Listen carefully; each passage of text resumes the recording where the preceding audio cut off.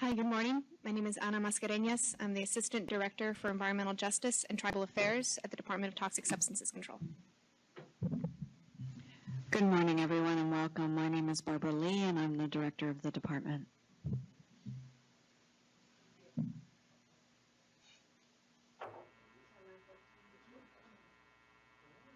Go ahead.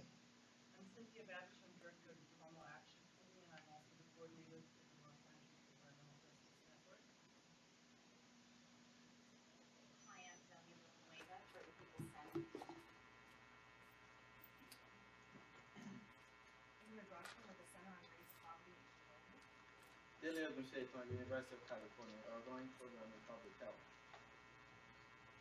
I'm Thomas, California Hazardous. Dawn Kapke on behalf of the California Council for Environmental and Agriculture. Chuck White, retired. I'm representing the Solid Waste Association of North America and also the California Resource Management Association, which used to be the Hazardous Waste Association of California. I do have a private consulting service, but I'm not representing anybody today. David Asti with Southern California Edison, representing the large quantity hazardous waste generators. Virginia St. Jane, I work at the San Francisco Department of Public Health, but I'm a local regulator, a local CUPA agency, industrial hygienist, so I provide a lot of pollution prevention and green chemistry kind of stuff when I do our inspections. Thanks. Hi, I'm Eric Slath, a senior scientist with the department. I'm Jerry Lyle, Senior Environmental Scientist at DTSC. Natalie Marcellio, Senior Environmental Scientist at DTSC. I'm Meredith Williams, the Deputy Director for the Safer Products and Markets. Okay, I think it'd be great if other DTSC staff could introduce yourselves so everybody knows who's here. Good morning, my name is Lazaro. I'm Laz and Lazaro. I'm the outreach coordinator for EJ and Home Affairs at DTSC. Anna Haz-Waste, and I'm an office technician with this project. Good morning, my name is Amelia Hicks. I'm a program analyst for this project. Good morning, everyone. My name is Benny Dopari. I'm the Media Relations Officer for the Safer Products and Markets. Good morning, everybody. My name is Francesca Negri. I'm Chief Deputy Director of DTSC. Good morning, everyone. I'm Lori Abbott-Dutton, and I'm a Public Information Officer. I'm Jim Martson with DTSC, Deputy Director for the Comms Office. Elise Rothschild, Deputy Director of the Hazardous Waste Management Program, overseeing this project, so I'll be kind of in and out. Sarah Bowman, I'm a senior environmental scientist at DTSC. Edie Pickett, I'm a senior environmental scientist at DTSC. Sue Patel, I'm with Hazardous Waste Management Program.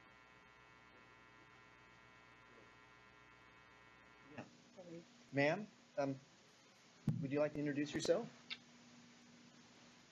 Yes. I'm Brenda Bybee, and I'm here with Cynthia Babbage and Jabber. Great. Great. Good to have you. Okay, welcome everyone. Thank you. So let's just go quickly through the agenda and then we'll move on with it. We have some opening comments to provide some context and overview of the project coming from Director Barbara Lee, then Ana Mascareñas and Meredith Williams. Paula will then give us an overview of kind of the goals and objectives of this project so we can weigh into that in a little more detail.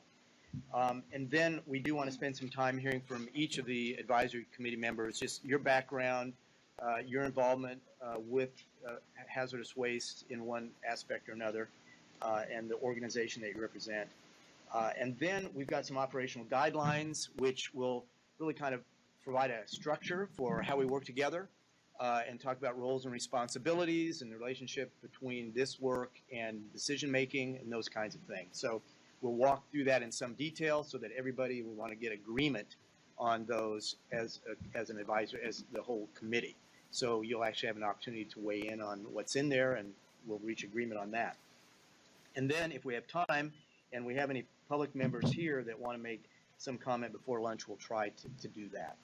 Then after a lunch break, we will get into the project in a little more detail. Eric will be talking about some of the project goals and timeline of this project, so you kind of see the time frame that we're trying to work under and some of the deadlines that we'll be working with. And then he'll also talk about the process for actually selecting some pilot projects, which is, of course, one of the main aspects of this initiative. Jerry will talk about some of the data availability. Then we'll just get your general feedback on kind of where we are at that point of the day, what your sense is, where we're going, any concerns, any ideas that you have about how to move this forward in the most productive and efficient way. Then we'll talk a little bit about next meeting schedule, what the agenda for those meetings might be. And then we'll end the day with public comments if we do have other members of the public that come along during the day. So that's the agenda. Any comments on that before we begin? Okay, great. Thank you, Director Lee. Well, welcome again, everyone. I'm very glad to see this group here. I know it took us a little while to get it identified and convened. So we have a lot of work ahead of us to do, and it's important work. I joined the department a little over a year ago, and my reason for doing that was because this is an area in environmental regulation in California where we have the opportunity to make a very real, very tangible difference in the lives of Californians who are exposed to the waste that we generate in this state and also to the sites that are contaminated. We have some important efforts underway at the department to make some of these improvements, and you're going to hear about kind of our flagship program that looks forward in terms of changing the way products are made so that our environment is safer, and Dr. Williams is going to talk with you about that. But I want to focus in on a couple of things about this effort that we're here today and we'll be working on together over the next year and a half or more. And these are some things that are very personally important to me. So I've heard that there are concerns from some folks that this initiative in focusing on reducing waste means the department is really looking for ways to leave contaminated sites alone and not take the contamination out of those sites, and that's the way we're going to reduce waste generated. It's true that contaminated sites and the soil from contaminated sites is one of the largest waste streams in California, one of the largest hazardous waste streams. But my personal view is that the way we do something about that is not simply ignoring it. The way we do something about that is trying to get creative, get the best minds that we can working on opportunities to relieve the burden on the communities exposed to the contaminated sites and reduce the amount of contamination that goes to landfills, which potentially creates a burden on other communities. So we want to do both, and that's a tough nut to crack, but it's not uncrackable. And that's one of the elements of this effort that we're all going to be working on very hard.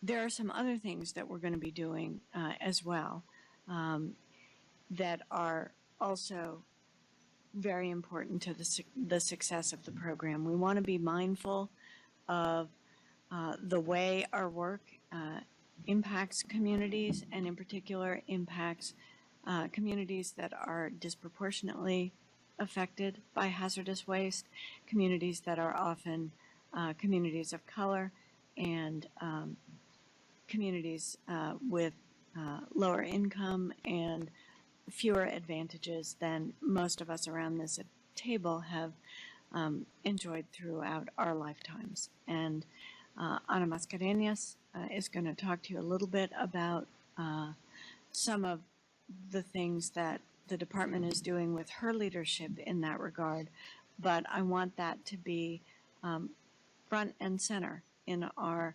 consideration of project selection, and not just project selection, but how we actually unfold these projects and bring them into reality. You've heard, I would suspect that last month the governor announced an initiative related to this department, dedicating quite a lot of money to the cleanup of contaminated properties around the former Exide battery recycling facility. As part of that announcement, there was an important piece that directly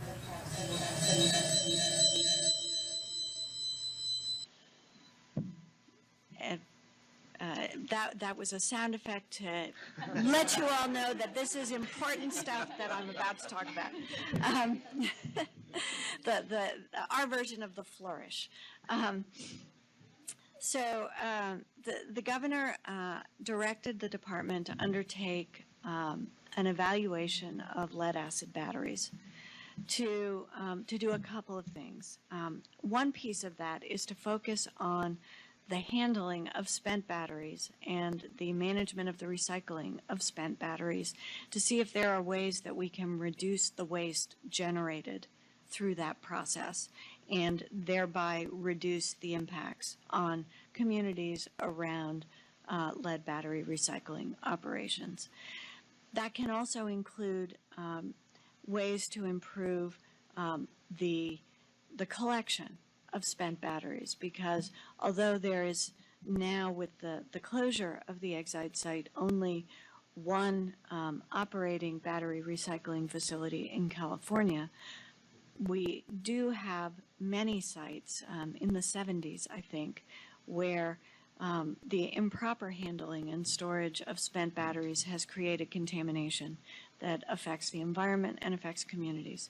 So one piece of what we're doing on lead batteries and what we want to do with all of you is look at ways to better manage those spent batteries so that the environment and the people of California are not as negatively impacted by those batteries as they have been in the past. There's a second element to that effort, though, and that involves Dr. Williams' program, our Safer Consumer Products program. The governor has asked us to evaluate lead-acid batteries as a potential priority product under the Safer Consumer Products program.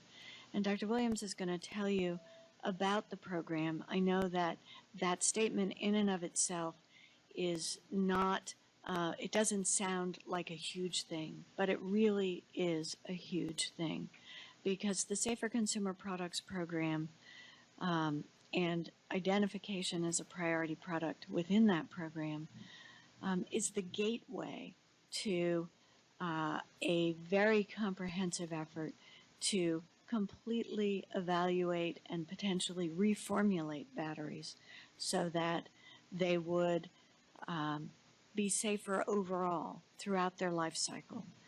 And before we can do that identification, which is a regulatory action, and therefore, we have to do a lot of preparation, there's evaluation that has to happen, and Dr. Williams' group is going to be leading that, but we want you to have some input into that as well. There's going to be close coordination between the efforts in her group and the efforts in the hazardous waste reduction group to have these two evaluations be done in a coordinated and mutually supporting way. It's a very comprehensive effort.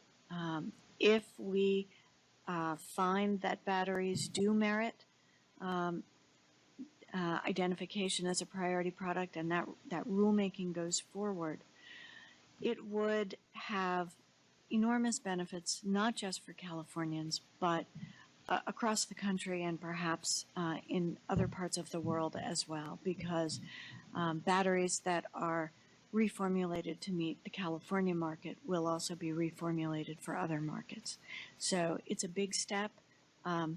Dr. Williams is and her team are fully up to the task of doing this, although it's a small group and it's a very large meal for a very small group to swallow. And we're going to be looking to you to help us as we move forward in that important effort. So I have great hopes for this group and for the work that we're going to do. The department had in years past a strong pollution prevention program. That program has been on a simmer for a number of years as we've been gearing up the Safer Consumer Products program, but the program is not gone, and this is step one in revitalizing that effort, because reformulating products is critical to our future, but so is managing the processes and the waste that we have now. And I'm looking to all of you to help this project be successful and spawn new projects in the future.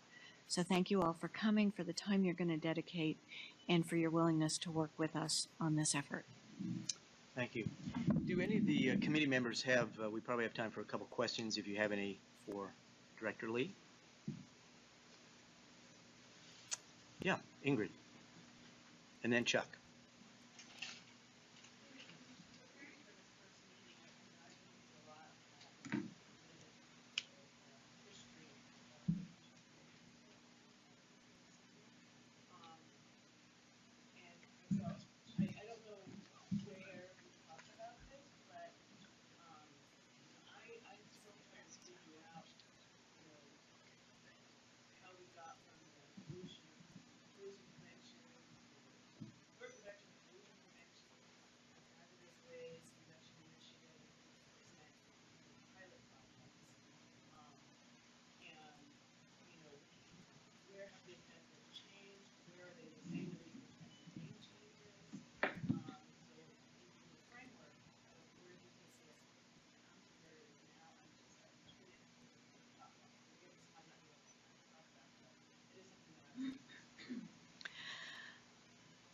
So I'm probably not the best person to talk about that history because I haven't been around for most of that history. I can tell you that the commitment to reduce hazardous waste is real.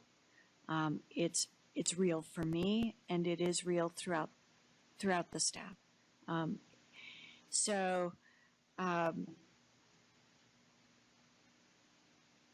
We have a lot of things we need to get done as a department.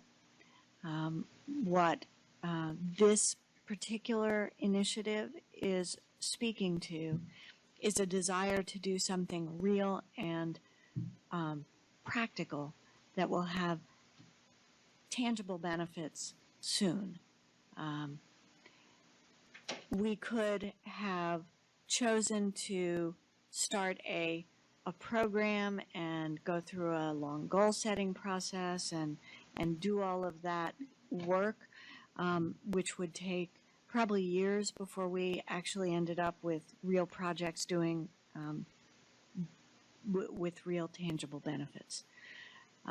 This effort is designed to explore a quick path, a quicker path than slow-moving government regulation usually stumbles upon, to make some changes and secure real reductions in waste and real benefits for people who would otherwise be exposed to that waste. It doesn't mean that we're not interested in a long game, but one of the benefits of having some pilot projects is we can start to see what makes projects work best, what avenues have the best opportunity for success, and scope out where to best place our resources.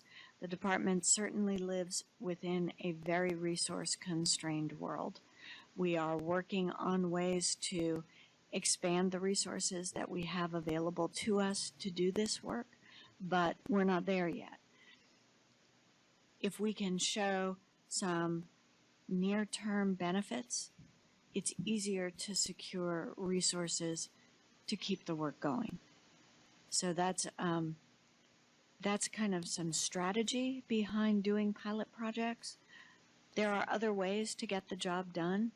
If people have ideas about what could be more productive for us, we want to hear that, certainly. But we felt that by starting with a smaller number of concrete projects that would have real benefits, we would be in the best position to evaluate the longer game. Okay, thank you. Chuck? Yeah, is this on again? It's just really for the webcam. I was interested in two things. One, there has been this huge emphasis on safer consumer products, and you mentioned, Barbara, that pollution prevention maybe have been simmering for a while. Are we going to hear, I'm assuming we're going to hear from both those program areas, both the pollution prevention and the safer consumer products folks, and I'd like very much to hear what they think they need to be doing to reduce the generation and safer management of hazardous waste, because they would have some experience, I think, in these areas. I assume that's going to happen.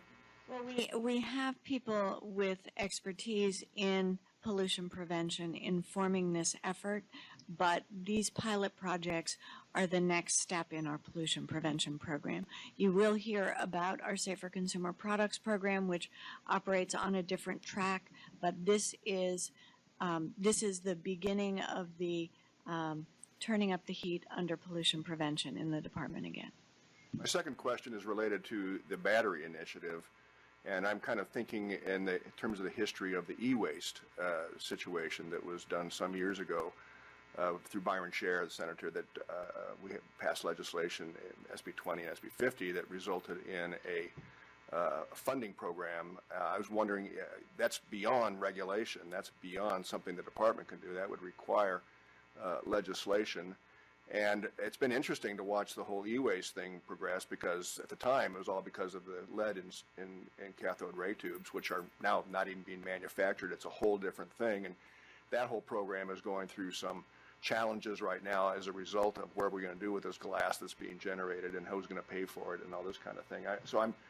I think it's good to be focusing on a particular project like Exide, or not Exide specifically, but batteries, but thinking, outside the box, creating a whole different framework that would provide for a system to safely manage and take care of these products and be anticipatory of the changing structure of this reformulated battery, because we may not have lead acid batteries in cars anymore. We may have Tesla batteries or some other competitor of theirs producing batteries for these vehicles. So you're going to have to be looking down the pathway for a long time to anticipate the kind of evolution that will happen in the whole battery area, just as an example. Well, we absolutely agree.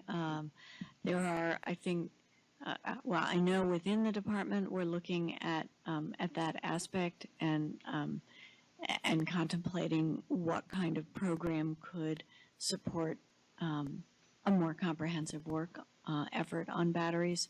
I also know that there are some very sharp minds outside the department, outside government, focused on that as well. I think there will be developments in that space, hopefully in the near term, but in the meantime, we have a pretty clear charge from the governor as to what we need to focus on, and I think some of what you're talking about in terms of contemplating alternatives is actually built into the Safer Consumer Products Program, and Dr. Williams will talk about that in a little bit. I think we have time for just a couple more. Ola Deli, am I pronouncing your name correctly? Deli is fine. Deli? Okay, and then I think Virginia, and then maybe we'll have time, Nick. To the committee was to help the department select 3 pilot programs. When I read the governor's memo about dedicating more money to the Exide, and the final one at the bottom about the committee, I assume lead-acid batteries will be one of them.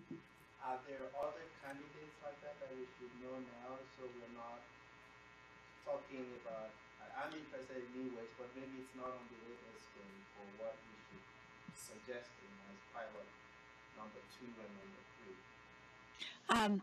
We're going to actually focus on, the department has done some preparatory work, not in terms of selecting those projects, but in terms of analyzing waste streams.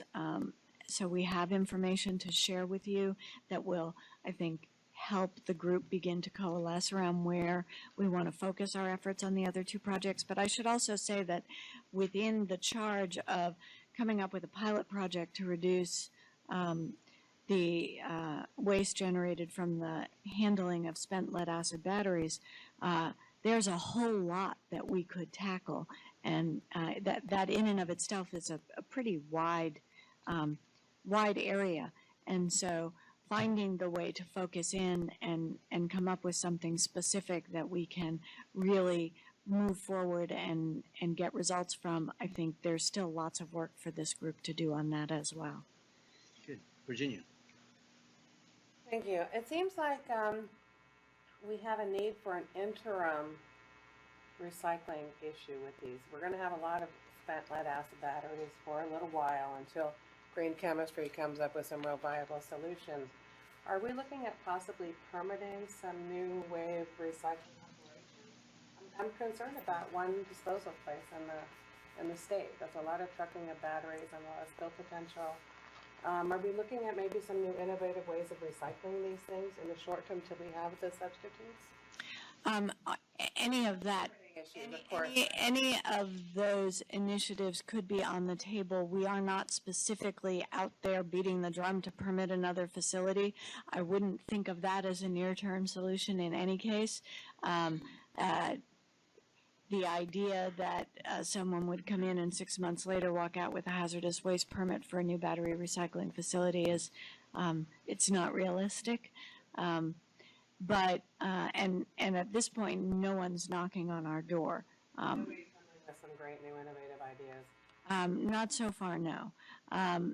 So what's happening now is I know that the Quimetco facility in Southern California has applied to the Air Quality Management District to increase its throughput of batteries handled by about 25%, which does not fully absorb the stream that had been going to the Exide facility. But the Exide facility hasn't been operating for quite some time. When we informed them a year ago, February, that we would not be approving their request for a permit, at that time they'd been shut down for a year, or nearly a year. So it's been a while since they've been operating. Those batteries are largely going to other recycling facilities in the nation and potentially also outside of the U.S. Yeah. Okay, Nick, I think we have just about a minute. California Waste. I was actually going to say something very similar to Chuck White's comments about the electronic waste program. We were sponsors of that original legislation, have a lot of input on how we could use something like that as a model. And we can talk about this later, but I did want to point out that we should be careful not to segregate this from the Safer Consumer Products program. And the reason I say that is that program has pretty strong producer responsibility authority for DTSC. Right on. I think looking at this as a DTSC funded effort with very limited resources might be somewhat counterproductive when you have authority to require manufacturers to deal with end-of-life management under the consumer product safety regulations. Great, thank you very much. Assistant Director Mascarenhas. Hi, good morning again. So I just have a short presentation speaking with the project team to share with the advisory committee how the Environmental Justice and Tribal Affairs program is developing. I joined the department last July as the first assistant director in this position, focusing on EJ and Tribal Affairs. I worked previously for 6 years in Los Angeles with an environmental health and social justice nonprofit. Also with a local Congress member in the area, and my family history is several generations deep in the Central Valley as a California farmworker family. So my commitment to environmental justice, to social justice broadly, and coming to work for the department is seeking solutions to how we can work together and reduce waste in protecting communities, especially those most impacted by pollution from many sources. And so I just have a short presentation today. Thank you. A short presentation today to provide some context and also in speaking with the team, you know, this initiative gets at one of the really core issues of environmental justice, which is how do we reduce waste and toxic harm in the first place? How do we minimize that so that environmental justice communities, tribal communities don't have to bear disproportionate burdens, and really any community. So in your packet, you also have this presentation as a concept, and what we are striving for. Environmental justice really calls for fairness, the development and implementation of laws affecting our natural surroundings, and really that every community deserves a safe place to live, work, play, and learn. Second component of what I'm working with staff throughout the department in developing is improving our tribal affairs program. So California tribal communities are unique, the original inhabitants of California, and there's a government-to-government relationship through several laws that have been, thank you, through laws that have been developed through years, executive orders. We know that all state departments are engaging or should be engaging in consultation with tribal governments and recognizing the distinct structure of each tribal community and really being more effective in engaging and having a dialogue about how laws and regulations from our department are affecting their community and how we can improve everyone's health and protection.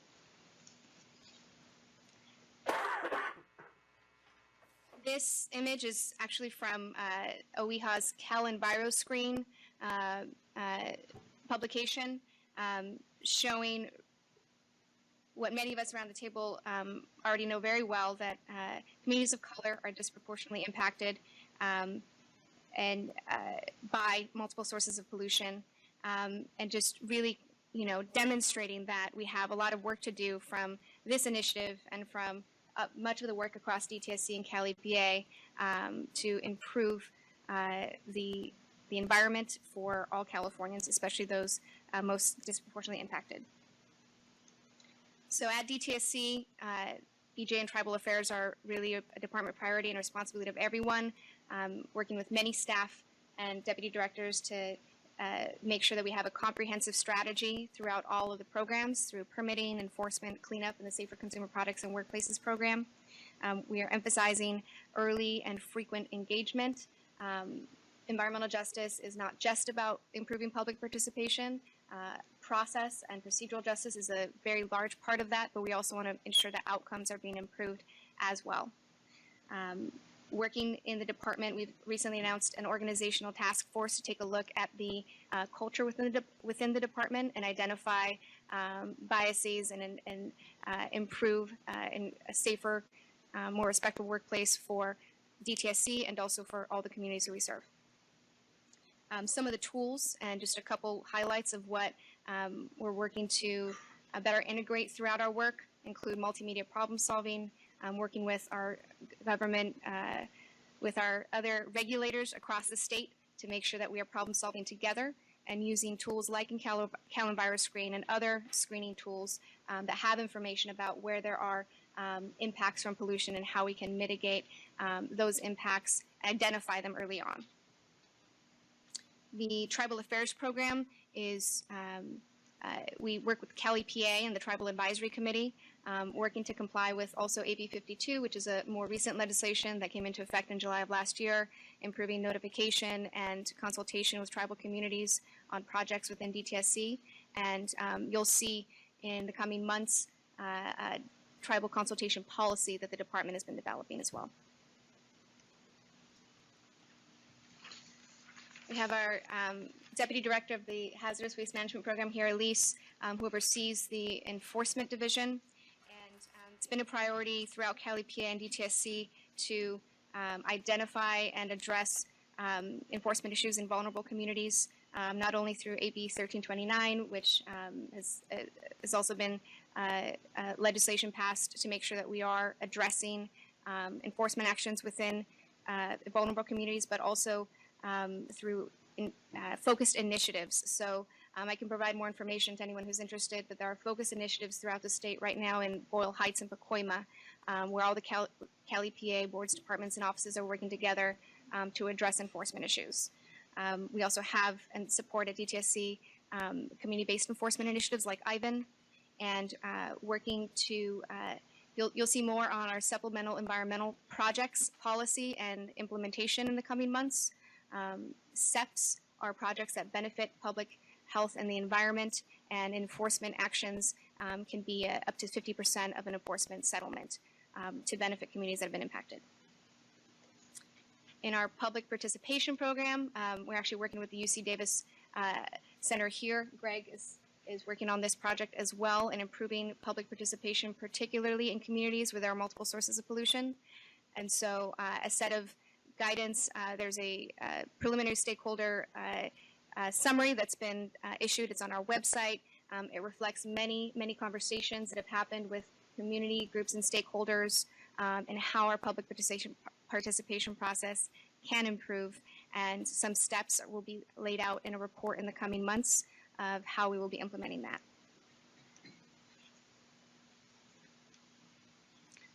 And in our permitting program, I just pulled out one of the goals. This is a 2-year work plan the department has undertaken, and many of the deliverables have been shared over public meetings, and many more updates will be coming as the work plan comes to a milestone in June of this year.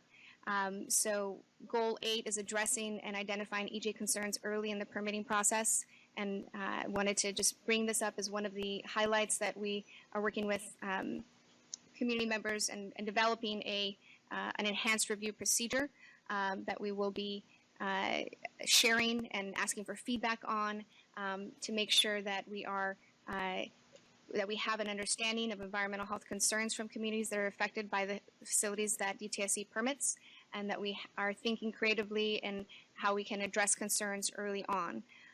So you'll be seeing more from the Permanent Enhancement Work Plan deliverables, but this is also very closely tied to some legislation that's recently been passed. People around this table here and many EJ communities across the state also worked on SB 673, which and several other pieces of legislation that affect how DTSC is examining our permitting process. In addition, I think a number of the people here have also been involved in informal conversations and early feedback on the department's draft violation scoring procedure, which aims to clarify when a facilities permit decision would result in a revocation or denial of a permit.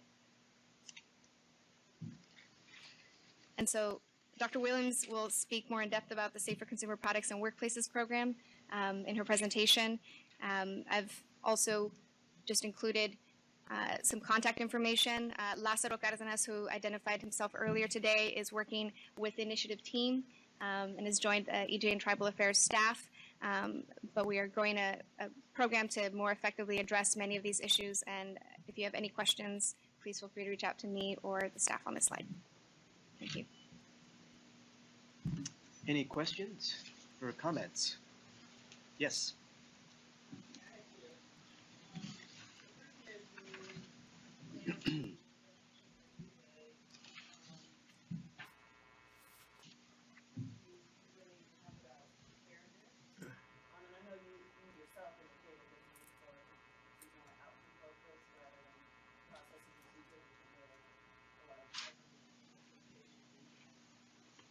Mm-hmm.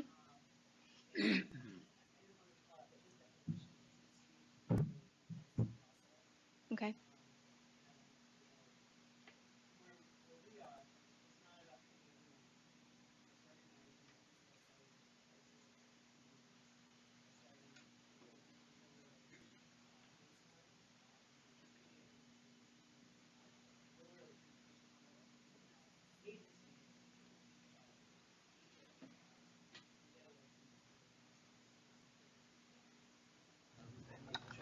Whatever resources need to be put there to get people up to the same place. Second point, I see that the hazardous waste, the community protection and hazardous waste initiative is within the EJ department. So does the staff work? Oh, that'll be a clarification. So it's actually in the enforcement program, but I'm working closely with Lázaro Cárdenas, who is coordinating outreach for this initiative, and also working more broadly on EJ and tribal issues. So that's the connection, and this is an important initiative for environmental justice across the department, so we want to make sure to maintain close communication and collaboration. And just to further clarify, the initiative is within the Hazardous Waste Management Program, which is under Deputy Director Elise Rothschild. That's where the initiative is being carried forward, but we will have participation from other parts of the department as needed. So our cleanup program has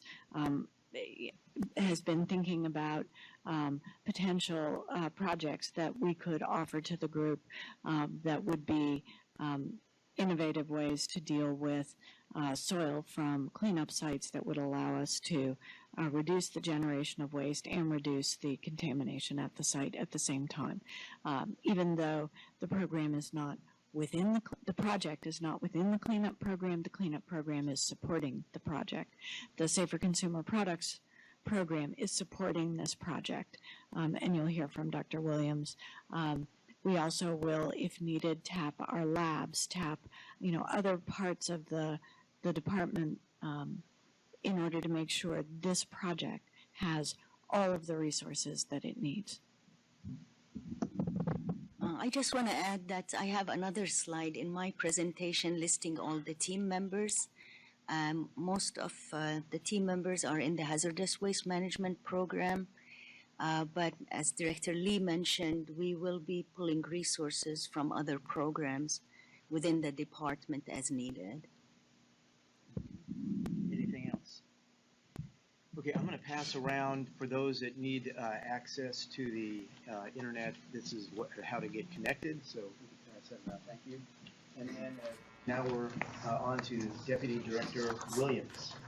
Thank you. Good morning. Thanks. I appreciate the chance to talk to you today. It sounds as though there's a level of familiarity with the Safer Consumer Products regulations, which is encouraging, that we're not starting from zero. But that said, I don't want to make any assumptions, so I will go today. I'll talk a little bit about the origins of the program, what motivated, what objectives were put in place when the statute was passed, and then talk about the regulations and how they support those objectives, and then how those regulations support the objectives, and then tell you a little bit about where we are in terms of the implementation. I will not talk in any detail about about batteries in particular. So if we,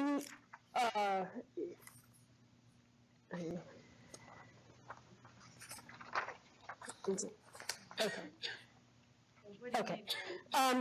So, the program is motivated largely by the fact there are a lot of questions about, from the consumers have, about what's in their products. It's very hard for a consumer to understand product ingredients. There are limitations on the amount of disclosure manufacturers are required to provide, and it becomes very confusing. It's a very confusing landscape. And so that was one of the key motivators for a number of conversations around green chemistry and around product formulations in general. And UC Berkeley developed a report on what would a green chemistry-based economy look like for the state, both in terms of education, manufacturing, workforce development, all sorts of issues. And in response to that report, the department put together a policy piece and issued its own report with a number of policy recommendations. One of the policy recommendations there was to spur more green chemistry within the state, and that became the central organizing piece for the green chemistry legislation that went into effect in 2008. And then after it went into effect, it took a number of years to develop regulations to support that, that statute. And those regulations became effective in October of 2013. So it's just been a couple of years since we did that. And since the regulations came into effect, I came on board shortly after that. And the first thing we did was to announce three in particular priority products that we proposed to regulate. And then last year we introduced our work plan to cover the next several years. So that's where we are now in a broad brush. But what is the statute really and the regulations? What's the underlying framework? Well, the underlying framework really is intended to avoid what we call regrettable substitutes, which is that we frequently see that we trade one ill for another when we say, with some of the chemical by chemical bans in particular. So, there's been a great effort to ban BPA, but we're now starting to understand that BPS and some of the other analogs are problematic in their own ways, just for an example. The other thing that the regulations really are based upon is a lot of manufacturing responsibility. So the primary responsibility to comply with the regulations lies with the manufacturer. In the case that the manufacturer is not available to be the point of contact, we work with the importers, and then should that not work, we move on to the retailer. But primarily, we focus on the manufacturers as the responsible entities. So those are some of the underlying foundational assumptions for the regulations. It's a four-step process. I'll talk about them in a little more detail. But the first is to identify the chemicals about which we might be concerned. The second is to identify specific products that contain one or more of those chemicals. And then should we decide that those products warrant closer scrutiny, we turn to the manufacturers. They do the work of analyzing the alternatives and report back to us, and we take that report and their recommendations in that report and use that as the basis for our final regulatory response. So in a little more detail, the list of chemicals that we're concerned about really is based on a list of lists. So there are 23 authoritative bodies around the world to which we reference. And so, for instance, the National Toxicology Programs list, or the Prop 65 list, or the Clean Water Act 303C, 303D lists. Those are all just some of the lists that we refer to. And some of those lists are more focused on hazard inputs, and some of them are lists that just demonstrate the potential for exposure. So, for instance, we would consider a 303D list, which talks about water impairment, as evidence of exposure, because those there's the reason the chemicals get listed is because they're possibly getting out into the environment and into the waterways. So, within that list of 2,000 chemicals, there are a number of chemicals that are excluded because of other regulatory authorities, be that FIFRA, be it medical devices, etc. And the chemicals list is an online searchable database, and it is, we call that tool CalSafer, and it is actually an online tool that we're using for all aspects of the regulations and for facilitating conversations with stakeholders, be that commenting on our regulatory actions, be that submission of alternative analyses, for instance. The second thing we do is we ask a couple of fundamental questions about whether or not we care about a particular product chemical combination. Is it really necessary to have a given chemical in the product in order for it to function as intended? And or might there be a safer alternative? And if we decide we want the manufacturer to take a comprehensive look at those two questions, we name that product in regulation as a priority product.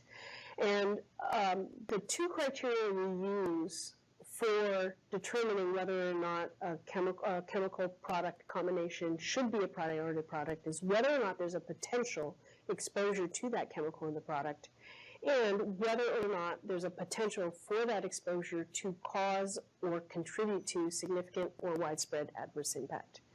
All of that to say may cause harm. Pretty broad.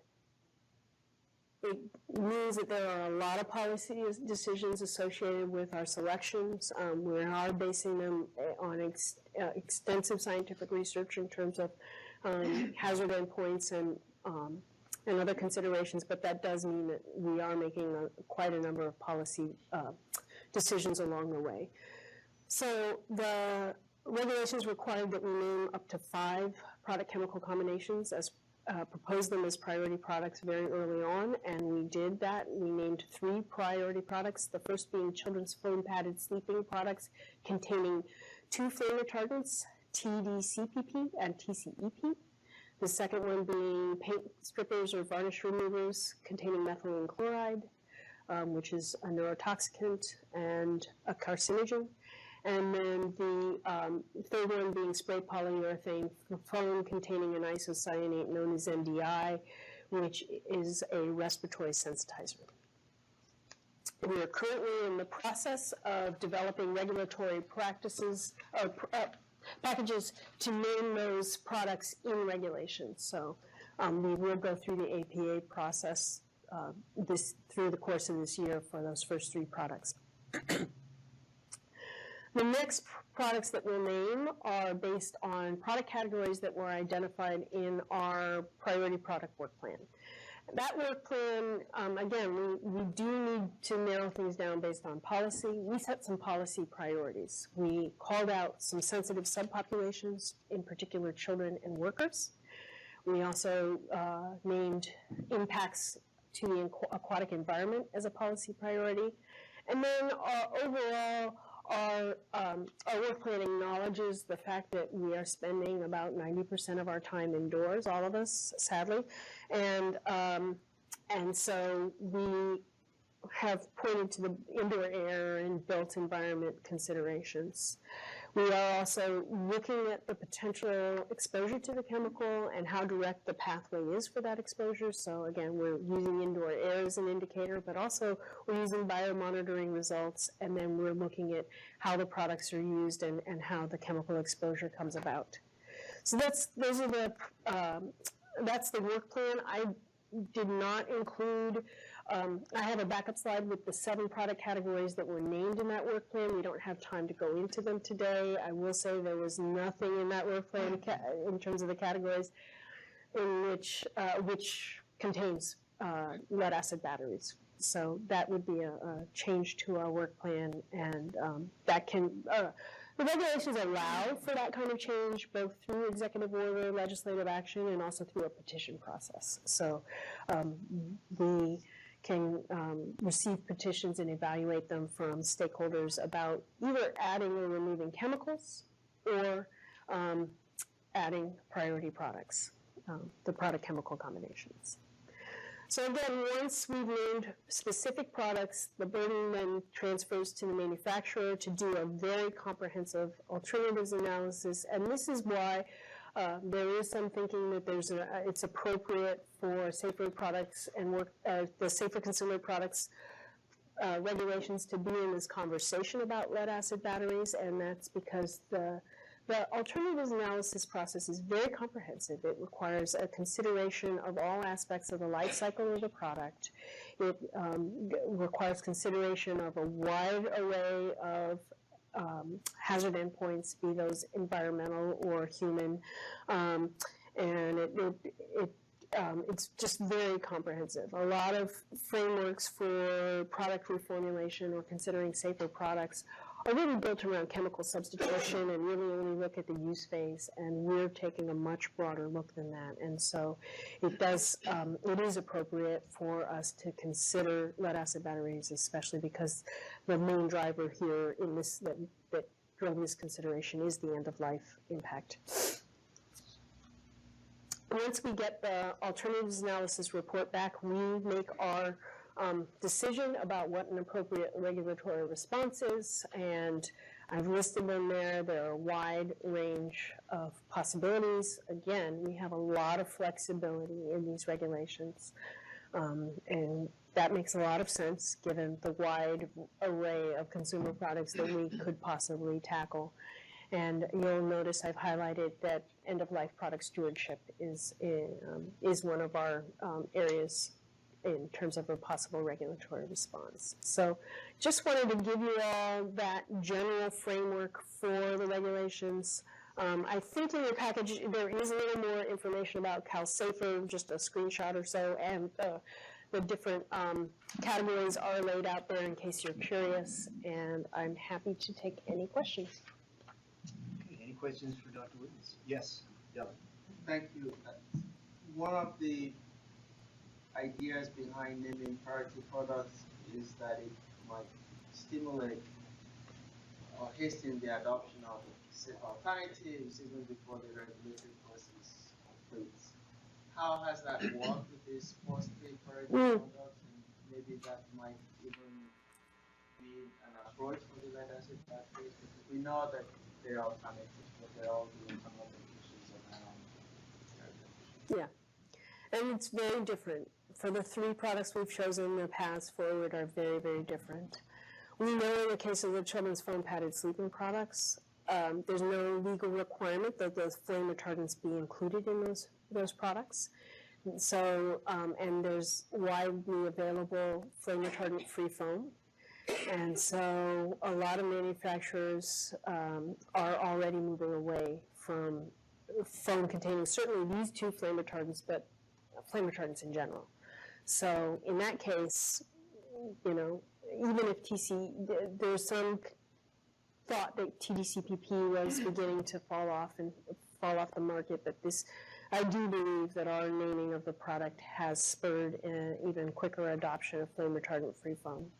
In the case of methylene chloride, I would say it's probably business as usual. It's a very effective solvent, and people like it for that very reason. Hopefully we're raising some awareness. The US EPA is also taking action around that chemical and thinking about taking Section 6 action. So we're not the only ones looking at that, but again, I don't think there's been widespread adoption. And in the case of spray polyurethane foam, from our understanding from conversations with industry, they don't believe there's a viable alternative. They are searching for a viable alternative. And there are some companies out there that have some greener alternatives that have not undergone comprehensive alternatives analysis, so it's really hard to say whether or not they're greener. Nevertheless, I think I would suspect they're getting a closer consideration, but they're certainly not scaled up to a large extent, to my knowledge. The comment about the lead acid batteries. Part of the reason it's been difficult, I don't know if you considered them in the list of initial priority products, but EPA has bragged about the recycling rate for lead acid batteries for a long time, and it's more than 90% of what we do. But I think that led to complacency because we didn't pay attention to this end of life. How is it actually recycled and what the environmental impact? So I don't know how much resistance there will be to keep pointing to the effective recycling strategies. But clearly now there's evidence that it's not all clean. Yeah. Okay, Ingrid and then David. I don't know that much about the Safer Consumer Product Program, and I certainly think the objective is a really good one. But I have heard that there are a number of concerns, and I wanted to just throw them out there because I don't know, to see if there was a response or just, the off base. Things that I've heard is that the selection process can be politicized just because of the number of stakeholders involved in how we select those. I've heard that the process is incredibly slow, and given the low number of priority products, the impact is not gonna be that widespread. I do know that the funding for the safer consumer products does appear to have displaced the funding for the pollution prevention, and so, I'd be really interested to know if there's been any effort to quantify the reductions in a comparative way in terms of what was the pollution prevention program able to achieve through its voluntary programs versus what the safer consumer products anticipates reducing, just to see, should we try to figure out two streams of money so that both programs can continue, or is this really a much better way than the voluntary program? So, and then also, one thing I also have heard is that the ARD is able to ban hundreds of substances every year. So why is DTSC moving with such fewer numbers of projects and with such long periods? So that's what I've heard. I don't know. That's great. Those are great. Those are great questions, and some of them I have answers to, and some of them I don't. In terms of the political nature of the original selections, to be honest, I was not on board during a lot of that discussion. By the time I came on board, it had been narrowed down significantly, and we really did it based on, we have to make all our decisions based on publicly available information.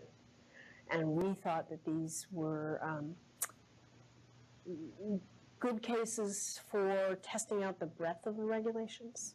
A case where there's a quick and ready alternative, which is to remove the chemical, to a case where it really seems as though it's going to be quite a challenge to remove the chemical. So, I think the early calculus was a lot about making sure the regulations were viable and making sure, that the products we chose were based on sound science. And so that's what I can say about that. I can't say that much more about how political it was or wasn't. In terms of the pace of the program, I would say a couple things. I tell staff intentionally that we are going slow to go fast. We have a little saying in the program, which is be a steelhead, not a salmon. So steelhead salmon go upstream, they breed, they die. Steelhead go upstream, they breed, they go back, they come back again, over and over and over again. So we are trying to be a steelhead, not a salmon. And so what that means is that I ask team to really think about, if they're making a decision or they're doing some research, how can they do it in a way that allows us to then go back and do similar research on a different chemical or a different product faster the next time and have some consistency in how we're doing it? I mean, because of the breadth of products, we're looking at building products and clothing, right? How do we make things consistent with that breadth of products? So I must say I'm incredibly proud of the team that does that work, the chemical product evaluation team. They're implementing the work plan, and they have developed a number of tools that will not only provide consistency in the decision-making process, but will actually accelerate our ability to do the work. Everything we do in the program is being done for the first time, and no one is more frustrated with the pace of the program than I am. It takes us, for example, we do have to do an economic analysis associated with our regulatory packages, and so that means we have to work with the Department of Finance. Well, these regulations are a very different framework from any regulation that they've ever encountered. And therefore, bringing them up to speed to try to figure out how to apply the 399 requirements to our regulations has been quite a process. That's just one example, but everything we do is that case. I remain optimistic that we will accelerate the pace of the program. I am pleased to say that we did receive more resources in last year's budget, and we have filled almost a lot of those positions, actually, I think all but one. And it's just been, and the new staff that have come on board are really, we're very pleased. So I do expect the pace of the program to pick up. The program was staffed by changing a lot of the statutory language for pollution prevention from shall do to may do. And as a result, there's not the level of engagement with P2 that there had been historically, which is a shame because it was a successful program. I think the Safer Consumer Products program is actually benefiting because the staff that worked in that program had such a great understanding of what it took to work with stakeholders and to have that kind of engagement and to move things along. But yeah, it's been, again, it's squeezing on a balloon. Have there been any quantifiable measurements of So no, I don't, no, not at this stage. We are thinking about metrics for safer consumer products, volume of chemical removed from, problematic chemical removed from the market or getting out into the environment or things like that. But we're pretty far away from being able to quantify things like that. And again, it's no matter what, it's going to be hard to do apples to apples because of the breadth of products we'll be looking at. And then your last question about ARB, I would just say that ARB has a very narrow mandate. I showed you just how broad our considerations are and, sensitive subpopulations, and, their lens is just one lens. And so they can ban chemicals, and they have banned chemicals, but in some cases, they really, to be frank, have driven some regrettable substitutes. And so this framework is specifically intended to take that more comprehensive view, which takes longer, to avoid that very problem. So I loved your questions. Okay. So David and then Virginia, and we'll try to wrap this up in 2 or 3 minutes. Thanks, Greg. Just a quick comment. Meredith, I will say that I much prefer the Safer Consumer Products Program to legislative bans. I agree with you on that. Just a quick question, though, about the exclusions that you referred to. One of the categories was, I don't want to get too deep into the weeds here, but one of the categories is breakdown products. Can you characterize that a little better for me? It's kind of complicated. So in some cases, a particular chemical and its breakdown products, the breakdown products are actually listed as chemicals on our list. I'm a geochemist, so that's, I know. So some of them are already on our list, and it gives us an ability to do that. And then in other cases they're not. And so, it gets, for instance, a chemical may be used in the manufacturing process, but then by the time the actual product is made, it's a breakdown product, or there's some residual metabolite, and that's not on our list, and that would be a constraint in terms of us. So. Thank you. Virginia? Thank you. I do have a little bit of a manufacturing background before I got into government, and it seems like it would be really nice to have somebody at the automotive industry here doing research on substitutes for these, because we have a lot of the green cars, but we're still using lead acid batteries in those green cars, and I think that we really need to have somebody at manufacturing here to guide us that way. There's got to be a green battery substitute right now, but then we've got all these car warranties and these huge car industry.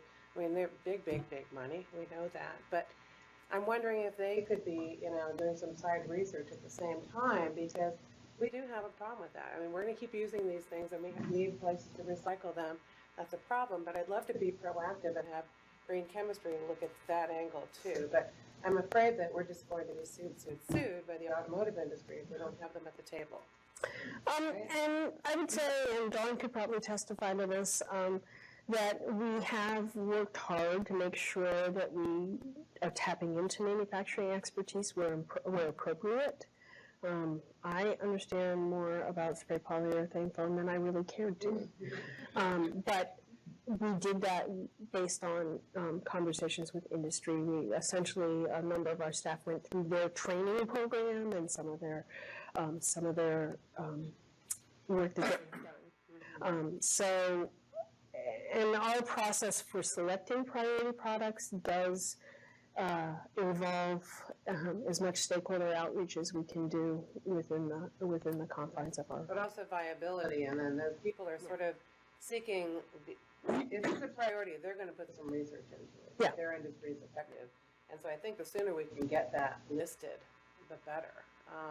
There are a lot of great minds here. I think we, Yeah. got a lot of people working on batteries, but I haven't seen it for this particular car function. I'll jump in here and, go ahead. The cranking battery is very different, has very different requirements than other batteries. And the industry, I mean, according to what they told me the other day, has been looking for an alternative for quite some time. It's not, I mean, they're very motivated to have an alternative. And there are a lot of minds out there. And again, this is the beginning. We haven't even assembled the team to do the research on the product. And therefore, we haven't begun any kind of outreach to the experts in the field. But I was just going to add that they're very much aware that this is on the radar screen now. The governor's announcement was heard. The various elements of the lead-acid battery manufacturing and recycling industry have been contacting us. And I think that in the coming year, even though they will not be sitting on this particular group, they will definitely have the opportunity to have input into what we're doing and to share their knowledge with us. And we are getting ready to take the first steps in what is a very long process. And, if and when we get to a point where lead-acid batteries are formally proposed as a priority product, that then further expands the engagement process. So it takes some time to get to actual reformulation as you go through the Safer Consumer Products program, and I know that the automotive industry will be very much at the table through that process, and we're putting the resources in place to make sure we're able to work with that engagement, because we expect it to be pretty robust. And then tiny follow-up, the regrettable substitute thing, we're probably going to have something with a metal. Just want to make sure we're ready to follow that research and make sure they're on the right track. Thank you. So it looks like David, Chuck, and Donna all have something to say. So No, just real quick, I'll just add that the car battery is probably a big deal. I will tell you, the electric utility industry is highly interested in funding battery research, because integration of renewables, the phrase renewables are great, but what happens when the wind doesn't blow and the sun doesn't shine? You got to have some place to store it. So car batteries are, I'm sure, part of the equation. Believe me, my industry is looking long and hard at things like the Deferred Resources Pilot and how we can integrate greater and higher tech batteries into the system. Yeah, Chuck here. First of all, I got to preface, I love driving my car and I love being able to have the freedom to move around, but I've heard folks from the department over the years say as much as 80% of all the hazardous waste that is generated in California is as a result of the transportation infrastructure that we have. And I'm just wondering, how does that figure into this project? And is that going to be a focus of looking at all of the various types of hazardous waste that come from transportation, whether that's fuel, whether it's paint, whether it's metals, whether it's batteries, whether it's upholstery, whether it's all Copper brake pads. Copper brake pads, exactly.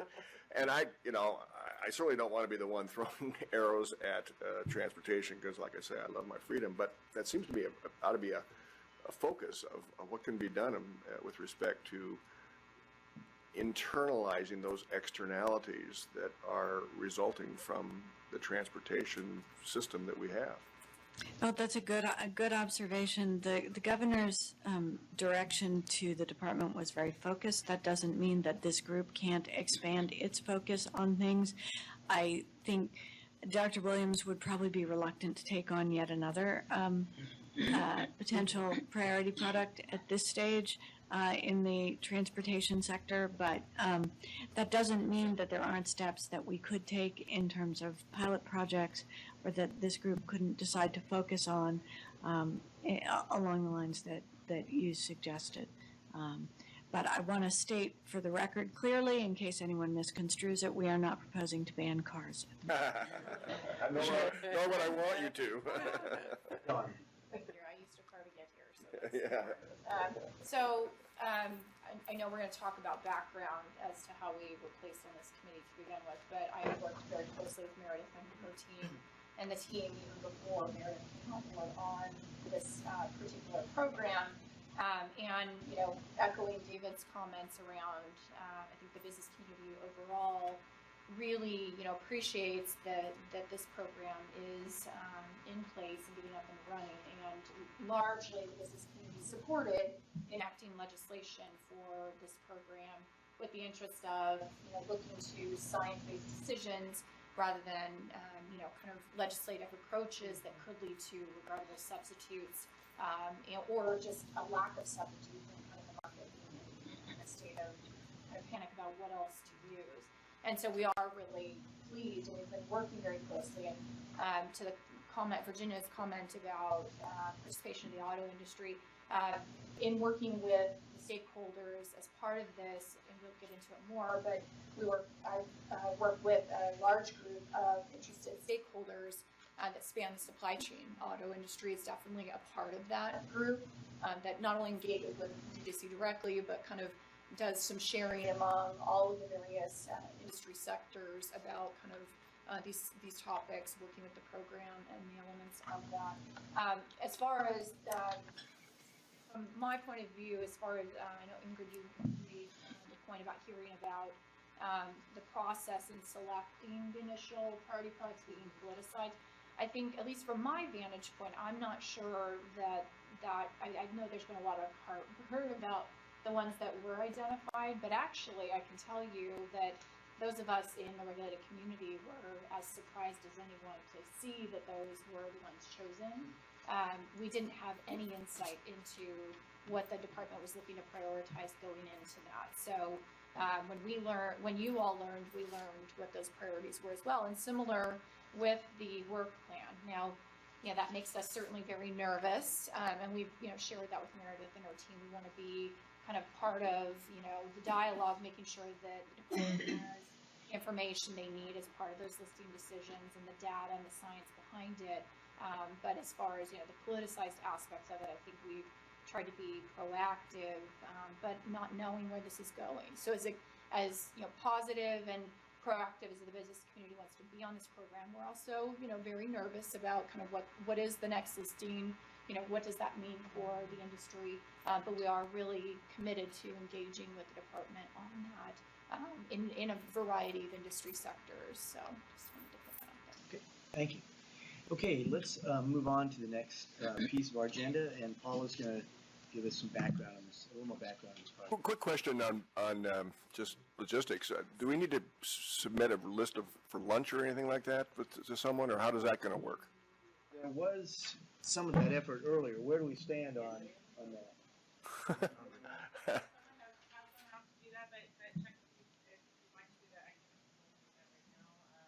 Okay, I don't know if anybody else, has everybody else ordered it? Yeah. Is there anybody else that needs some? Okay, so there's three folks. So I think it's lunch or salads or a sandwich or salad from Lebu, which is right nearby. And so we have some menus. Okay, so maybe you guys can be looking at that while Paula is going through the overview of the program. Welcome, everyone. So this morning I'll cover the overall goals and objectives of this initiative, and most importantly, the aggressive timelines. I'm trying to get to the presentation. Okay. So this initiative really started back in 2013 when the department announced an ambitious goal to cut the hazardous waste going to landfills by the year 2025. And between 2013 and 14, we developed an approach to achieve this goal, which included reducing the generation of hazardous wastes and reducing the disposal of hazardous waste in landfills. An important element which was touched upon so far is the need to engage stakeholders in helping to identify options to address the concerns around hazardous waste generation and disposal in California. Another key element is also to focus on communities that are disproportionately impacted by this waste. So DTSC realized the importance of this project, and we sought and obtained resources to implement this program, which became this initiative. And the team you have here in this room around you are the resources we obtained through our budget change proposals, and they are dedicated to this initiative.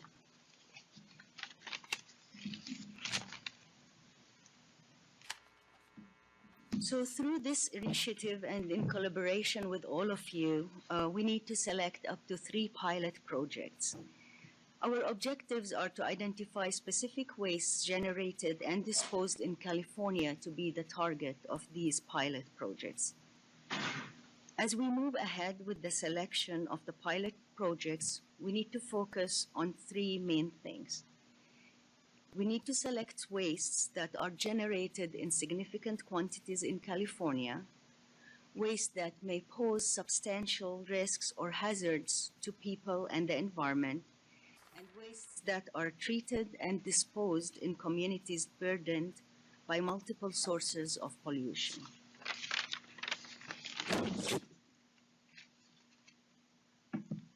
You play a very important role not only in the selection of the pilot projects, but also in the implementation of these projects and in engaging the public and the various stakeholders on the efforts of each of these pilot projects.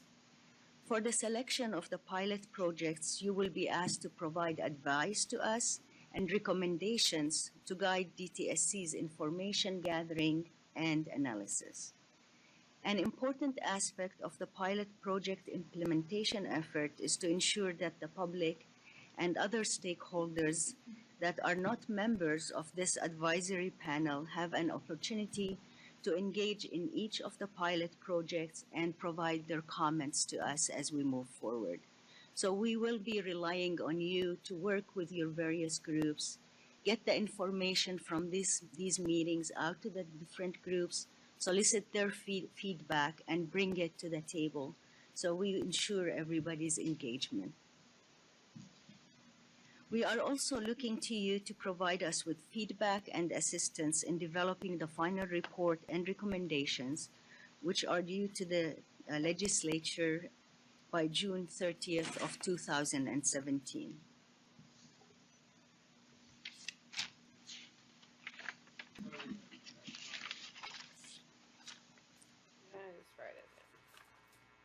Do you have a question? I'm sorry? No, you're looking for the timeline on this. This slide with the advisory committee meeting roadmap. The full timeline will be presented after lunch. Okay? Okay, so basically we envisioned 3 meetings initially. Today's meeting is a very critical one where we're launching this initiative, and we really appreciate your help with this and taking the time to be with us and dedicate your resources. So in today's meeting, we will be focusing on providing everyone with the criteria that we will be using for the selection of the pilot projects, and providing data and tools that would help inform the selection of those pilot projects. After my presentation, we will also take time to allow you to share with the team and with the advisory panel members your strengths and your backgrounds and what you will bring to the table and your interests in pollution prevention and source reduction and how you can contribute. Because you represent a diverse group of stakeholders, and there is a strength in that. That's why each one of you was selected from representing different stakeholder group. And I think that's what's going to make the selection and the implementation much stronger as we move forward. So after today's meeting, the next meeting we have is on March 28th. Our goal is for the March 28th meeting to start focusing more on the pilot project selection and have that discussion after giving you a chance to look at the materials and additional information and the data we've been gathering.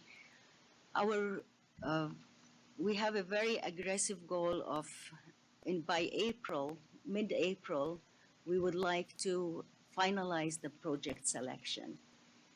And I know this doesn't give us much time, but this is really important given that we don't have much time for the entire project. So with that, I can move to the overall timeline. As I mentioned, we're looking by April to complete the selection of the pilot projects. Then by May, we will move into putting together work plans for the implementation of these projects. And this would allow us like approximately a year, not even a year, to implement the projects so that by June 30th of 2017, we will have the report to the legislature. So this is basically our final outcome and what we'd like to accomplish. For the report, which is due to Cal EPA agency and the legislative committees by June 30th, we will have to include a description of the preferred source reduction measures. We'll include a baseline of statewide disposal and generation data. We will identify feasible waste reduction measures and propose long-term reduction goal for each of the identified waste streams. We will also be recommending strategies and approaches for specific waste reduction measures or for additional pilot projects that are worthy of further evaluation. The last slide I have in my presentation is the list of the team members working on these projects and their contact information. We have set up an email for the team, which probably you've already been aware of it, but please use that and you're free to contact me or any of the team members. Thank you. Do you have any questions? Yes, Chuck. I'm somewhat familiar with the waste that are disposed of in California or generated for disposal that may be shipped elsewhere. I'm curious about to what the extent we'll discuss both the in-state disposal and the export of waste for disposal in other states or even countries.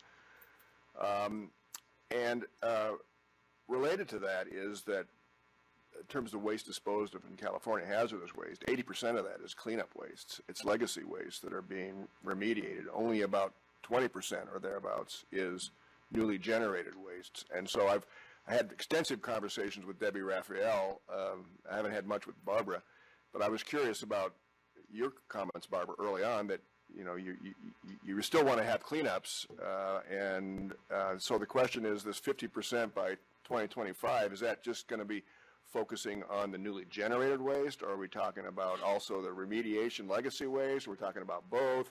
Are we talking about projects that would focus on newly generated waste, these 3 pilots, or are we also looking at ways to reduce the disposal of cleanup waste? And I'm a little bit nervous about what that would mean in terms of the cost of cleanups and limited resources to be able to protect the communities that are being exposed to legacy waste. So I threw a lot out there, but I'm just curious about what your thoughts are, primarily on the in-state, out-of-state versus legacy versus newly generated wastes, and with respect to how disposal works. So, it's all on the table. The only thing we have that would come in under the category of predetermined is we know we do have to do one pilot project focused on lead-acid batteries. Which is a newly generated waste. It's a newly generated waste, and in fact, as you'll see later in the day, staff has done some analysis of the different waste streams and has identified the top 3 waste streams. Lead-acid batteries would fall into one of those 3 stream categories.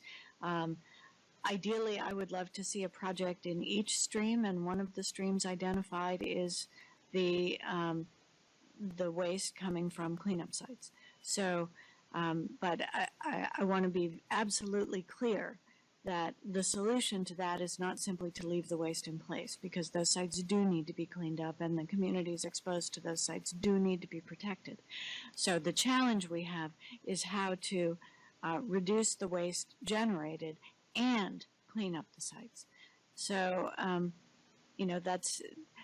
we have some preliminary thoughts about that. We're looking to all of you to help, help us figure out what the path forward is there. We would like to identify a pilot project in that arena. If we're not able to come up with something we can do in the near term on that, I'm not giving up, because in order to better achieve our mission across the board as a department, we have to solve that problem. Just to add a little bit onto that, there's certainly treatment processes you can do to remediation waste to make them less hazardous, but in many cases that actually increases the volume and weight of material that actually has to be disposed of as a result of that through stabilization processes or whatever. So I guess if I were, in charge of the whole thing, I'd say we should be focusing on newly generated waste, and we should be not focusing on legacy waste as much. But I understand that there are people that are concerned about living next to the facilities that receive these legacy wastes, and they would just as soon not happen. But in any event, I think the real place we ought to be going is try to focus on newly generated waste to the extent we possibly can. So there will certainly be a focus on newly generated waste as well, but right now it's all on the table, and we're looking to this group to help us chart a path forward with the remaining two, selecting the remaining two pilot projects and also focusing in on exactly what we're going to do with the near-term management of lead batteries. Yeah, and I just want to add that with any project we end up selecting, we do need to look at life cycle impacts. We want to make sure we don't end up with unintended consequences or simply shifting the burden from one medium to another. And all these would become part of the evaluation of those projects and the final recommendations. Well, an example was that some years ago, the department followed what U.S. EPA did and adopted treatment standards for waste that are disposed, non-RCRA, California-only hazardous waste.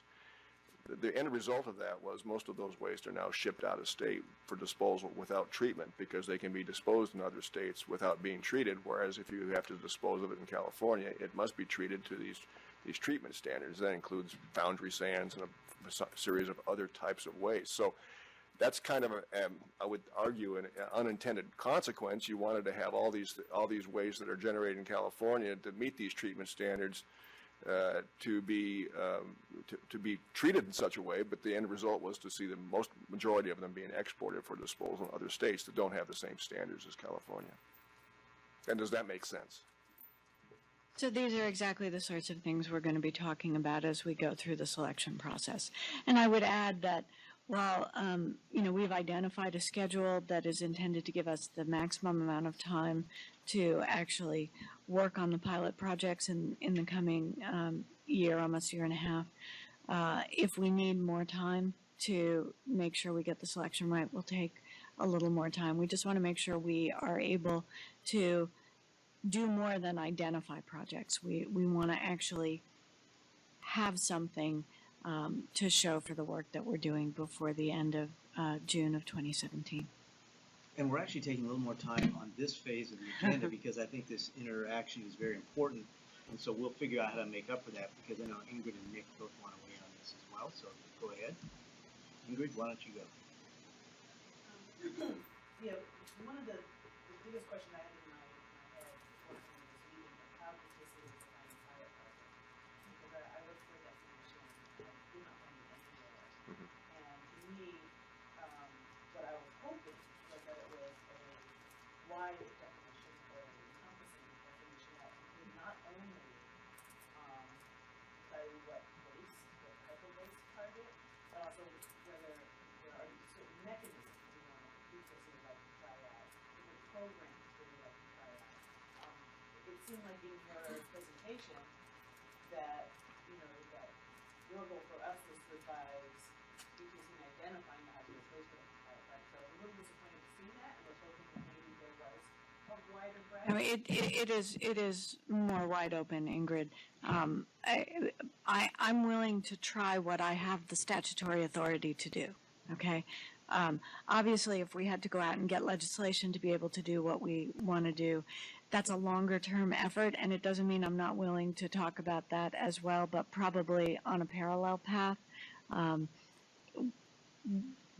The purpose of the pilot projects is to identify 3 concrete things we can do with the authority we have that will reduce the generation of hazardous waste. That's the goal, and it is broad, and we do want your input. You know, it may be that there is a technology out there or a process out there that is, you know, been researched and really needs to be, you know, proven, needs a demonstration. We can look at trying something like that. It may be that there is a different approach to implementing a regulatory authority that we have, and we're willing to look at that. Now, you know, I would like to see results that we can talk about in the near term and use that as the basis to build the longer strategy. Okay? Yeah, I just want to add, Ingrid, that your question is perfect for the afternoon session because after the presentations in the afternoon, you'll see the breadth of how we are approaching this. And that's why we've been discussing different elements here this morning.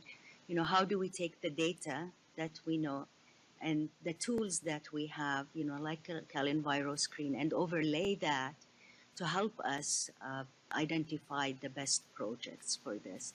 And the afternoon session will focus on that discussion. So I apologize if it gave the impression, okay, look at this, the largest, and that's all what we're doing here. And we'd like to get your feedback on that approach as well.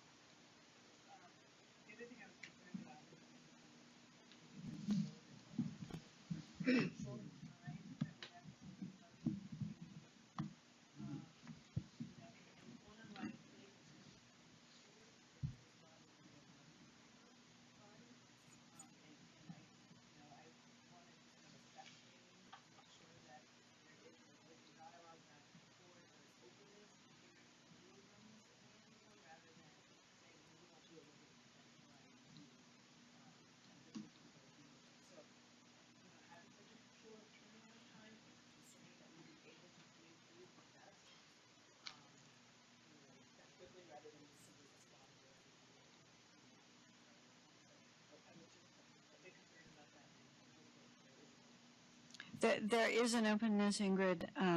You know, the tension we had is we had to bring on the resources, which we did, and do enough groundwork to have information for this group to start with. We didn't want to come to you with nothing because we would be wasting a lot of people's time while we try to pull the information together.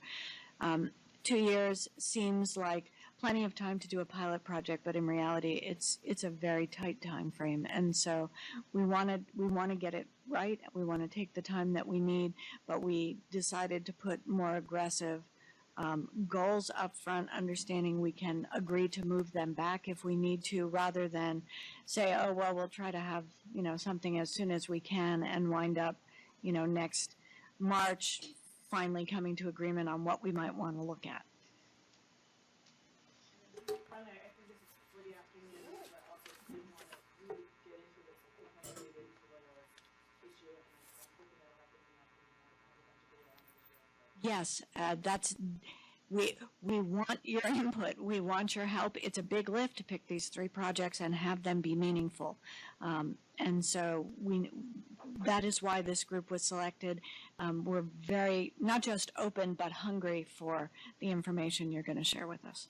Yeah, and also the March 28th meeting, that's dedicated for the further discussions also of the pilot projects. So that will be an opportunity. Okay, Nick will be the last. Oh, well, yeah. Zone.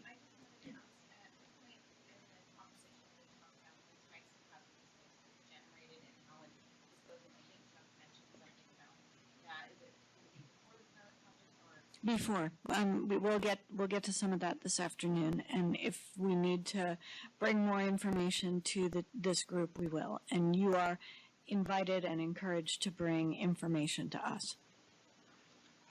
I actually had a very similar question to Ingrid about the scope of what we were same question, and I appreciate the answer. I did also want to flag that, while for most hazardous waste, I think we agree that hazardous waste reduction is a good thing. That's not necessarily true for everything, especially in the HHW realm. You don't want to reduce how much used oil is generated by a used oil collector, because the alternative is that material going down the drain. You do want to reduce the overall use of oil, but in that case, the generator is, we want more people to be able to use oil to a generator, so it's kind of a little bit of a wrinkle in terms of just looking at a reduction in generation. Got it, yes. And understand that tension. But that's an important perspective to be aware of. It is similar to the tension in terms of dealing with the waste coming from cleanup sites. We are not interested in simply reducing the cleanup. We want to expand what the cleanup that we're doing, and at the same time, to the extent we can, reduce the waste that goes to landfill from cleanup. Reduce the waste or reduce the hazard of the waste? Hazardous waste. Okay, thank you all very much. I just want to note that this is being podcasted live, and so if there is anyone following this that has comments or questions for folks involved in the meeting, you can send your emails to eric.slaff@dtsc.ca.gov. I think that's streaming actually below the screen on the podcast as best I can understand. So once again, that's eric.slaff@dtsc.ca.gov. And if you guys have any questions or comments, we will try to respond to them during this podcast, if at all possible. Okay, thank you. So we have 2 agenda items to try to complete before lunch, and if not, we'll just have to finish after lunch. But the next item is to just spend a little time hearing from each of you about your organization, what it focuses on, basically who you're representing, and what your knowledge and kind of expertise is in terms of contributing to this project, and what your involvement has been in these issues over time. I think if we can look for, maybe 4-ish minutes, 4 or 5 minutes max from each person, that'll get us finished before lunch. And if it's shorter, we'll start on the operating protocols before lunch. But let's just shoot for that. Does that make sense? Is it clear what we're going to be doing? Okay. Virginia, why don't we start at this end and go that way? Yeah, since you're having a coughing attack. So. I'm honored to be selected as part of this committee. I have 26 years of background just at the Public Health Department. Started there as a lowly little assistant industrial hygienist with a manufacturing background in chemistry.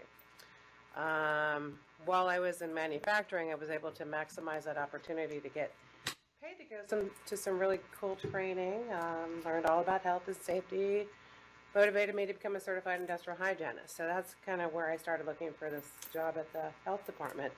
My paint manufacturing plant was shut down, or usually bought out by many little divisions in 1989.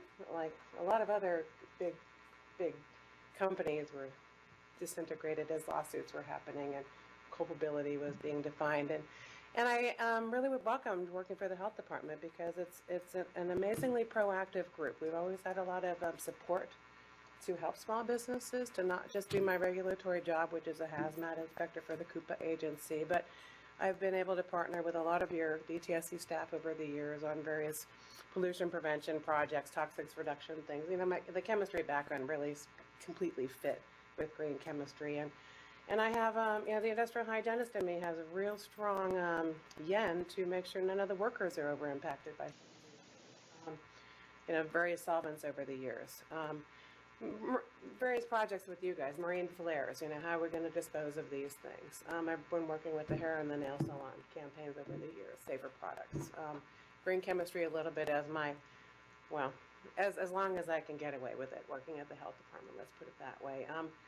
They love that I'm being proactive, helping businesses identify some of the hazards in their products. And we have a wonderful opportunity having to do once every 3-year inspections. I get in that door with my regulatory authority and I preach a little bit. I look at every aerosol can because I know that that little business in San Francisco is not getting an inspection from OSHA. They're getting most of their consultation from our Coupa inspectors, because we're on site most often. They don't have the capacity to hire industrial hygienists or consultants to tell them. They're not doing air assessments, indoor air assessments. They don't know about PPE, so we're talking a really good opportunity, and I've been able to really mesh with your green chemistry folks. I partnered with Natalie years ago on automotive stuff. So went in there, did my little clean and green recognition program, used a lot of tools thanks to DTSC. And then we allowed, we had DTSC come in and do some studies on some of our San Francisco shops. So I love working outside my little box. I love working with air issues, green chemistry. I want to do more with less, knowing that government is very compartmentalized. And I think this team is going to do something pretty neat. I also want to make sure little businesses can afford this, and industry is also at the table, because this nation is very driven by industry and manufacturing, and I don't want to get stuck in a big lawsuit situation either. Really want to have the substitute there and viable and ready to go. So that's why I'm here, and thank you. Okay, thank you very much. David, and it might be a good idea, because this is a webcast, just to say who you are and who you represent when you start your introduction again. That'd be great. Good. Thanks, Greg. I'm David Asti. I am representing the large quantity hazardous waste generators. I currently work as the environmental policy manager at corporate for Southern California Edison. My background actually is hydrogeology. I undergraduate and a graduate degree in geology. Went back later in life, about 10 years ago, to complete an MBA, because I recognized that pairing up the technical with the financial aspect of things was very helpful. I knew what I didn't know. I needed to go learn it. And so background, very heavy in remediation, hazardous waste characterization, etc. Everything from UST sites early in my career to formaldehyde remediation and cleanups to dioxin. Raise your hand if you've walked around West Virginia in a spacesuit with a supplied air, logging holes on a job site that had dead animals on it. Pretty creepy. So seen a lot of that stuff firsthand. And so a lot of experience with remediation and investigating different types of remediation. I think in the late 90s, early 2000s, I think I used Chemox to clean up the first chemical oxidation, in situ chemical oxidation cleanup of a manufactured gas plant site in the southeast in the state of Georgia. So pretty innovative stuff at the time. And so what I bring to the table is experience, a little bit of a finance background in cleanups, and really looking forward, again, honored to be on the panel, and looking forward to working with all the different folks in the panel. Grab a shovel and dig in and team with everybody to get some results on these pilot projects. Pretty excited about it. Pretty excited. Thanks. Thank you. Yeah, I'm Chuck White. I represent the Solid Waste Association of North America, which is a large organization representing the interest of the solid waste industry. A large percentage of it is public agencies that are involved in the management of solid waste. Also, the California Resource Management Association used to be the California Hazardous Waste Association, which I used to be a president of years ago, which is focused primarily on hazardous waste, resource management, and hazardous materials management.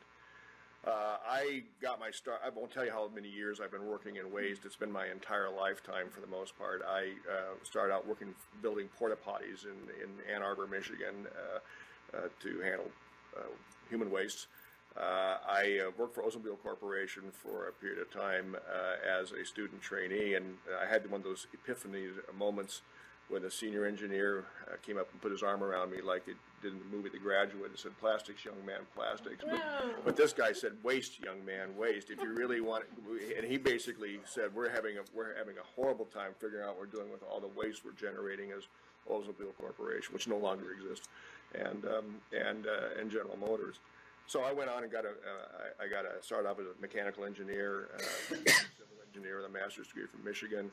I'm a registered civil engineer in California and geotechnical engineer.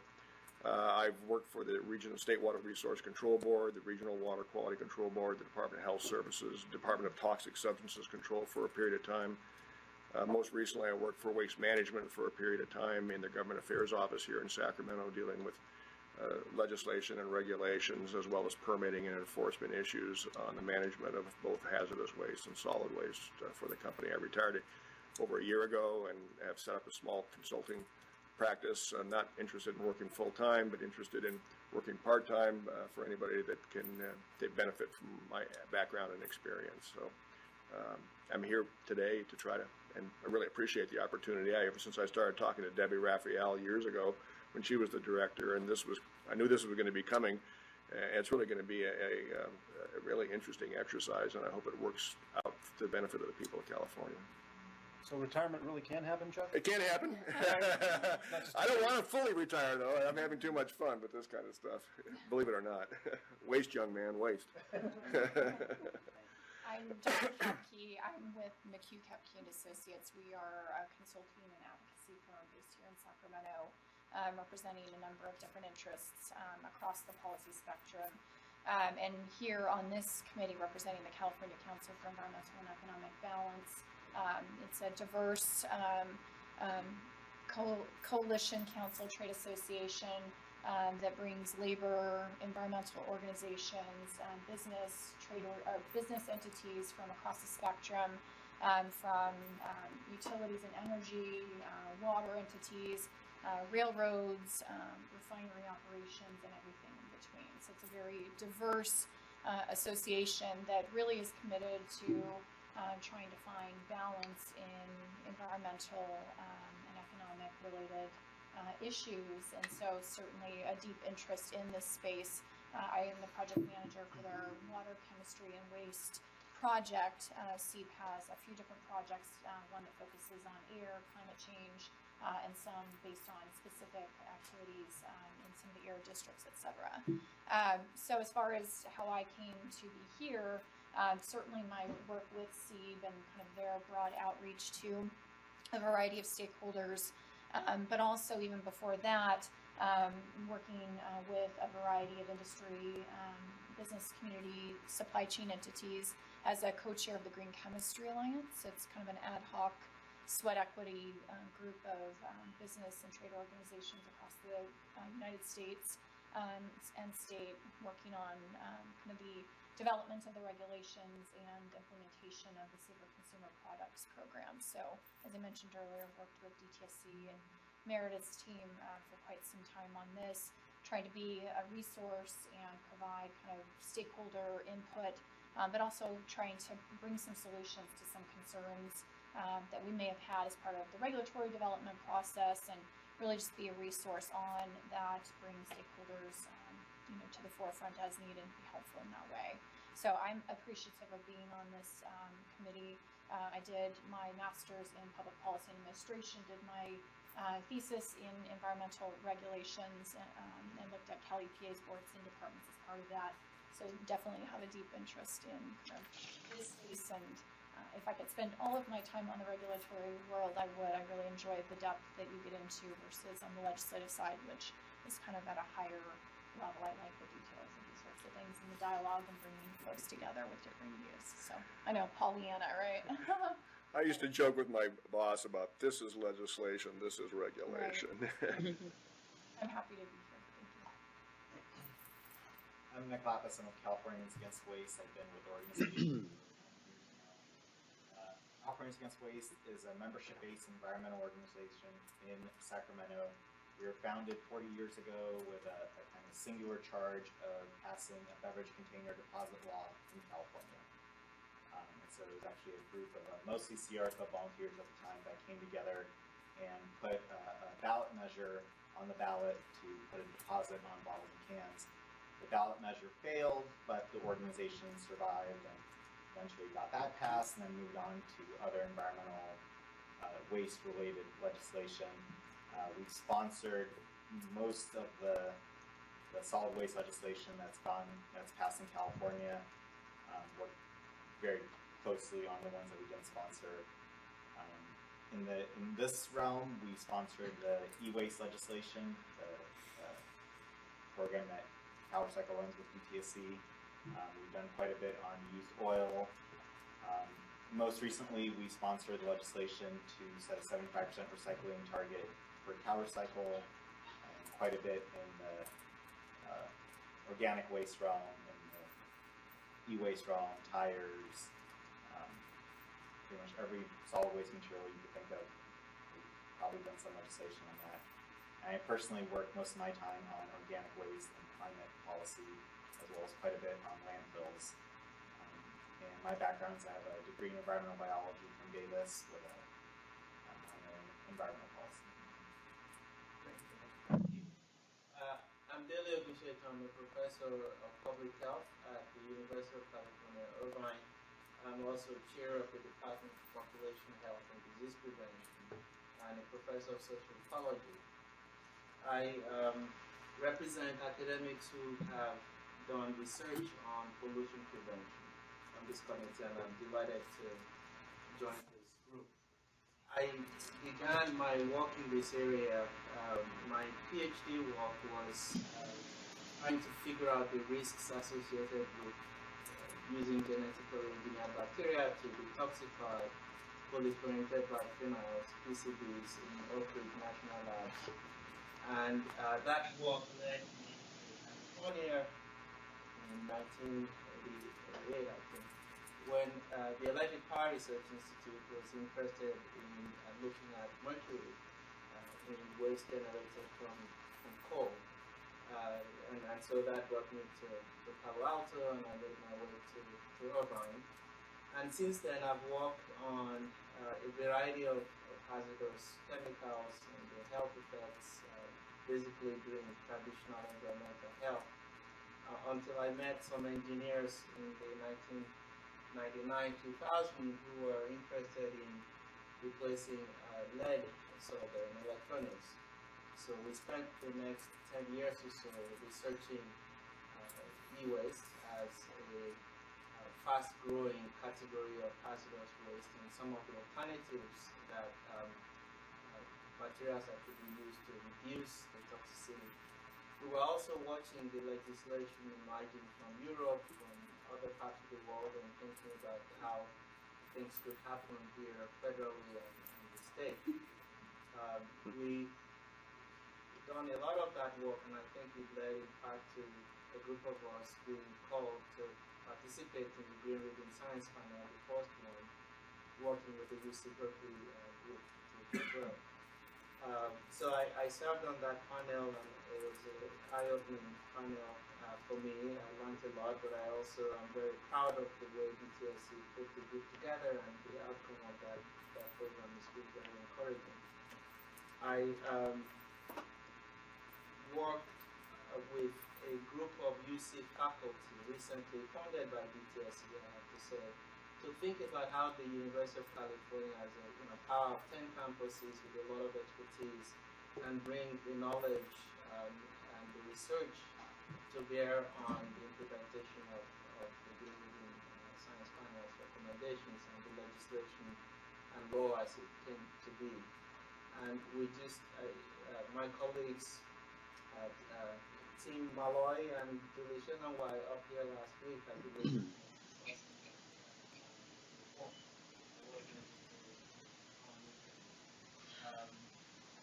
I've also done work on the Basel Convention and the transboundary movement of hazardous waste at the international level.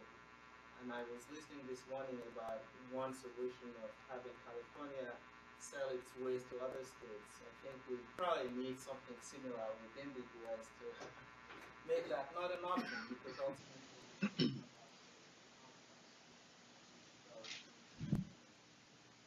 I've done some research on batteries, particularly lithium-ion batteries, so I know that some of the alternatives that are being proposed to lead-acid batteries are not all that less hazardous, so to speak, and we need to really embrace the complete life cycle assessment to compare these risks before we make recommendations about how to reduce hazards. So some of these hidden costs, you need to pay attention to them. I look forward to not just mine, but I look within the UC system to look and help this.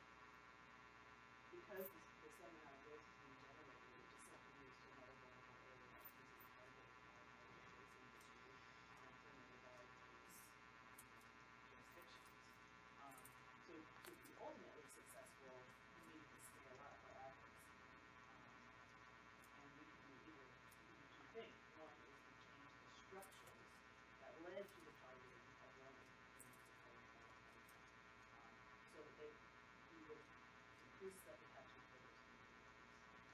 And then the other is to reduce the total amount of hazardous waste being generated in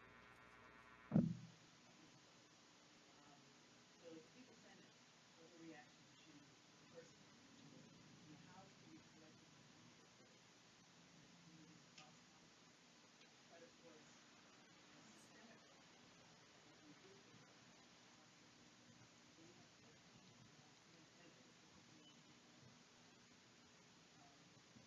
You remember on our town, we have Tillman City, the landfill. We work with a procurement of limited facilities. We do have a network of other people that are community vendors, utilities, other entities. We have other community facilities. And there's a lot of planning steps that we are able to think about as we operate. So, it's a really good balance of making sure that we're not just looking at the very specific, together, even for different types of hazards. And so it's one of the very secret ways to come up with comprehensive solutions to all of these things. And I can tell you right now, that the folks living next to hazardous waste landfills do not want rejections to come from contaminated sites or rejections in polluted soil. So, there's a lot of collaboration so that people are aligned in making sure that the benefits of hazardous in the future don't come into play.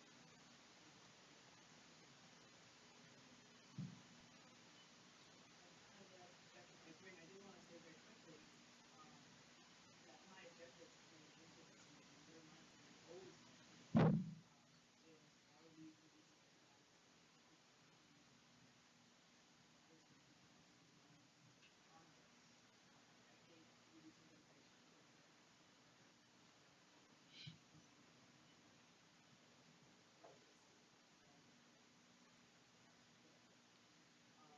But I'm also going to really be looking at issues that we have as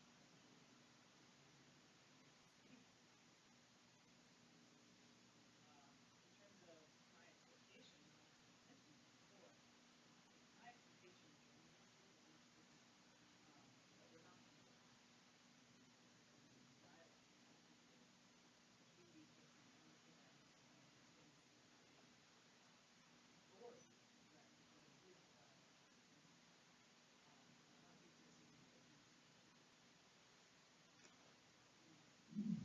And then the last thing is, I talked a little bit about this digitization program, and I have heard really, really good things about it, and it has been very successful. In fact, I heard it being used as an implementation in some of the district hospitals. So I am really encouraged in finding that program has found its place. And I also know that there's been decades of work that program has done, looking, at various industries. There's another advisory group that, that has done quite a bit of work. And so, until we can figure out that, how do we get that back into place, I do want to be back looking in terms of what's examining all the work that's been done, as well as forward looking to see where we can go. So something that I'm going to be looking a lot at is those other reports that I know that the DTSC already has done and I'm excited to look at. So that. And I do have some wilderness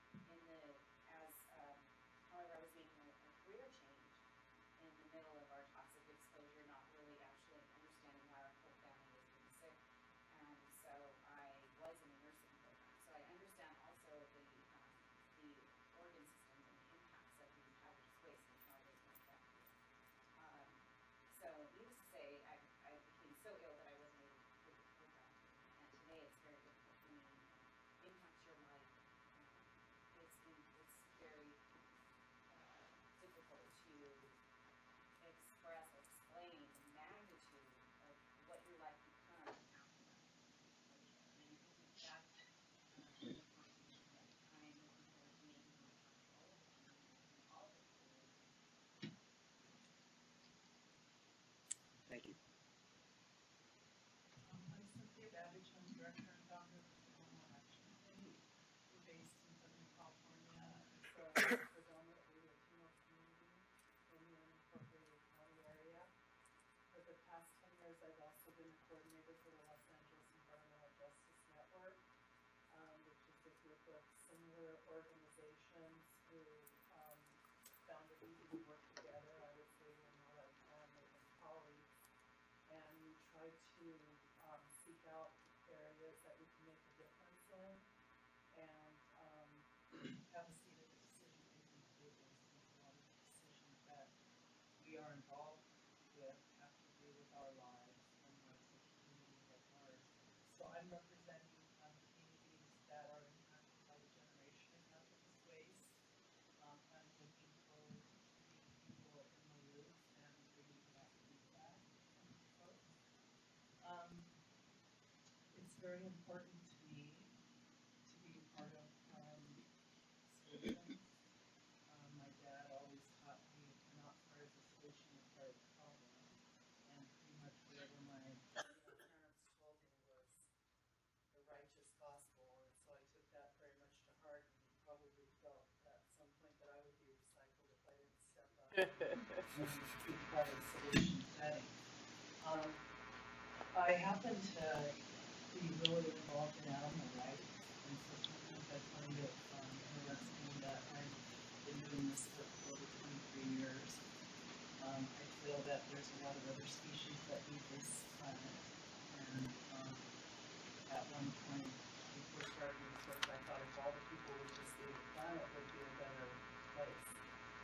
When I moved into my community, which has two Superfund sites that belong on the Montrose Superfund site, which I chose very carefully. I didn't think about looking for toxic waste, but I was looking for a community that had animals and nice culture and wasn't so judgmental, and I call it having a lawn trees and little parts, and making your lawns too shabby, or maybe the color of your house isn't appropriate for their desires.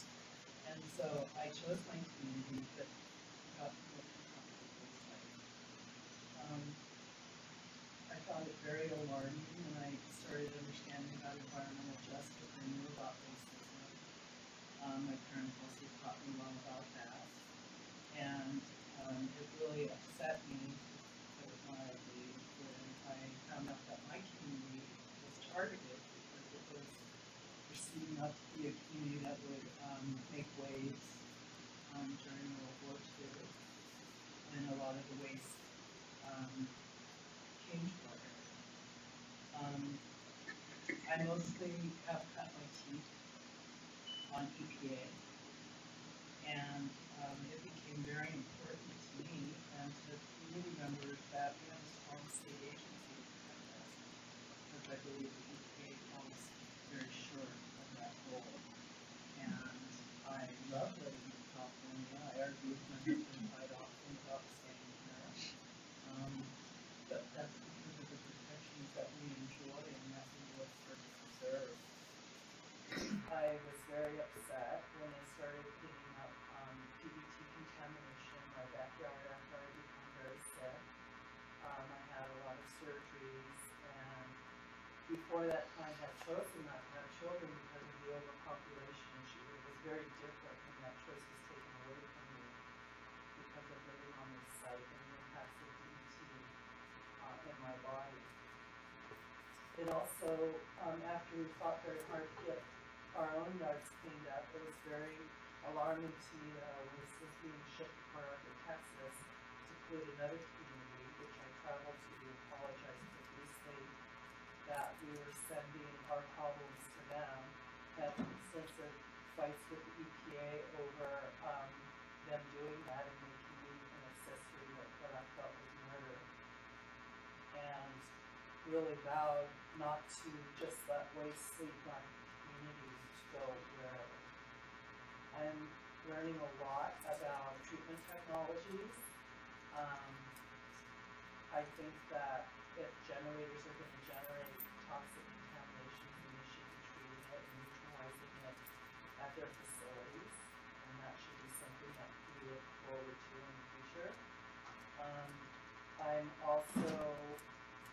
really keen around cumulative impacts, because what we realize soon on as many other communities is it's just not one thing.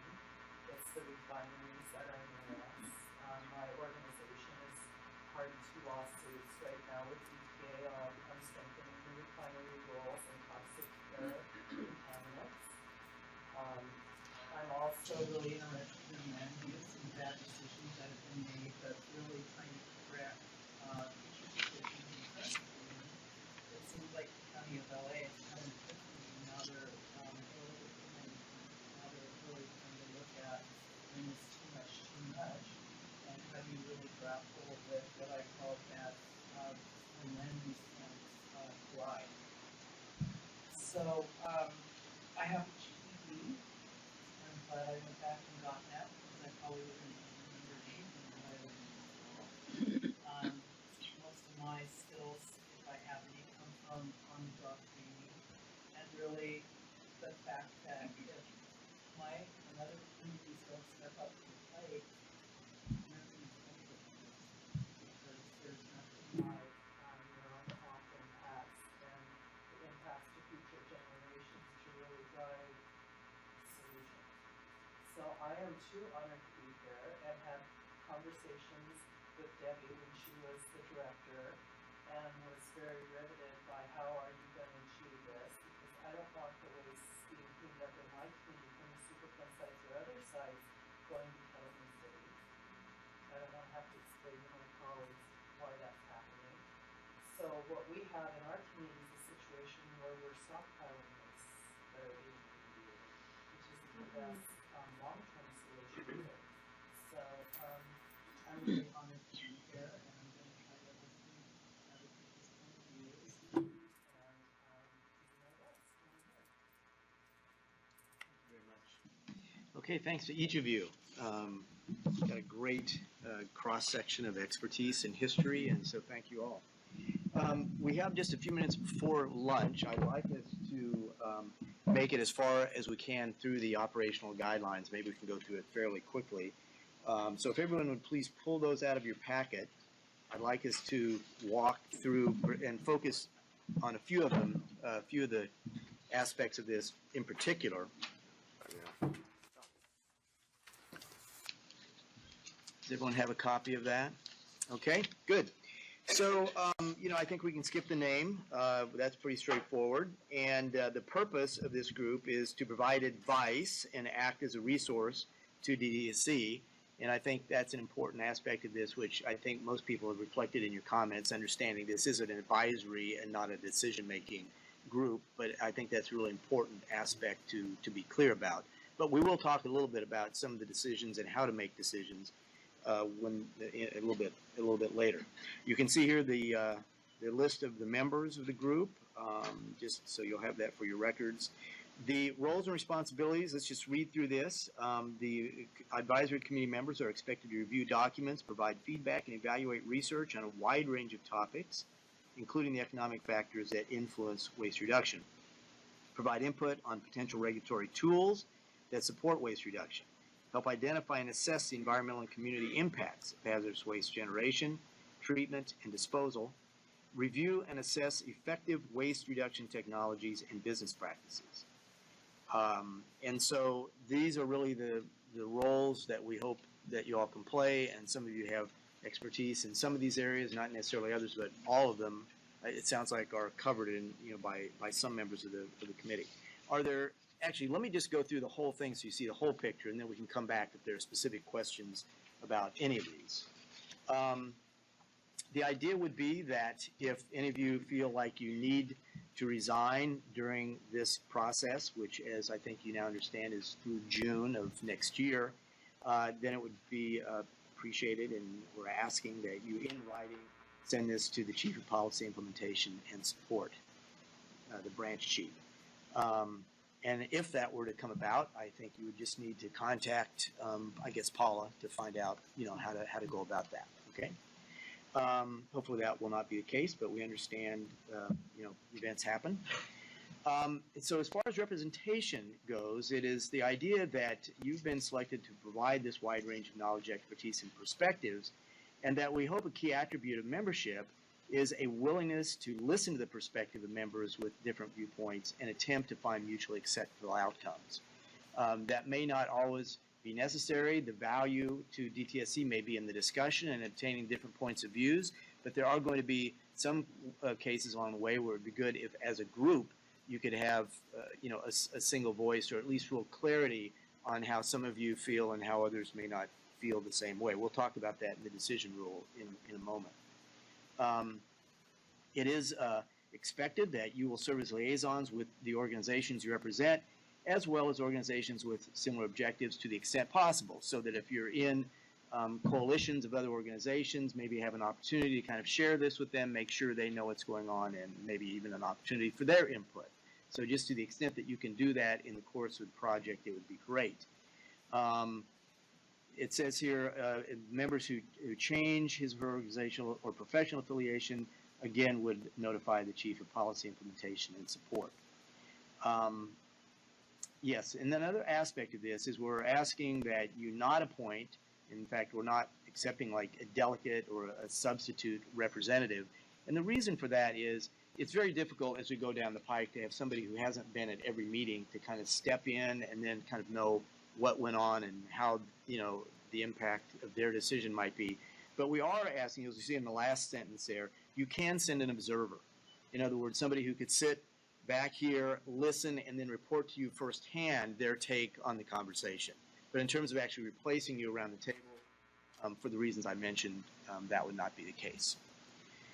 The governance of this, and this is an option for you to consider, and we'll come back to this when we finish, whether you think it would be valuable to select a chairperson and a vice chairperson.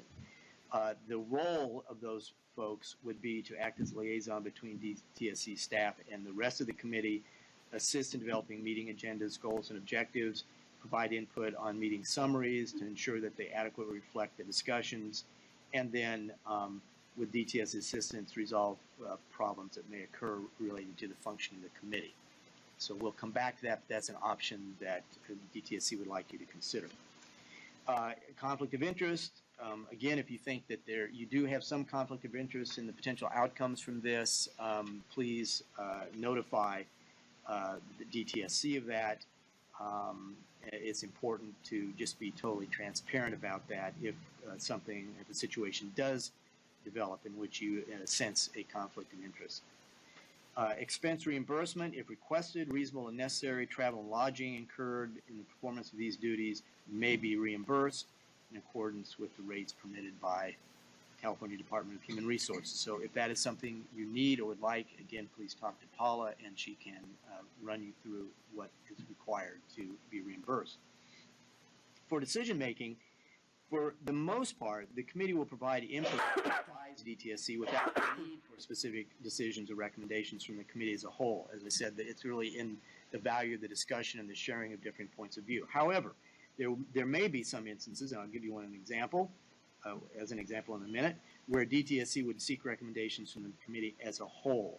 And I think a good example of that is deciding on the pilots. I think it'd be obviously really advantageous if, as a group, you can say, yes, these are the pilots we would like to pursue, and these are the aspects of it.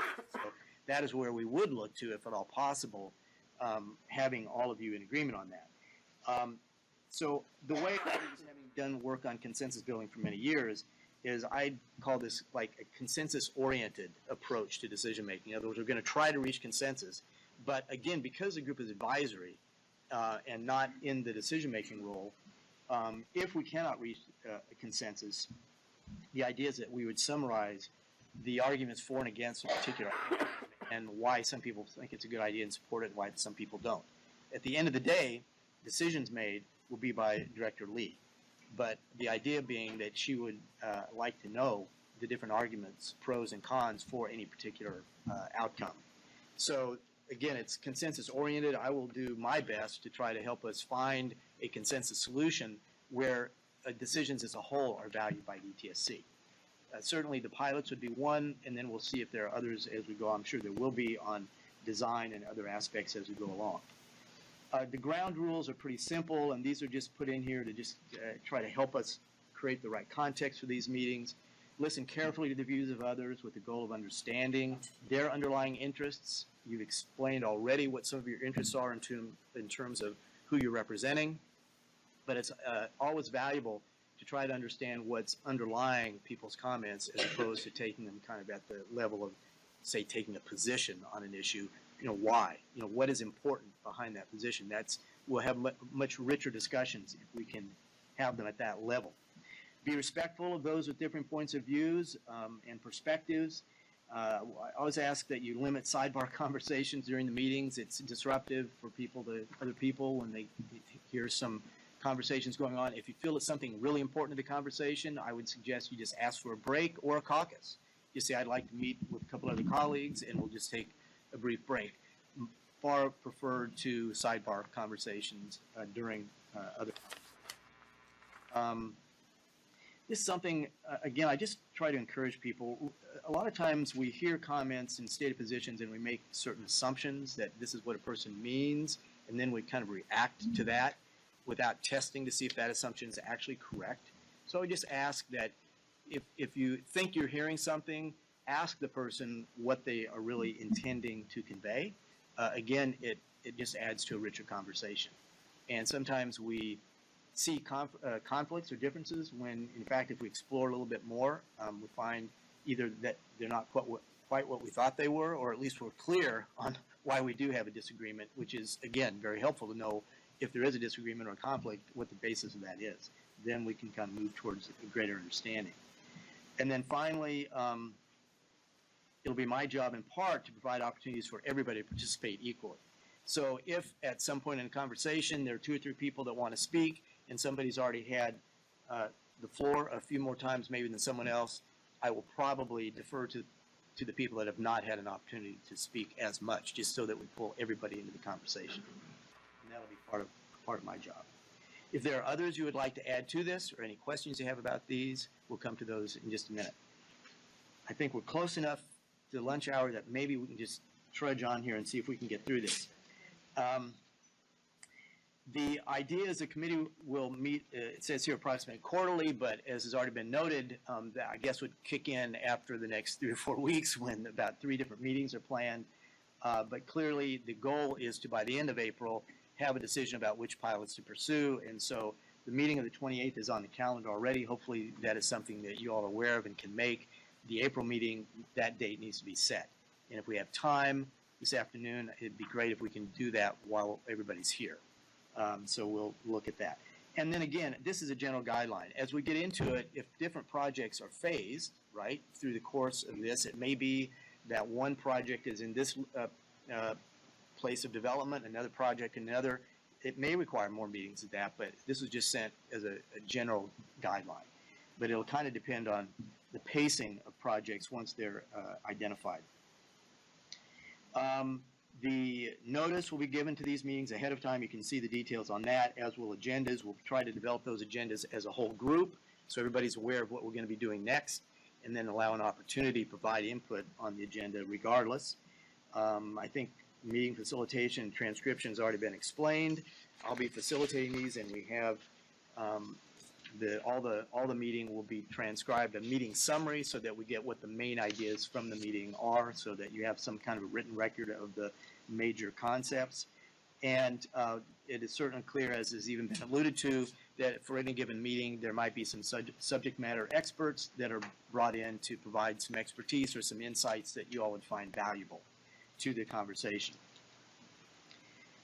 You can see the rest of this about the timing of reports. I'm trying to see if there's anything in particular that jumps out. Yeah, I think that pretty much covers it. So with that said, I'd like to come back to just, first of all, general reactions to any of this, and then there's a couple of very specific things I want to ask you about. So first of all, are anything that jumps out at you as extraordinary or burdensome, or anything you have a question about? Well, this Chuck, how would this be memorialized in a final form? Is that something that we discuss here? Yes, we're going to makes a final decision on, or how does that work? Are you talking about the operational guidelines? Yes, I think the intent is for you guys basically to decide on these, and as long as they're not outside the regulatory capabilities, guidelines of the agency, I presume that they'll be adopted. So it's really, guidelines for us. And yes, the agency the department clearly has thoughts on how this ought to run. And so if you suggest something contrary to what they'd like to see, I'm sure you'll hear about it. Yes, Deli. Yes. It seems to me that you were acting at least the first one. I'm wondering why not formalize that role for you? Well, on this particular topic, as I've shared with DTSC, when you have a group like this of 30 to 35 people, which I've actually facilitated before as well, and you have well-defined stakeholder groups of 4, 5, or 6 members in each, it is sometimes helpful to have them all select a person that can be like an executive team or a committee for the whole group because it's so large. With a group of 9, my sense is I think we can accomplish this as a group in terms of setting agendas and dates and whatnot. So my personal opinion is you don't need this, but if you would like it, DTSC wanted to put it out there as an option because sometimes there is value in having a couple people you can go to and say, hey, could you please give a quick review of this document before we send it out, that kind of thing. So, but at the end of the day, they want to leave it up to you as a committee as to whether you'd like to have a couple chairpersons or not. Are there other opinions on this? Yes, Cynthia.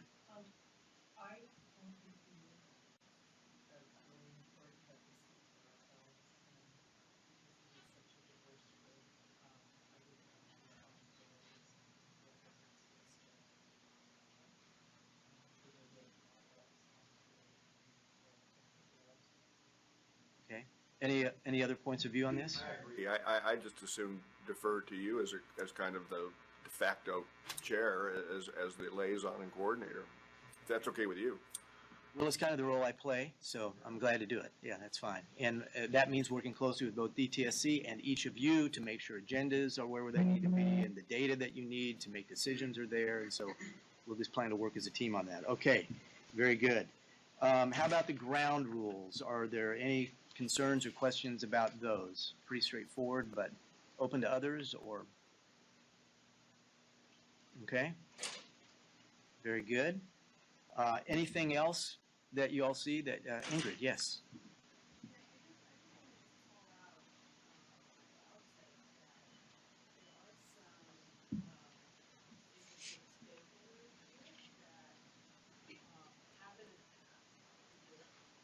Okay.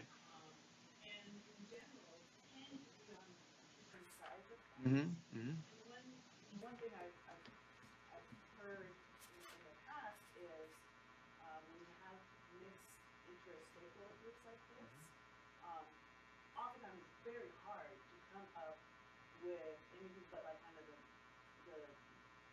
most minimal Mm-hmm. agreements. Mm-hmm. And that's why I do appreciate that, that DTC is going to be listening to all that perspective and making decisions rather than assuming that we'll be able to come to a lot of Right. So, when we say that that we're going to be trying to find mutually acceptable outcomes, I just want to flag, how reasonable is that assumption given that we rely Right. on the stakeholders here? Yeah. And then also, we don't want, if, in the universe of things, maybe we're able to come to an agreement on something that, Right. we all agree on it, but Right. we all agree on it because it doesn't do much. Right. And I don't think that's our goal. I think it really is to have a lot of diverse Absolutely. conversations that people can take into consideration rather than Right. us really fighting each other to be like, okay, what can we agree on? So I just wanted to caution. Yeah. If we lead with that as one of the goals, we might have to say, okay, what's the direction? And then Well, we recognize that we're going to just bring up the best sure. Sure, absolutely. And that's why we, as a decision rule, we didn't say this is a consensus group, right, for that very reason that you're mentioning. With that said, and so it's really almost more like DTSC hears all the arguments and makes a decision. That's primarily it. However, as I pointed out, if there are some cases where we can move the group as a whole to saying, yeah, it makes sense to either do these pilots or to approach it this way, that's also valuable for DTSC to know. So, but at the end of the day, you're right. I mean, if we have very clearly differing points of view, then we're not going to spend, an inordinate amount of time trying to reach consensus. But the value of trying to understand where there are differences to get to the bottom of them so that better decisions can be made. And so without trying to force fit. And we're clearly not, there's nothing about voting in here, right? We're not going to have like 5-4 it passes. I mean, there's none of that in here because that's totally counterproductive to what we're trying to accomplish. Ingrid, I would add to that, this is for those on the listening to the webcast, this is Barbara Lee speaking. I would add that my experience with the Cali PA Environmental Justice Advisory Committee in the early 2000s was that group was a larger group than this and had not only people on different sides of opinions, but people who actively couldn't be in the same room without yelling at each other when we started. And it was, many people thought we would never get to recommendations. And in fact, we not only got to recommendations, but we were able to put out a document that had some very robust, very meaty, concrete recommendations that you would never have thought that group could come to consensus on. And we came to consensus on the vast majority of them. And the way we did it was in the writing up of the recommendations. We were clear, we're recommending X, and these groups are very supportive of it for these reasons, but worry it could be interpreted to mean this. And these groups are concerned that everyone understands it means this and not that. And in giving that kind of context, it gave people comfort to say, yes, as long as that's clear, I can come closer to consensus on this. And I'm hoping we'll have some of that here, but at the end of the day, I have the burden of picking projects and making sure they deliver something. And I want to deliver reduction in hazardous waste. I really want to do that. So I'm not interested in coming to consensus and picking a project on something that does nothing. That's not helpful to me. It is very helpful to me to identify projects and understand the potential benefits and pitfalls of moving forward so that we can navigate our course carefully as we do. And I'm hoping to get that out of this effort. Good point, so thank you very much. Yeah, Chuck. Yeah, I was on the DTSC External Advisory Committee, which used to exist. I guess it doesn't exist anymore because I haven't heard any notice of it. But I think it seemed to me we had some kind of rule, and I can't remember how verbatim how it went, but with the understanding that we don't try to represent other people's opinion outside of the room to others because of the fear that you may actually mischaracterize what the other person was trying to say. Yeah. You could certainly characterize your own position, but you have to be somewhat careful about how I would be representing other people. I would just assume not, there ought to be some kind of understanding that we might want to build into this thing about how we discuss it outside the group. Yeah. I don't know how other people feel about it, but I'm just... No, that's a really good idea. I mean, in other words, you don't want to be going to one of your meetings trying to characterize what Cynthia said or what her point of view is, right? That's a point you're making, or, or vice versa. Particularly if there's just huge disagreements, and I don't want to. Right. So misrepresenting what I'm saying to this group to some other constituency that they might have about it. I'd like to be able to have that discussion myself. Yeah, absolutely. But as people do report out to their constituencies, I think it's good just to say, here's the discussion we had on the committee. Keep it, kind of focused on the conversations at the committee level rather than so-and-so said such and such, because that is kind of counterproductive. Until we actually have product out the door, a lot of these conversations are works in progress, right? I mean, some people will hear other people's points of views and may change during the course of the project. So I think you raise a very good point, and I would encourage everybody to kind of abide by that as well. And I'm related to that. I mean, there's a lot of documentation we've got today that we hadn't seen before, and I'm wondering how will it be available electronically, and are there any rules or limitations on distributing that? Because I represent SWANA and Cal RMA, and I would like to be able to provide some, if not all of these materials to them and ask them questions about, what do you think, so I can better represent their interests coming back to this group. But it'd be nice to have these electronically, or if there's some limitation on that, know about it ahead of time. Yeah, no problem. We will send everything electronically after the meeting. We didn't want to. It's posted already. Before we had this first meeting, so the intention as we move forward is there will be more email correspondence and information, but. Yeah, I was furiously downloading documents this morning already. From here on out, you will be overwhelmed. One meeting, one. Yes. Exactly. Okay, thank you. Good comments. Anything else? Cynthia, and then Ingrid, and then Nick. And then lunch. Going back to the point of sharing information, I think that's part of our challenge is to ensure that our constituents are included. So I would want people to be very clear on their sense of need, because I will be looking at that. And I will expect to be clear myself. And I did participate and came to all of the EJ meetings. And so I'm familiar with rules and how those things go, but I just want to make sure that people they're careful with what they say. We don't need any explicit comments out there because we need to present our concerns. So I plan on sharing everything unless somebody gives me something specifically and says I have to share it, and that then I may consider whether I'm going to look at it or not. Because I have a hard time defining those two in my mind and deciding. Yeah, I mean, I would say though that we do need to consider these conversations. I mean, we're podcasting, and so people can hear them, right? I mean, it's not like private. We have transcription. And we have transcription, so it's going to be in the public realm. I think Chuck's point is simply, we need to be objective and not try to characterize other people when we're explaining it, and just try to keep it to, if you want to repeat something that was said in a meeting, absolutely. And I think your admonition to make sure we remember that we're on a webcast and what we say is going to have a little history to it and or legacy to it, then is wise counsel.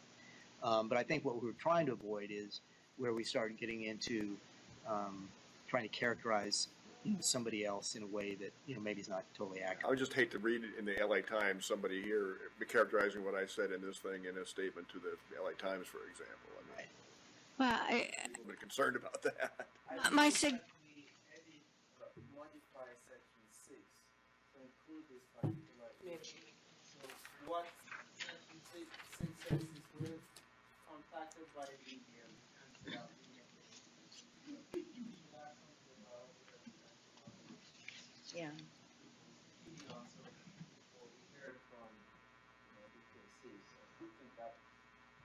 We can add this language. We'll draft some language and let you look at it. It's pretty nuanced. So as we're pointing out from the conversation. I think people are generally safe if you are clear about what someone said when you're talking to your constituents. That's clearly part of the record. I think I would encourage everyone to avoid statements that begin with, well, what he or she really meant was. Because that's supposition on all of our parts when we try to represent what someone else was thinking.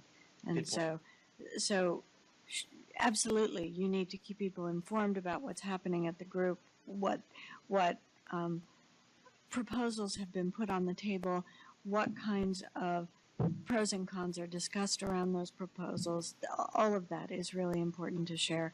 I just think it's, for me, when I try to talk about what happens in groups like these, I try to be respectful of the positions that others have taken and mindful that I don't always know where they're coming from, and just say, this is the position that was expressed. Yeah, Ingrid.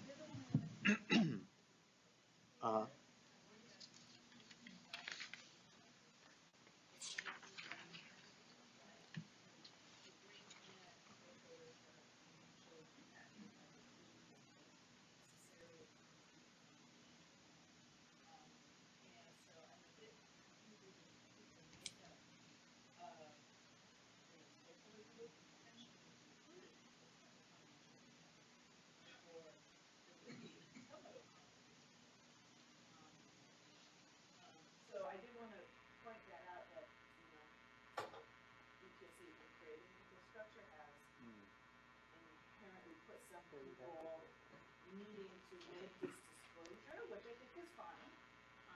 But I also want to, let's be clear about it then, you know, that there are certain people in this group that have financial interest in the outcomes here. And then also recognizing that people have multiple hats, and so the purpose for which they've been selected may not have the same conflict of interest in other Mhm. Mhm.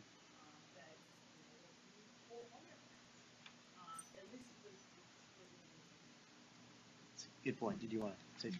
Yeah, I think that's a very good point. And so it'd be great if everybody, you're basically saying you may have other hats that didn't bring you here, but if it creates a conflict of potential conflict of interest, it should be identified. Okay. Nick. So just a question for the documents. Is there a way we could keep them all in one Dropbox, Google Drive, or something along those lines so that we don't have to go back and look through previous agendas? Yeah, we'll look at creating something like that for you. Okay, anything else? Yeah, thanks for your patience. We didn't take any breaks. We're almost 3 hours. We will take a little stretch break in the afternoon, and then before lunch, though, Barbara, please. I just wanted to let you know I have a meeting I have to get to downtown, so I won't be here in the afternoon. I'll be getting a report out of this. My commitment is to try to participate in as much of these meetings as I can going forward. And I appreciate the time all of you are putting into it, and I look forward to hearing what happens this afternoon. So, good luck. Okay, thanks. So I believe I saw sandwiches or whatever you ordered by the front door, and I presume they have names on them. So, and if you have change coming back or owe more, you'll probably be presented with that too. Okay, we'll take a break until about 1:15, about 25 minutes. We'll see if we can get it done.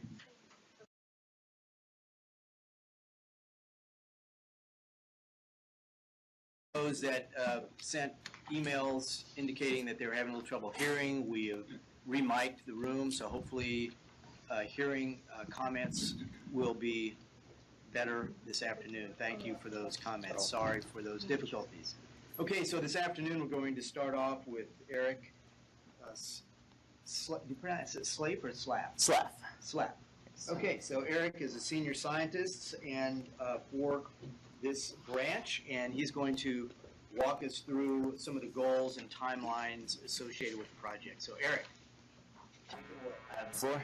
You have the floor. Okay. Thank you. I'm not going to talk too much about timelines, but I will get into our goals and a framework for how we're going to choose our projects. Give everyone a second to...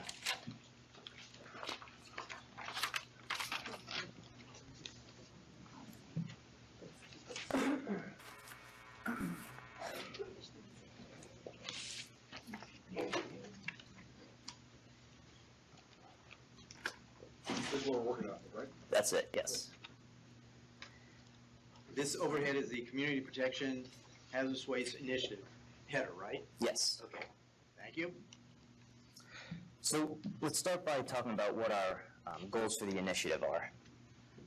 We have three main goals, and that's to reduce hazardous wastes that are generated, treated, and disposed in significant quantities in California, identify hazardous waste generated in California that can pose substantial risks or hazards to human health or the environment, and identify hazardous waste that are generated, treated, or disposed in California communities that are disproportionately burdened by multiple sources of pollution.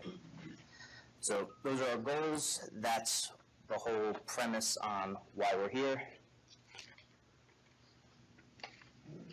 How do we pursue these goals? Well, we'll begin by developing up to 3 pilot-scale projects. And how will these projects be selected? Collaboratively. And one thing to keep in mind as we're going through all of this and framing our projects is that our final report is due by June 30th, 2017. So that's a very short time frame, and we always have to keep that in mind as we're assessing potential pilot projects to pursue. All right. So our collaborative effort is between DTSC, you, the advisory committee, business community and government stakeholders, and the general public. To successfully implement this initiative, the interest of all these parties will need to be considered. Successful pilot projects will include the input from these parties and be the culmination of cooperative work from all these parties. So what makes for a good pilot project? Through the collaboration of these parties, up to 3 pilot projects will be selected. Our pilot projects will need to have required and desirable elements, our needs and our wants. So let's talk about what our projects need to have.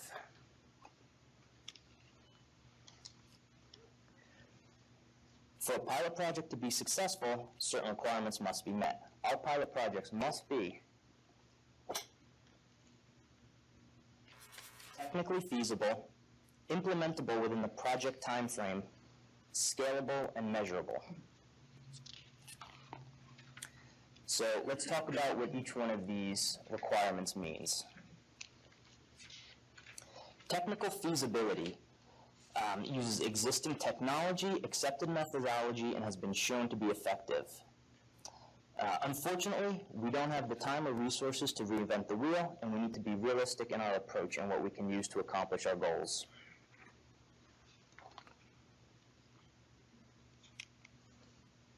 Implementable.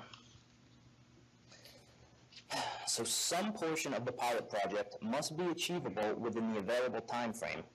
This doesn't have to be the completion of the entire project. This could, just include the scoping and planning stages.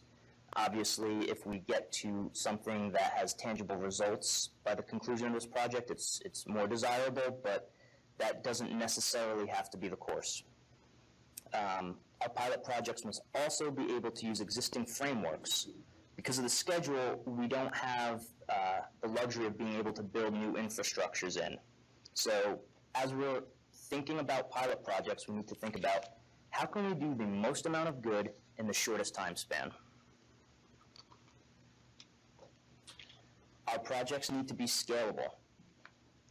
Can our projects be scaled up to work at other facilities, industries, or communities? If our project cannot be implemented past a pilot scale level, it won't be able to affect meaningful reductions in hazardous waste or community protection. Our pilot projects are a first step, not a final outcome.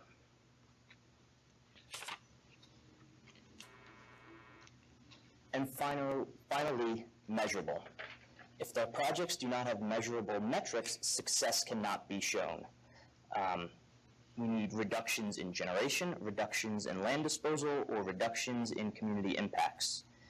And we may need to develop a baseline to show success. So those are the 4 elements that are required as we consider pilot projects. Do any of you have anything that you think was missed? Anything that you think is needed, is absolutely a must for successful projects? I don't know about a must, but I have a couple questions. Should we do them now, or do you want us to wait? I think we can go through Maybe them. it's better if, because there are other elements that ties in with this picture, maybe it's better if Eric completes his presentation on the other section, and then we can take questions. Yeah. This way you'll see the big picture. All right, so those are our needs, our must-have. Now we'll talk about what we want. Our pilot projects should include some of the following. So only pilot projects with a likelihood for success should be considered. For a pilot project to be successful, some of these requirements should be met. Our pilot projects should consider upstream source reduction as a first option over downstream waste management strategies. Benefited impacted or disadvantaged community. Avoid land disposal of hazardous waste and avoid waste management options that have the potential to impact other communities both in and out of state. Result in a permanent reduction of hazardous waste, not just a one-time reduction. Be implemented on a waste stream that is generated in large quantities. Be implemented on a waste stream that has high toxicity. we need to consider the return on investment in both terms of time and money. Time. Will the project accomplish what it is set out to do? Will the project be a good utilization of the time of the team and stakeholders? And then money. Will the project become self-sufficient, or will it require monetary input to sustain? Will implementation of the project have economic benefits?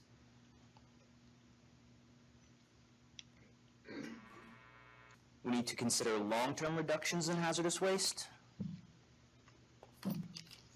as well as consider immediate reductions in hazardous waste. And we need to avoid options that shift burden or pollution to other medias, such as wastewater discharges or greenhouse gases.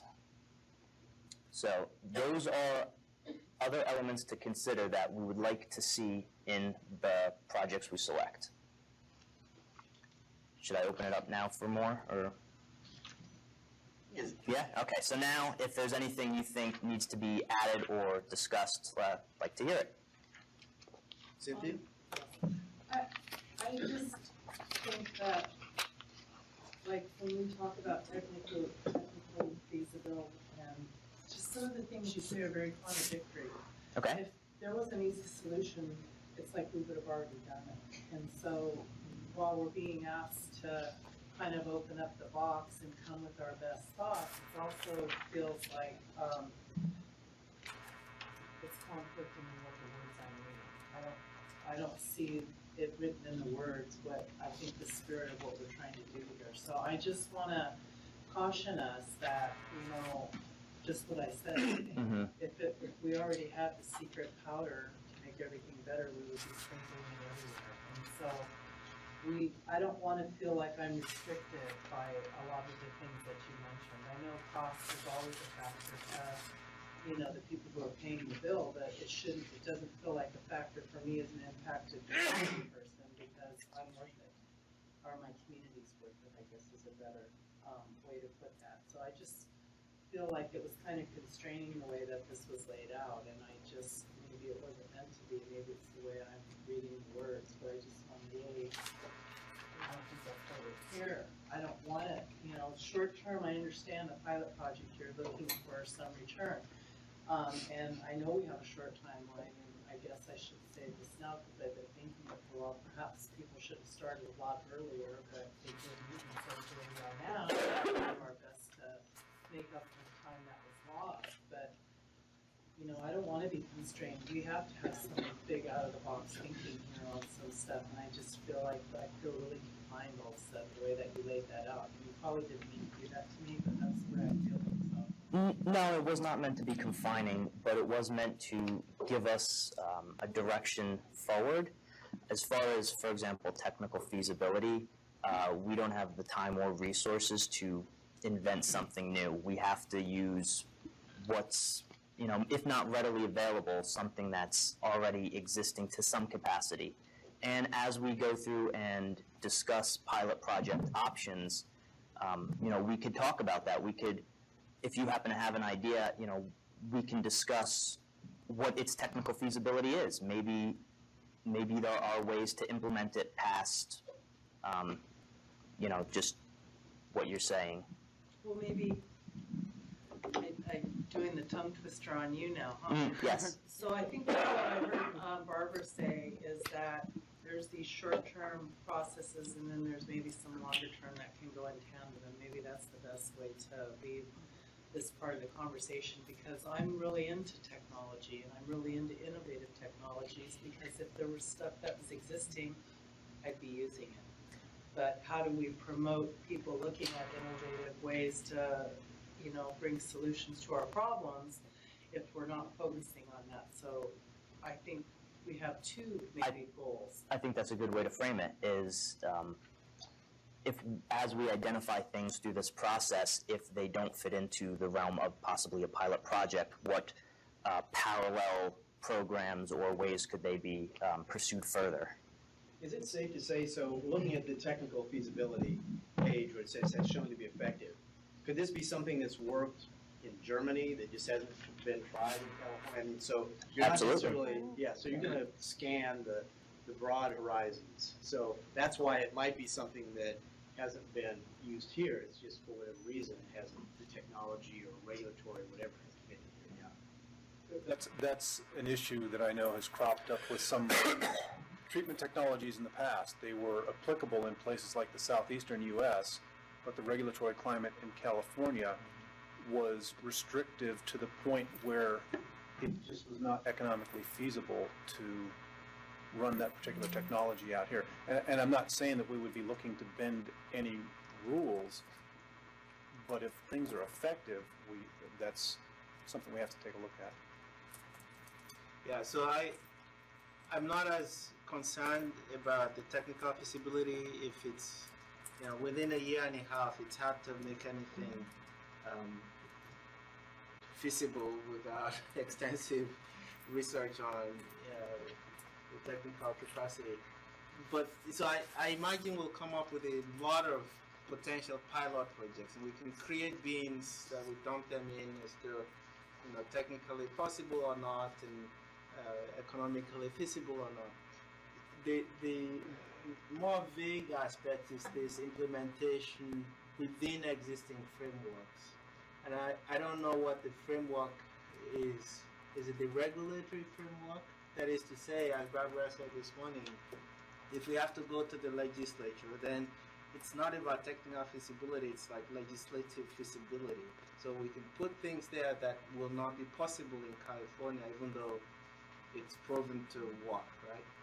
I think that two things are meant by that. As far as if we're weighing our potential pilot projects and all things are equal, something that is already has framework we can implement it through regulatorily would be preferred.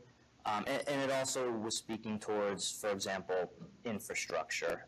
We don't have the capacity to build new infrastructure. Okay, any other questions thus far or comments? Okay. Okay.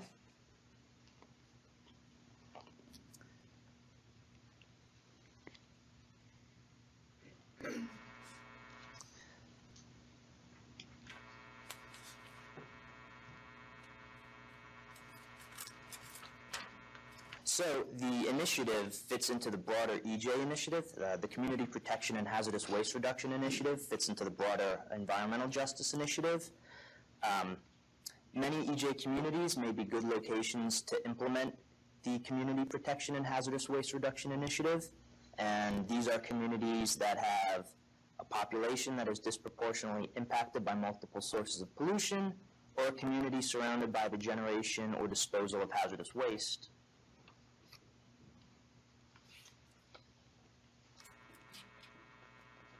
So how do we identify communities that might be good candidates for our initiative? We explore existing databases to look for community, geographic, population, and hazardous waste-related trends. We do that with the databases we have available to us. These include Cal EnviroScreen and a bunch of acronyms. That's TRI is the Toxic Release Inventory, HWTS is the Hazardous Waste Tracking System, BRS is the Biennial Reporting System, and CERS is the California Environmental Reporting System. And these are going to be the basis for assessing our wastes, our communities, and pilot projects we could potentially take on. And now Jerry will talk a little more about each one of these databases. So I'm going to just briefly describe a few of those, and this is just a few of the primary databases that are available. There's a lot more out there you may be familiar with. These databases are by no means all-inclusive, and DTSC is interested in any other databases that can be used to support pilot project selection. Individually, these databases identify different metrics related to communities, we're on the same page, related to communities, geographic areas, and hazardous waste and trends.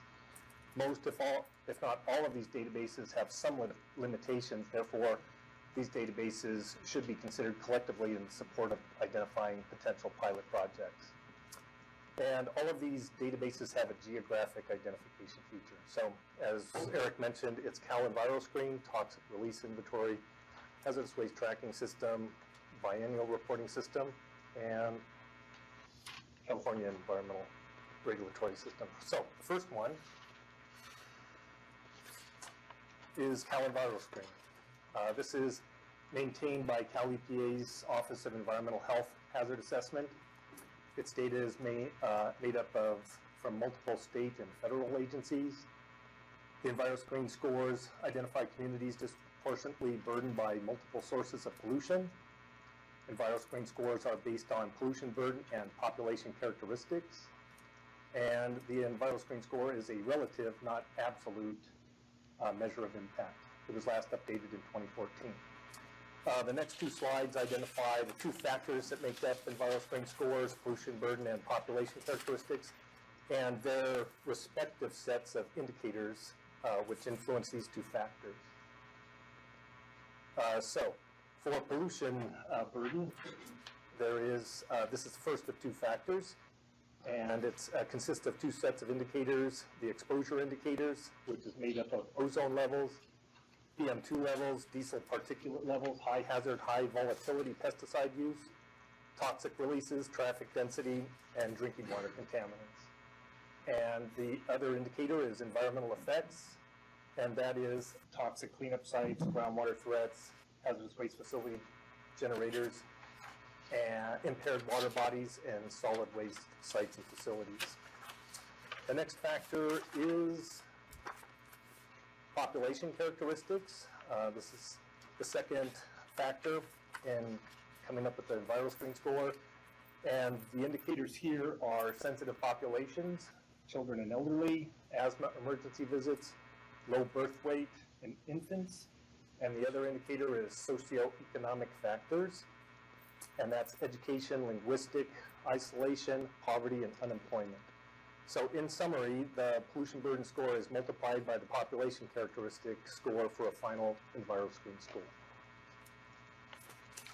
The next slide is Toxics Release Inventory Database. This is one of multiple databases maintained by US EPA under their EnviroFact site. It tracks the information of how much certain chemicals are recycled, combusted, treated, disposed, released on and off site. Reporting is only required for specific chemical abstract system numbers and specific industries or federally owned or operated facilities, and this has been reported since 1987. Some limitations of this database are many major industries and other important sources of chemical releases are not covered. Many toxic chemicals are not covered. Chemical releases are estimates, not actual measurements, and due to reporting thresholds, it may not include smaller businesses. And this is just a snapshot of California statistics for 2014 from the TRI database. Getting pounds released to on-site air, on-site water, on-site land, and transferred off-site. And I'll just give you a basic definition of these. Air releases include fugitive air emissions, such as through equipment leaks and building ventilation, and point source releases, such as through stack emissions. Surface water discharges and releases include process outflow through pipes and trenches, as well as stormwater runoff. Land releases include disposal of chemicals in on-site landfills, surface impoundments, waste piles, underground injections, and spills. And off-site transfers include energy recovery, treatment, or disposal at an off-site facility, including publicly owned treatment works. That includes only in California, or could be transferred out of state?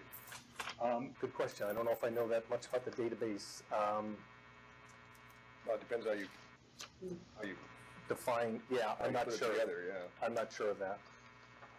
Yeah, I tell you, the hazardous waste industry is always concerned about how the TRA represents releases to land disposal. It considers them to be a release, which we would argue it's a controlled management rather than a release. So I'm always nervous about TRI being relied upon. You're comparing air emissions that are emitted into the environment in a completely uncontrolled fashion, as opposed to a release to a land disposal unit, which is is being managed and is intended to be contained. Yeah, I don't know all the details of that. I'd have to look a little farther into what it's. That there is some issues here with TRI. Okay. The next database is the Hazardous Waste Tracking System that's maintained by DTSC. Information is derived from hazardous waste manifests, tracking shipments from cradle to grave. It includes facility identification information about generators, transporters, and treatment and storage and disposal facilities. There are some limitations with this database. It's been maintained from 1992 through the present. One example of this database's limitation is the double-counted wastes. In these cases, hazardous waste is manifested to a permitted transfer facility, then is subsequently remanifested to a TSDF. This waste may be counted more than once, therefore double-counted. This is just one example of the need to do a quality control check on this data. And it's still tracked by using state ID numbers, is that correct? Yes. Not state EPA numbers. State ID number. State and federal and federal too? manifests. You can break out the federal waste? Yes. Okay. The next slide. So this is a waste trend graph based upon HWTS data. And this graph depicts recurring waste versus non-recurring waste, trends from 1995 through 2014. And just by definition, my own definition, recurring wastes are typically generated on a regular basis by an industry. Non-recurring wastes are typically generated on a one-time basis, for example, contaminated soil or asbestos abatement.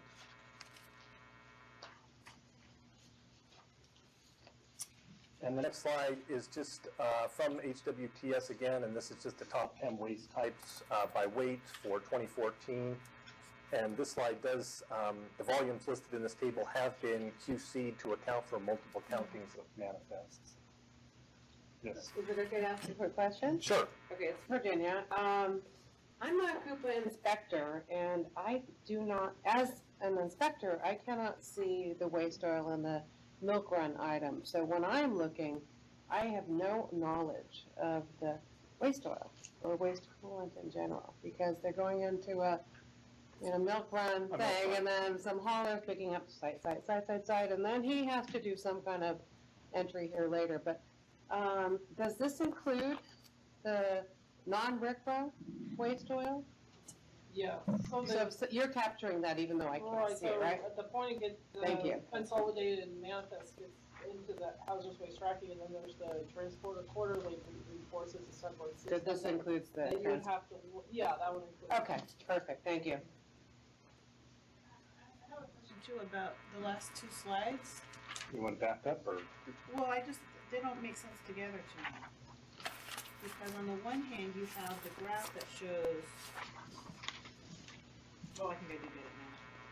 So the total recurring waste, i.e. non-contaminated soil waste, is higher than contaminated soil, but when you break it out by different groups, then contaminated soil is lower.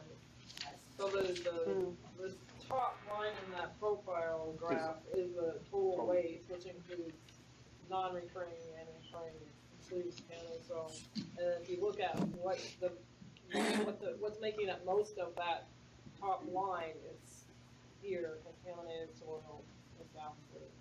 Yeah, this graph is, different than some of the numbers we've heard, which is 80%, I think, I said that earlier today, 80% was contaminated soil.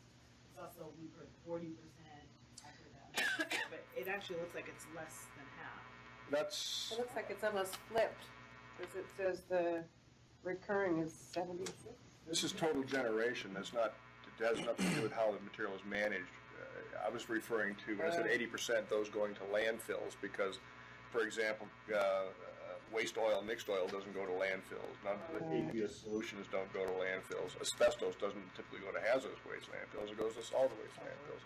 So the whole way, you really need to break it down by how it's ultimately managed. And I would still stand by that the amount of material going to landfills, specifically for disposal, is 80% remediation waste. So, yeah, just to add a little clarification, as far as going to landfills, contaminated soil is a very big portion of that. As far as actual generation, contaminated soil is 25% of the waste generated? Not to get into numbers debate, but my data says 51% for landfills. And I will pass these on. Okay, yeah. And what we've provided with your packages is a supplemental data package with data sets from each one of these databases. And that's not really anything we're going to get into discussing now. It was something that we were hoping you would take home, look over, digest, and then any materials you have for us as well, we'll take home and digest, and then we'll all have a place to start discussions on our next meeting.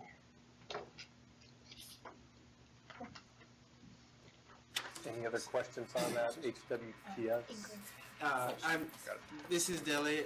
I am grateful for this piece of information, for example, that asbestos waste is not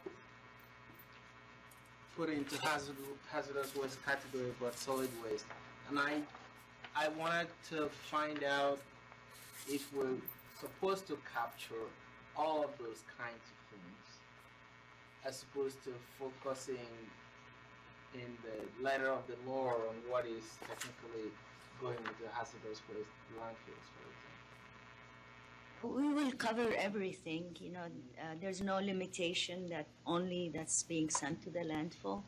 And the purpose of the presentation today, just to put on the table all these information, all these databases that we can tap into, and then the tools like CalEnviroScreen. It goes to my previous comment. Not limit ourselves. About the framework, existing framework. So we can be broad in our consideration as opposed to limiting to the letter of the law.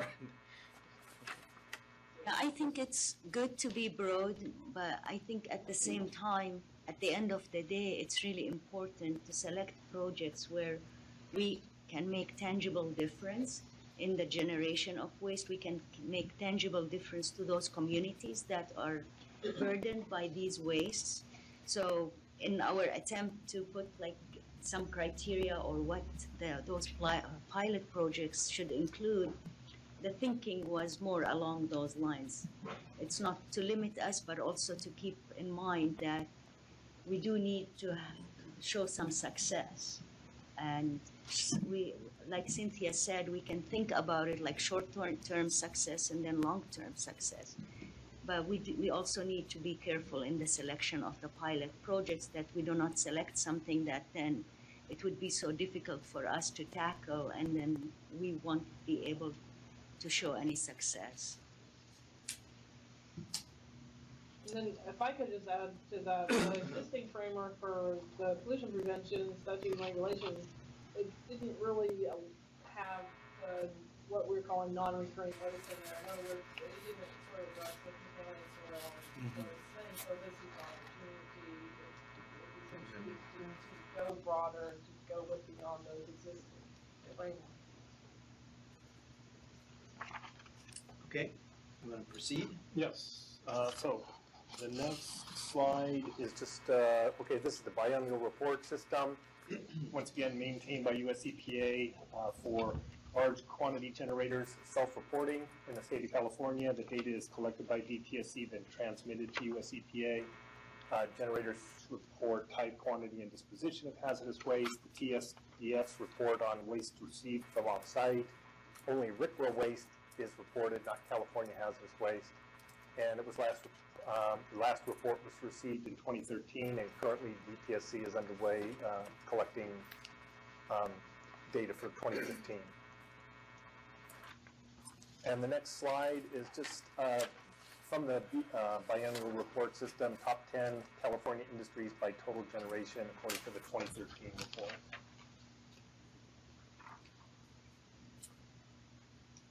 And the next slide is the California Environmental Reporting System. This is maintained by Cal EPA. It's a reporting system for all regulated businesses under the jurisdiction of a local unified program agency. It includes hazardous waste generation, chemical inventories, and regulatory activities. The electronic reporting system went live in 2009. And I'm going to turn it back over to Eric to discuss areas for further focus. in conclusion, as we start thinking about topics for our next meeting and potential pilot projects, and from the data we have available, we can start thinking about what or how we're going to tackle this. Some examples are, we have our largest waste streams as identified by the hazardous waste tracking system, and these include contaminated soil, inorganic solids, organic solids, and solvent mixtures. We have industry-specific projects we can consider, and our largest industries identified by the biennial reporting system include waste treatment and disposal, chemical manufacturing, petroleum and coal product manufacturing, and coatings and engravings. And, as you look through the data, you'll see that there's others. And we have the possibility to tackle community-specific projects. We identify our communities by EnviroScreen and some of the other databases we have available as well. And we can consider pilot projects that would include education, outreach, green business models, and business-to-business models. And these are all things that we can, we start from a large pool, and hopefully in our next meeting we can narrow that down to more specific potentials for projects. And as we go through all of this, let's, again, keep in mind our tight schedules.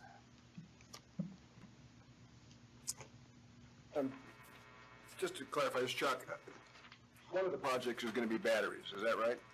So we're going to pick two others, presumably. Okay.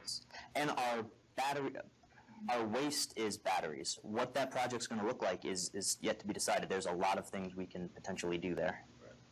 So I wanted to clarify that with Barbara. That means we could just pick lead acid batteries and pick 3 pilot projects all about lead acid batteries. Is that If our discussions lead us to that, sure. And so our initiative is to select up to 3 pilot projects. Okay, Cynthia.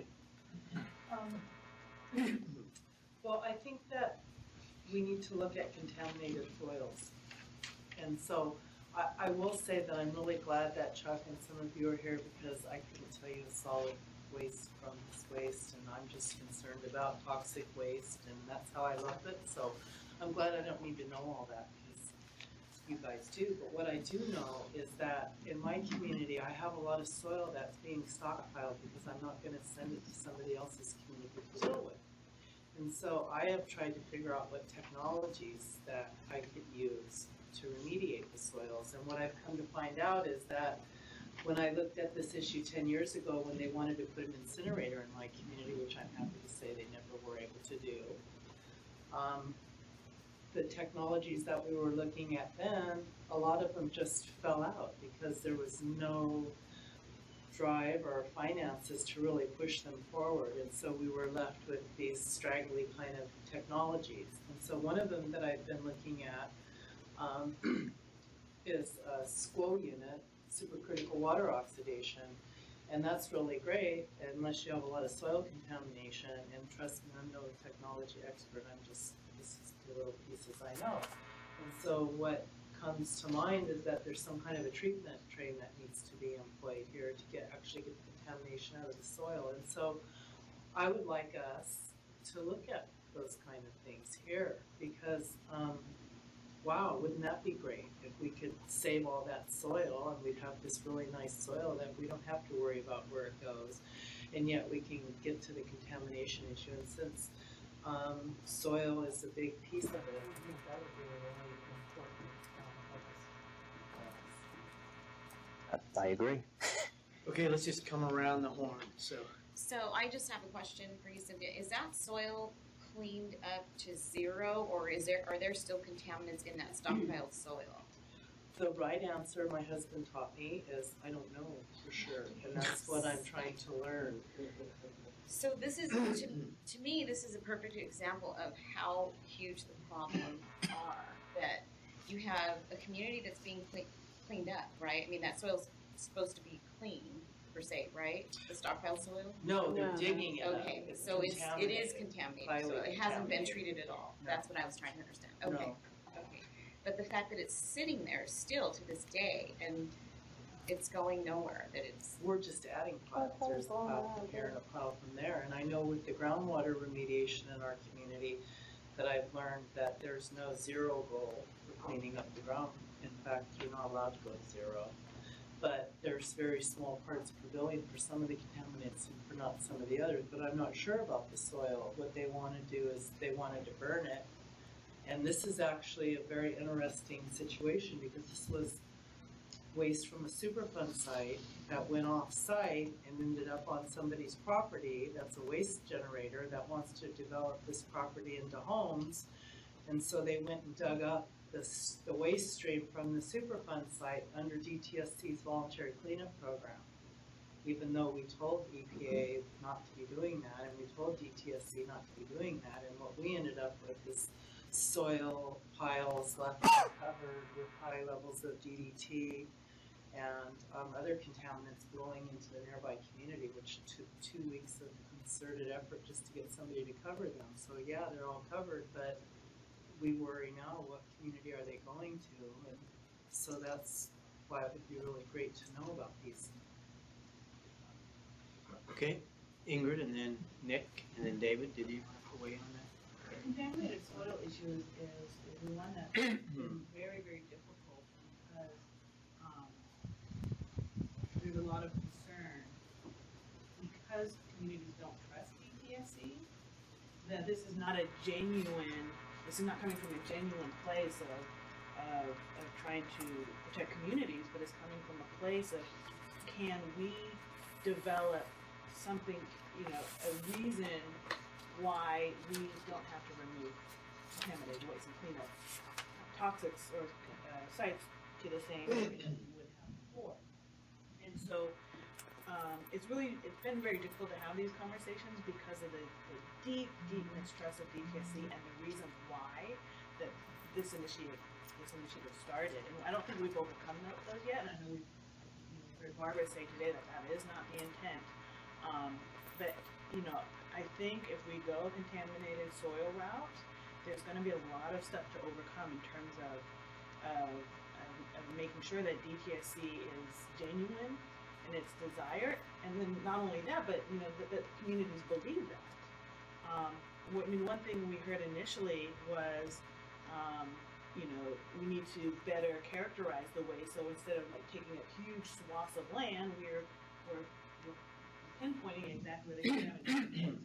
That immediately set off red flags for people. Okay, depending on how they characterize it, they're going to leave most of it in place because we don't think DTSC can do that job. And so, I'm open to having the discussion about contaminated waste, but I can tell you there's going to be a lot of heartburn and a lot of, there have to be a lot of work to put some checks and balances to make sure that we are not, having contaminated sites, people living next to those sites more at risk. So it's fraught. I'll put that out there. Nick, and then David. I guess I'm still not 100% clear on what is the scope of what can be considered a pilot project. It seems very nebulous, and I don't know if it's just me or everybody else gets this, but I don't really understand what exactly we'd be considering. For example, it seems like producer responsibility policies might be a good solution to a lot of these, where we could use, say, the existing green chemistry authority or you could use existing green chemistry authority to require a manufacturer to, handle the end-of-life management of certain products. In my mind, that seems like an obvious choice, regardless of what the product is. But is that something that's within the scope of what we could recommend, or are you looking at, literally like DTSC is going to go in and clean up a community type of pilot project? Can address that, but we need to focus on a product chemical combination. You know, because the regulatory responses would come at the end, but we would look to you to focus on what exactly are we dealing with. Because just looking at extended producer responsibility, it's really hard to tell, you know, what is the thinking behind it. So hopefully, as a team, if we can come up with ideas specifically regarding the problem, you know, what is the problem? Like, for example, lead acid battery is just one issue, but there might be other similar things. So we need to tackle those and have a dialogue about these other products that would become a waste and an issue at the end of life, and then set an approach of how do we get there.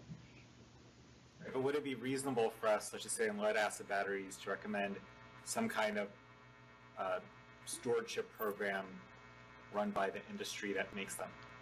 Is that a reasonable? It's possible, you know. I think what we need to focus on is how do we get there and how do we collect information so that at the end, when we make our conclusions and findings, they are technically sound and they make sense. I don't want to limit, like for example, in the regulatory responses under the Safer Consumer Products, there are a number of things that can be taken.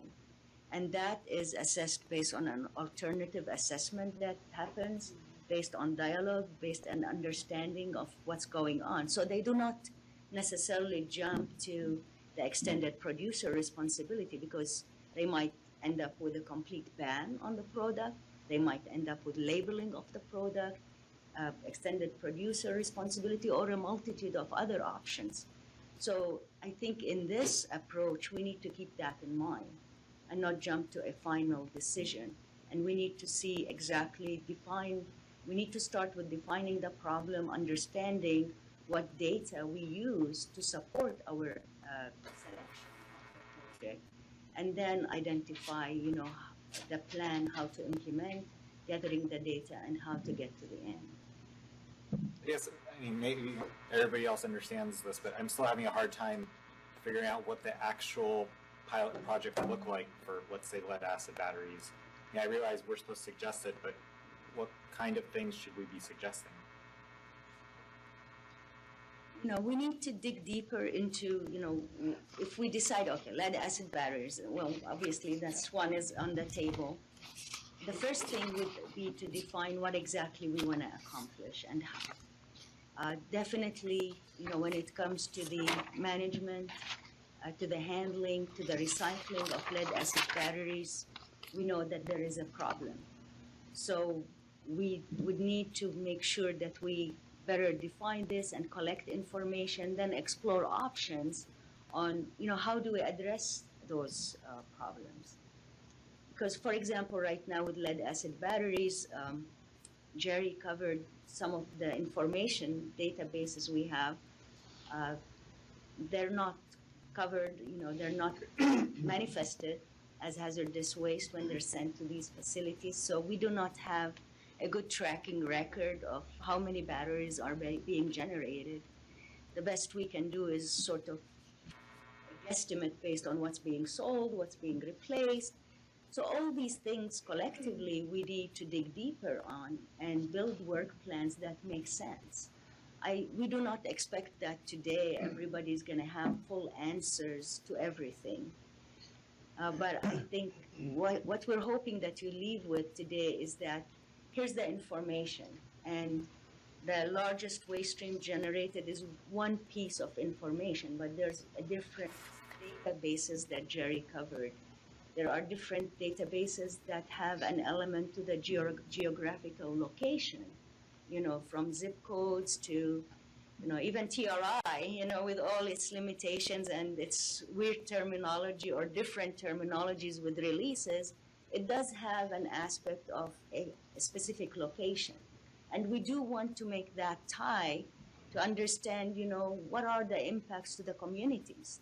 We don't want to strictly look, okay, here are the wastes that are being generated, here's the largest volume of waste generated, and let's then jump directly to that. Because there might be other elements that we want to consider as part of this pilot project selection. And if I could add just something, that was sort of the purpose of putting together the 4 elements required for a pilot project, so we have things to think about as we're thinking about ways to move forward. For example, batteries. We know we have to address this. We can have, it will be scalable. It will be implemented potentially on a statewide level, and it will be measurable. We can measure the success. We might not have a good baseline yet, but we can measure the amount of batteries that are replaced or whatever. So now we have other things we need to think about.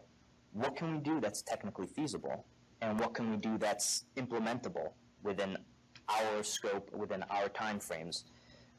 And that's where I think the committee can get together and help propose ideas for a pilot project. So we don't know what a pilot project's going to look like.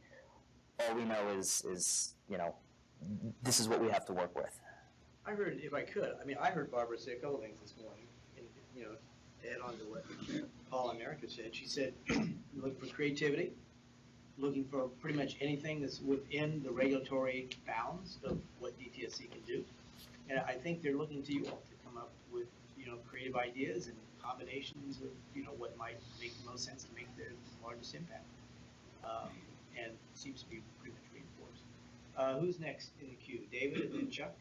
I just wanted to address one thing that I've heard a couple times this morning, and Cynthia, you brought it up most recently, and I can really appreciate this. You're talking about disposal of material, and you're digging it up, and you're just moving the problem to somebody else's town, and I appreciate that. But I would submit to you that digging up DDT-contaminated soil and stockpiling it in somebody's town where, let's say near the site that's being remediated, and having it open and having particulates fly off and having stormwater run across it and have the sediments dispersed in the area is considerably worse than moving that material to an engineered, designed, permitted storage facility that's supposed to hold this stuff. You may not like the fact that that facility is what it is, but it's designed for that purpose. To me, that's a whole lot better than the exposure pathways, the myriad of exposure pathways I see for material that's improperly staged in various areas around the state. In an uncontrolled fashion. In an uncontrolled fashion. That bothers me. I'm bothered that there's contamination in someone's town.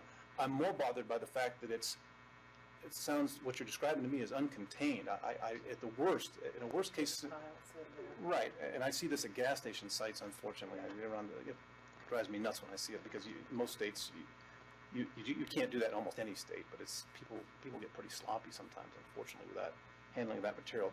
That really does bother me, and I think the focus has got to be on treatment, as Cynthia points out, not moving it to a different place. Perhaps, Zonia, if the person would have had the wherewithal and the ethics to take the material that, unfortunately, you and the families around you got exposed to that, if they had a place to put that material, the tragedy that is your subdivision might not have ever happened. And so I recognize that disposal in lieu of treatment is not the most perfect option, but I'd rather see this material in a designed, engineered facility than I would have it free and loose and stockpiled various places around the state. Chuck, and then we'll come back to Zonia and Ingrid. I just want a couple points. One, just Chuck, with respect to Nick's question on the scope of this project, if batteries appears to be one that we'll have to deal with, I would think that the sky's the limit with respect to things like this kind of producer responsibility for batteries, or have a consumer fee program, something that can be implemented either with DTSC authority or with legislation as may be required. But it sounds like you've got pretty robust authority under the Green Chemistry Initiative. I agree with what you were saying with respect to cleanup waste. Cleanup waste are really going to be a problem as a whole category, because every single cleanup is different. They're all different kinds of requirements, different levels, different technologies. I would not object if it was decided that DDT contamination should be a particular focus, because that Montrose and other sites around the state are something that should be looked at. But the question is going to be, how do you proceed with that cleanup? It's an organic chemical. Maybe the soil washing thing you look at is feasible, and is it economically feasible? I don't know. Incineration has always been viewed as the way to destroy with the organic compounds, at least by EPA. That may not be acceptable to communities. I totally get that. But I don't think we can group all contaminated soils as a general category that would be included in a project. I think we ought to focus really on a specific type of contaminated soil that is of most egregious concern, and I think by most accounts DDT would fit that category, because it's something we really don't want to see happen. But and if communities are being exposed, like in Del Amo or Montrose, let's really take a look at that and see what kind of thinking we can bring to this group from outside or other places on how to deal with DDT contamination. I have no problem with that. I don't know about your specific, Zonia. You're contaminated. That sounds like an illegal activity that caused your problem. So somebody was operating outside of the law. If it really was a hazardous waste that was delivered to your fill area before your homes are built, that's kind of an enforcement issue, and I'm not sure existing regulations couldn't have prevented that had they been adequately enforced, or had there been adequate surveillance. I just don't know the details of your situation. I'd like to learn more if I could. Well, Zonia's up next. Do you want to? Yeah, go ahead. I just want to build on what Chuck said. I personally agree. If we ended up selecting contaminated soil as a pilot project, I think it's wise to focus on specific contaminants, because contaminated soil in general as a category is very huge, and our opportunities to dig into a specific contaminant and identify approaches to handle this would help us, like down the road, to put some models in place or recommendations on how to approach other contaminants. So because we have a limited time, and there's no way we can consider everything, but at least if we make progress with a specific contaminants, and then we put recommendation on this is the approach that worked, and it can further contaminants can be explored. I don't know how many DDT sites are left in California. I know there's been a number over the years. I know there was one in the Bay Area that Waste Management wanted to take to the Butterfield landfill in Arizona, and there was such a hue and cry and uproar about that the train ultimately got diverted to another company's facility in Colorado for disposal, because they were able to get it there without the community hue and cry. It doesn't sound like the right way to do things. It seems like you ought to really have a more systematic approach to be able to figure out how to deal with DTT contamination, to the extent it still exists. It's certainly a significant problem in your community, but I don't know if there's 2, 3, 4, or 5 more of those. But I know over the years I've heard so many problems about dealing with DTT contamination, and you think you're going in the right direction, and whatever reason it gets derailed, literally, as a result of the decisions that were made. So, to me, DDT contamination in soils, to the extent it exists as a problem, might make sense as an area of focus. So, Zonia, and then Ingrid, and then Delhi, and then Cynthia. So I think it would be helpful, I don't know if anybody else agrees, but to understand the different methods that are used to treat various toxic substances, contaminants. That might be helpful in our decision-making process. And as far as how contaminated soil is dealt with in terms of that roll and burn process, I've heard of that. I don't know how that impacts air, which is worse, delivering it to a landfill versus, and where exactly does the roll and burn process take place? Is it right on site? Is it removed from site and then taken to an area where they conduct this roll and burn process and return it? Does it actually get rid of all of the contaminants that are in that soil? And I've also actually heard that at times contaminated soil, they mix clean soil in with it to kind of dilute the contaminants, which really bothers me, because that means that somebody else is actually taking on that toxic burden, and it's impacting other families. And there we go again with that whole So then the other thing is, I wanted to mention about you asked the question about the soil in our community. This is interesting. that we're talking about this stockpiles on Cynthia's site. Some of the soil came from a wastewater treatment plant, so quasi-governmental agency. The soil was excavated next to 2 treatment ponds, but in that area happened to be stockpiles of soil that had been there from the late 80s, origin unknown. And so we believe that perhaps those piles in fact were contaminated. We don't know where they came from. What's the contaminant concern, if I may ask? Many toxic substances. I mean, Are they above hazardous waste levels in the soil? they are, there are some that are, yes, there are, there's health protective standards of California greenhouse screening levels. We exceed many of them in the soil, vapor testing, indoor air subslab testing. But, I mean, there's uranium in the soil, there's arsenic, there's petrochemicals, volatile organic compounds, just a slew of toxic substances. So we're dealing with quite a few toxic substances in our community, formaldehyde. So yeah, and then we also have some reports, eyewitness reports of gas station remediation spoils that were illegally dumped on the site. Now, we haven't been able to actually confirm that, but we believe that they are perhaps the source of the petrochemicals that were discovered there.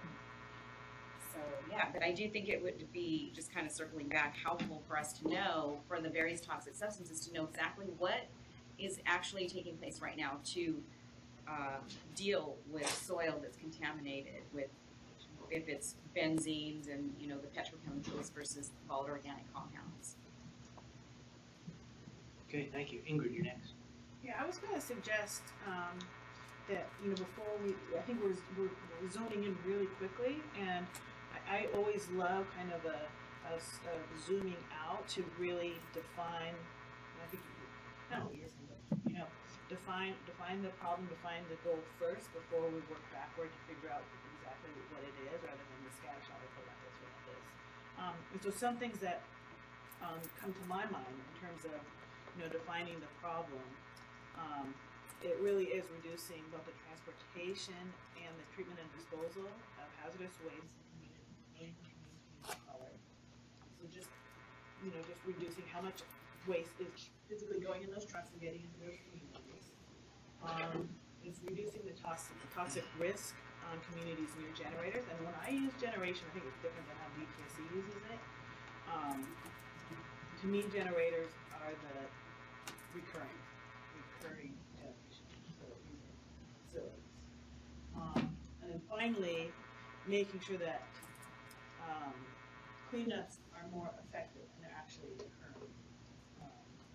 So those, from the EJ perspective, those are kind of my big goals, 3 of them. And in terms of kind of defining what are the biggest bang for the buck to get to what we should really focus on, I would really love to see an overlay of a Palenviro screen with both RIPRA facilities and generators, so we can get a good idea of what types of facilities are most in these communities. And it might be all of them, it probably is all of them. But starting to really bear down on, what are the biggest sources that are actually going to these communities. And one thing I did want to point out is that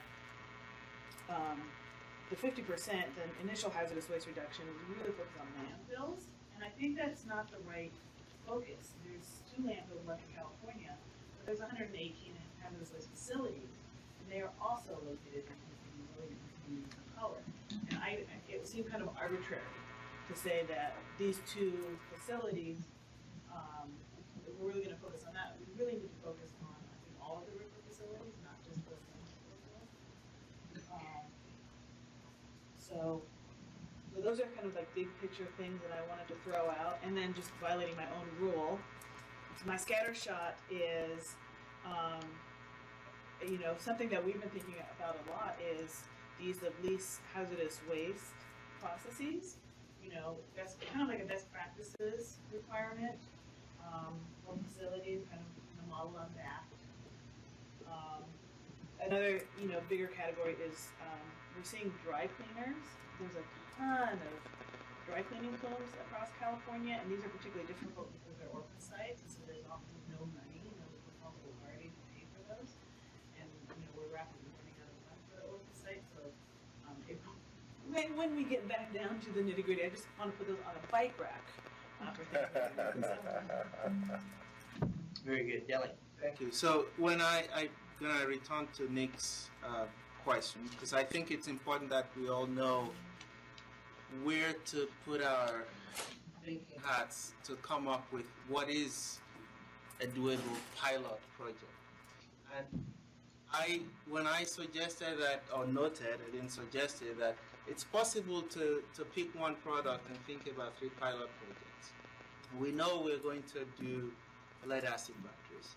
We know there's already a problem in Los Angeles with Exide. I know, I've read in the news that DTSC is digging up soil from the backyard of those homes. I don't know what DTSC does with the soil at this moment. That is a pilot project. We should hear what's been done, and instead of lumping all soils together with all kinds of contaminants, this is a very specific lead contaminated soil that is rather urgent, which is why the governor put money in there. So how do you deal with lead contaminated soil? On the lead battery issue, we can think about putting lead acid batteries on the Safer Consumer Products law.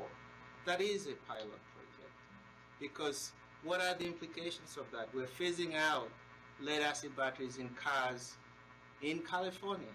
That changes the market. What are the alternatives? How would we implement that? Who would be in favor, who would be against? How do you design a pilot project around what that looks like if it's fully implemented? And then thirdly, we could think about the current recycling practices for lead acid batteries. Exide closed, and we're still generating a lot of them. We still depend on, known practices to chop these things up and recover lead and use it in other products. I don't think that process is foolproof. If we think about the TRI emissions from Exide and similar facilities, it's not going to be zero contamination. How do you design such a process if we're going to keep generating lead acid batteries that it doesn't produce the kinds of problems that Exide created? Now let's remember that this is not just limited to Los Angeles, all over the world. The lead acid battery recyclings are polluting communities everywhere, from Mexico to the Caribbean to Africa to China. So it's not a problem that's solved. And within this one topic, I can think of doable projects, pilot projects, that will be very broadly appealing to a lot of technology firms and regulatory issues as well. Thank you. Cynthia. There are a lot of people working on Exide right now. Just like to know what they're doing for sure.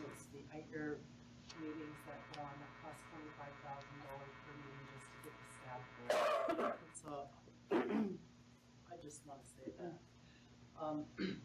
So I think a point that Ingrid brought up that is really important is this mistrust issue in the community, with good reason. And so I think for looking at like a contaminated soil issue in our community, we've already relegated ourselves to working with a diverse group of stakeholders, not necessarily the EPA, because they're the bully in the room. But the state is going to be responsible for the contamination in the groundwater at my site in 10 years, and our projected groundwater cleanup is a 5,000-year projection. To me, that's all of us paying for contamination that we know who the polluter is. So, and also the stockpile of soils. So they haven't even begun to figure out what they're going to do with all the soil left on the Montrose property, which we would advocate at this point for doing nothing, because what in the heck, you've done such a poor job with everything else you've done. And then the fact, and I want to reassure everybody that through the hard work of my organization and a lot of support from other LA organizations, files are covered. They're being inspected regularly, but there were, you know, the time where they were being dug up, and then the 2 weeks it took us to get everything covered when we were having those heavy winds in LA.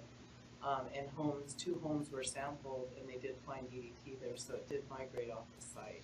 So it's not that we want to keep everything stockpiled there, but there is these mistrust issues, and it's not just about mistrust about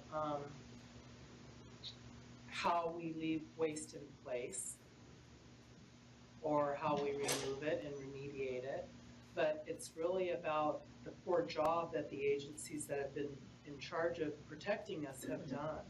And so community protection and hazardous waste, forever I'm thinking, who said these two things go together? But I kind of see, yeah, they do, because that's kind of, as the soil from the ecology control industry property was dug up with all the DDT and PCBs under the voluntary cleanup site, you have an active group that's saying, hey, this is not what should be happening here, you need to have more focus. And staff people at DTSC that I care about and trust that we're trying to work on the site, we're saying, hey, this is a voluntary program, at least somebody's trying to clean it up. And you know, some of this stuff is like 15 feet underground. Wouldn't it be like great if we just, you know, no one's ever going to come into contact with that? And so I think there are areas where we can have these discussions on, you know, some appropriate leave in place things. I'm not saying that's a particular good case because it's in a stormwater pathway here, but there are areas that I've thought are no-brainers, like, wow, you should never even put a school there, or you put this there, or put X there. And I think when we talk about remediating sites, there's other factors too, like the dirty R word, relocation. Oh gosh, don't ever say that. Well, there's a big difference in doing electrical resistance heating on DNAPL with the community living on top of it when there's not a community living on top of it. And so those are some of the things that I personally, why I'm volunteering my time. I'm happy to work, of course, on other people's stuff, but I think if we're going to do some pilots in communities, you're going to have to already seek out a community where there's some level of not so much trust, but community oversight. Because I trust that a good job's going to be done because I'm going to be standing there with my camera and my knowledge and all my colleagues who have important information to bring to bear and technical folks, you know, who know about these remediations. And so you have some, I guess, ready to go projects, they call it, shovel ready, which is really scary because of digging up waste. But you do have these projects and they're going to go somewhere, you know, and I am particularly interested in making sure that while I'm trying to get my community relocated, because that's my ultimate goal, it's a very small area and there's a better land use. It's right next to the ports, goods movements, moving everything out to Mariloma, you know, hell, take my community, and the trucks really don't care how long the 5,000-year remediation is going to take. So it's kind of trying to look at these bigger pieces because we have small pilots, but we also have this really huge problem. And, you know, I think that I need to now figure out how to do a legislative focus on not having contamination from California leave the state. That's really easy to do, and that's not fair. That's not why we work hard to make sure California has good laws, is to just go and ship it off to, you know, wherever, you know, here in this country, but maybe Cambodia, you know, for the safety clean waste and things of that nature. So, you know, 2 years is not a very long time to solve all of our problems. So I would just submit that you are going to have to find some communities that are willing to let you further experiment on them. Because kind of that's what we're talking about. And I would personally love if people took on, you know, the DDT issue, because we've got it stockpiled all over the place. You know, we've got the whole Palo Verde Peninsula where it's been dumped, you know, and the solutions that the agencies and the responsible parties are coming up with are not good and they're not feasible. So what's happening is that stuff is just being left in place. The responsible party's going to go away, and California taxpayers, all of us, are going to be stuck with that burden. Thank you. Who else would like to weigh in on this? Yeah, Virginia. I agree. I do understand. I appreciate all the different perspectives here. And as a chemist in my first life, I think we could easily separate the contaminated soils into smaller chunks. But we're going to have to do it by contaminant and be very focused on the feasibility and implementation of technology out there to deal with these little things. But I don't think we can deal with this as a whole one big thing. I think it's going to be too much, but I think we could easily focus on DBT. Now that's assuming that these are not all just combined stockpiles that have petroleum and all these other things. I think we could bite off maybe some of the single constituent piles, and that would be a really good service this group can do. But maybe we need to chunk it in little chunks instead of the big thing. As a chemist, that makes it a really big project. You know, to deal with petroleum waste and also DBT and some of these other inorganic that would be a whole other issue, whole different technology to clean it up. But I think we could easily focus on some maybe 3 of the most common contaminated wastes, solid, the landfill stuff, or maybe some of the piles that we think are today impacting EJ communities. So, you know, this is very disturbing to me to hear that this, oh, well, they covered it up. Well, that's good. Well, I like that. Let's put it someplace where it's not going to do anything else, but we need to treat it. But let's break it down into waste streams, and I think that is something we can bite off as a committee here. But, you know, there's so many constituents in contaminated soil. I think that's almost too big for this group. Lots of people are working on that, but I think we could bite off little chunks. And I think maybe that could be our charge, because 80% is a huge, that's a big dent in the waste streams. But I'm a little overwhelmed by too many contaminants and us getting bogged down in only a year and a half to come up with some feasible and implementable suggestions. Just a thought. A question. So I guess I'm not clear based on the conversation as to whether we're actually expecting that the pilot projects will be completed in the course of the year. I mean, Implement. So, we're implementing, so they could be ongoing, but in terms of developing recommendations when they're still in process, that's an option, right? Our goal to show progress and make a difference, but it's very possible that there will be several issues on the table that would need further exploration. For example, let's say, and excuse me, you know, my voice is not very good today, but let's say we come up with a problem that we identify, maybe a legislative solution is the best way to go. Then I don't think we could, in 1 year, propose something and implement it. Same with regulations. If we need to change our regulations to make things better, all these would become just recommendations that we would need. We will make based on our findings. We would assess, you know, what resources it would take, how is it going to be handled, because I don't think it's realistic, given, you know, the issues we're dealing with here, to just make sure that everything is implemented and completed by June 2017. And I don't want, you know, the timeline to dictate what we end up choosing, although we do want to choose something that we can show progress for. But at the same time, if we can tackle something in pieces and then to shed light on how we can approach other projects, and that would become sort of a model for other work to follow suit, then maybe that's the best we can do with what the time we have. I'll just say, I don't think I'm personally ready to propose a specific category for the pilot projects. I think probably all of us need to talk to our constituencies and at least our bosses, if nothing else. That said, I tend to think a little bit less in terms of the chemicals and a little more in terms of specific products that have problems. You know, CRT glass comes to mind, although I'm not sure it's necessarily a great fit. There are several other categories in that realm that I think might make sense in terms of pilot project scale.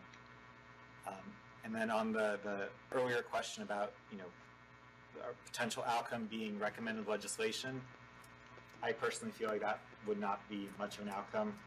We all know how to propose legislation. We do it all the time. If there's a legislative solution that people would like to see, they can introduce that at any point. Other avenues, but this doesn't preclude us if there is something we identify. I guess I'm just thinking, as somebody who sponsors legislation, there are multiple lobbyists on the committee, and Ingrid has worked a lot on legislation. It just seems like if we think there is a legislative solution, we're going to pursue it, whether or not it's a recommendation of the committee. Okay, other thoughts, questions around data, around kind of the structure of the pilots? One of the things I hear in the conversation is a desire, and maybe this is my reframing of it, but for another level of criteria to make as objective an analysis of this as possible. So, for example, like somebody, maybe as Ingrid suggested, you take an overlay with the virus screen and some other factors. You could imagine potentially overlaying, what's most highly toxic, what's the largest volume, what communities are most impacted by those, right? I mean, you could potentially devise an algorithm, maybe, I don't know how difficult this would be, but you could potentially devise an algorithm that could give you guys as an objective a basis as possible for what could have the biggest impact. So I see a lot of nodding heads, and so if that's true, I'm wondering if maybe one of the things that might be developed for further discussion at the next meeting is a cut at what that algorithm could look like. Maybe you guys have other ideas. Well, kind of what that Calvaro screen was intended to do is take the various most salient components affecting communities and try to stack them on top of each other. Yeah. And So you may have some other factors you want to build into that, or maybe you just use an environment screen. I'm not sure the data is rich enough to be able to do anything more than what Cal Enviro screen's already done. No, it may not be, Chuck, but I think that we will enhance the credibility of what we're doing if we endeavor to use the material we have at our disposal, particularly if it's developed from regulatory agencies. And I think just from a broader perspective, I'm looking at this, and I certainly we need to show tangible progress on these things, but certainly it's not lost on me that we need to be able to tell, and I don't mean a story in the sense of a tall tale, but we need to be able to tell a good story about what we're doing all along here. Because part of the numerous issues that have developed or been brought to light through the years is I think I've seen 6 DTSC executive directors in the 8 years I've been in this position.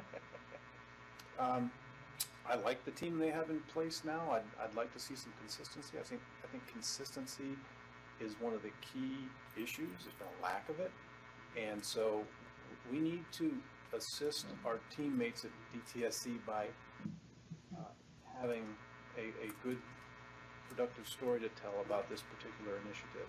We will all benefit from that. Yes, Cynthia and Ingrid. I would like to have somebody besides me, or people, community people don't get paid well, but I'd like to know more about the tools that we have at our disposal. And so we've talked about technologies, and if we're going to be looking at cleaning up, I've been doing it on my own, but I'm no technology expert. And so what are viable tools out there? I mentioned the one and the SPO unit, and that's just because I've been looking at all these technologies for my site. And as I said, I've seen a lot that were there 10 years ago that aren't there, and this seems to be one that is still there. In fact, I took a road trip with DTSC staff and Water Replenishment District staff down to San Diego to General Atomics to look at their SPO unit, and I will say they're happy to do, for anybody, just to make the appointment down there. And I don't know all the experts, but I brought experts with me, and they were all thinking, yeah, for this it would be great, for that it would be great. And the soil was the big problem, because you can't run all that soil through the unit.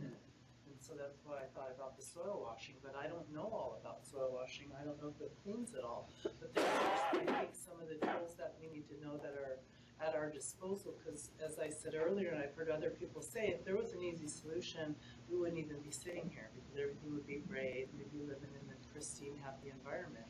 You know, we're in a mess, and some of the decisions that are being made aren't being made with the communities impacted, and so, let's see what kind of tools we have in our toolbox as we go forward, and try to keep in mind that, you know, there are some good people at the agency. There always are good people at agencies, and there's always foreign people that need to be, you know, recycled, or however you want to put it. And I think some of that is happening with this agency, and it's been kind of ugly in some senses, and it's been kind of a diversion from some of the real issues. But I also want to be supportive of the staff people that are in this hard position, because they're just taking a big hit, and I work with a lot of folks. I seek out people in agencies who are trying to think out of the box and to do something different.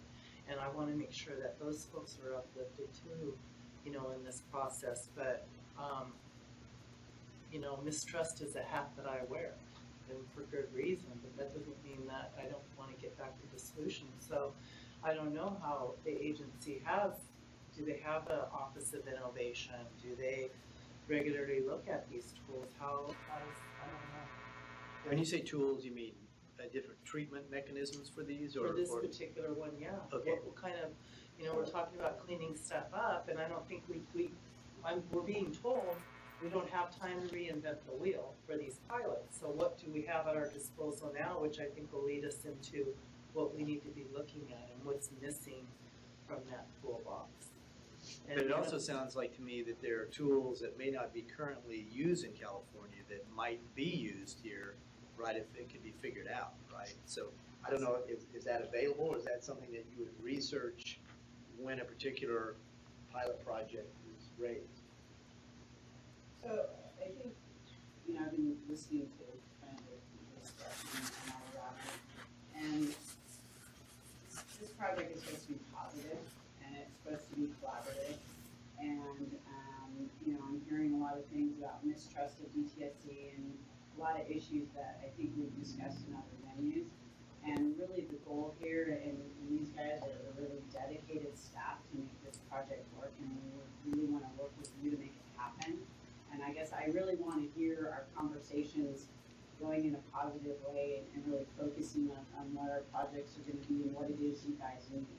And so to answer your question in terms of that, we don't have anybody as part of this team that is really an expert in the cleanups area or part of the cleanups program at DTSC, but we can definitely talk to them and find out what are the different possible technologies that are out there, what is it that they're looking at in some of these other cleanup sites, you know, that kind of thing. So I think if we come up with kind of the specific kind of contaminant or area or whatever, then we can really dive into what are the opportunities. And I know for the next meeting, these guys were planning on putting together a lot more of these options and kind of detailing stuff out. And they've done some of the research already, and we're planning on, I believe, emailing it to you after this meeting so that you would have it to review for the next meeting as well. So again, I think we thought this meeting would take a little bit more time than it has, and I think we're kind of jumping ahead, which is fine, except that we had planned on giving you this additional information because we thought this meeting would go so far, and we'd be packed just staying on this agenda. But I think we've kind of exceeded our agenda, so we're moving on, which is great. So we just don't have a lot of those documents to give you right now, but our plan is to give them to you right now. So if there's anything specific that you know that you have questions on, like you were talking about, we can definitely do that research and get that to you, and talk to our cleanups program, do researches. I know these guys were looking at stuff internationally, looking at stuff in other states, kind of globally, and all of that to give you the information on these different projects, different technologies, and different solutions. And that was really the next phase before this one. Great. Sure. Ingrid's next, and Zonia, and Virginia, did you want to weigh in? Yeah, in terms of data requests, what I'd really like to see, you know, is the work plans.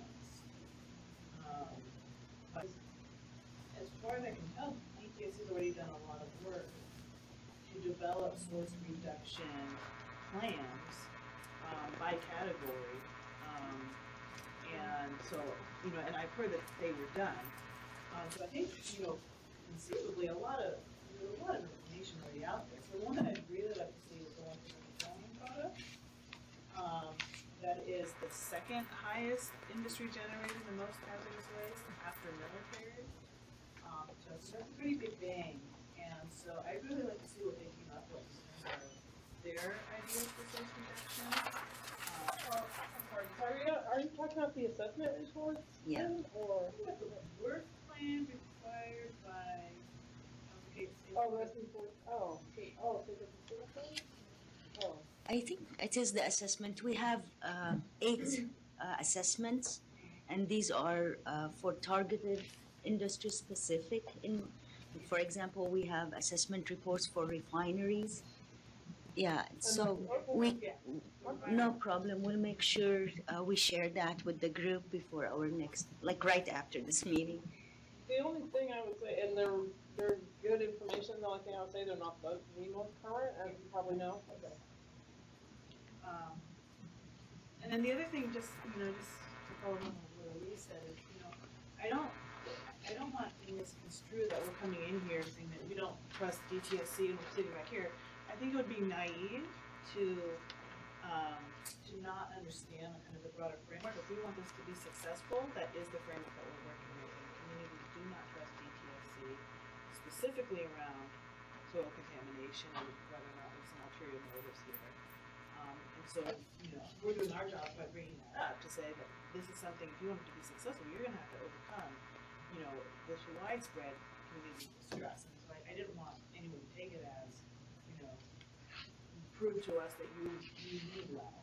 I think we're all here, not because I don't trust DTSC, but I am here, in the right frame of mind that that there's shared interest to make things better. So I just, that is a fact and a reality of what we do. And, So go ahead.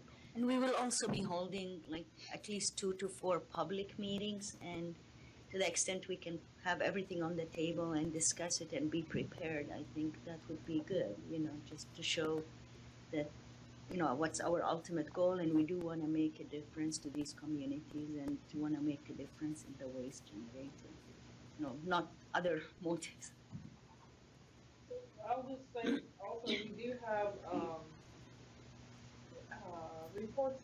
So the reports that the largest generators that were required under SB 14 or the Source Reduction Management Act, though we do have that information that as reported, so we can provide that too. But it's as reported, and some of the it gives basic numbers of generation. The last reporting that we got was 2010. So you can look at 20. So we have electronically 26 to 2010. And then if I can just add also, your point, Ingrid, looking at projects that might give us the biggest bang for the buck. That's why we would look at some of the largest waste streams or the industries that are generating by quantity, the largest waste streams, or the waste streams that have the sort of worst hazard traits or more toxicity. But then you go upstream to look at what you could do to reduce at the source. But so to me, it's always a little bit contradictory because you want to go look at upstream, but you're looking at the waste first. You're sort of going to the end of pipe first to look how you can prevent that. And whereas, like Nick also talked about, look at producer responsibility and look at product, that going that way, and that makes more sense, in a lot of ways too. And so that's where the Safer Consumer Product Program comes in. And so I think we're sort of, so what I kind of hear too is we're all sort of going at this from those 2 sort of angles, and I think we need to do that probably at this point. And whatever we can do to sort of improve those 2 approaches with either look at the existing framework and try to improve that. The thing with the Safer Consumer Product, if we use that regulatory response to do sort of extended producer responsibility, that comes at the end of that whole process. So I'm not sure if it's how, how to get there sooner, or recommend that we get there sooner with products. And then the other thing is with producer responsibility, how do we effectively do that with sort of like industrial process waste? Where's the, we sort of have to go upstream and look at their processes and recommend best practices, source reduction practices there. So maybe in looking at some of these assessment reports, that will help there too. Anybody else? Yeah, Zonia. So I just wanted to say, Jared and Eric, when you're doing your, looking outside of, California's methods, and I'm not sure what they are, when you find a community like mine that has multiple constituents, multiple, toxic substances that are contaminating various media in my community and others, how is it treated when you have, since Virginia mentioned, it's easier to deal with one constituent at a time versus multiple. How does California deal with it, and how does it, other states how does other states in the United States deal with it, and other countries for that matter? I think Greg mentioned, or maybe it was Pauline mentioned, that you're going to be researching outside sources of treatment. So when there are multiple contaminants, how do we deal with that? I think, because in my mind, it makes me feel, it's kind of enlightening, because it kind of tells me that perhaps this is where a lot of the opposition is, or I don't know if I'm using the correct word, probably not, but when it comes to DTSC dealing and addressing a community like mine with multiple contaminants, it's like, I don't want to touch that thing with a 10-foot pole, because there's a big issues going on there.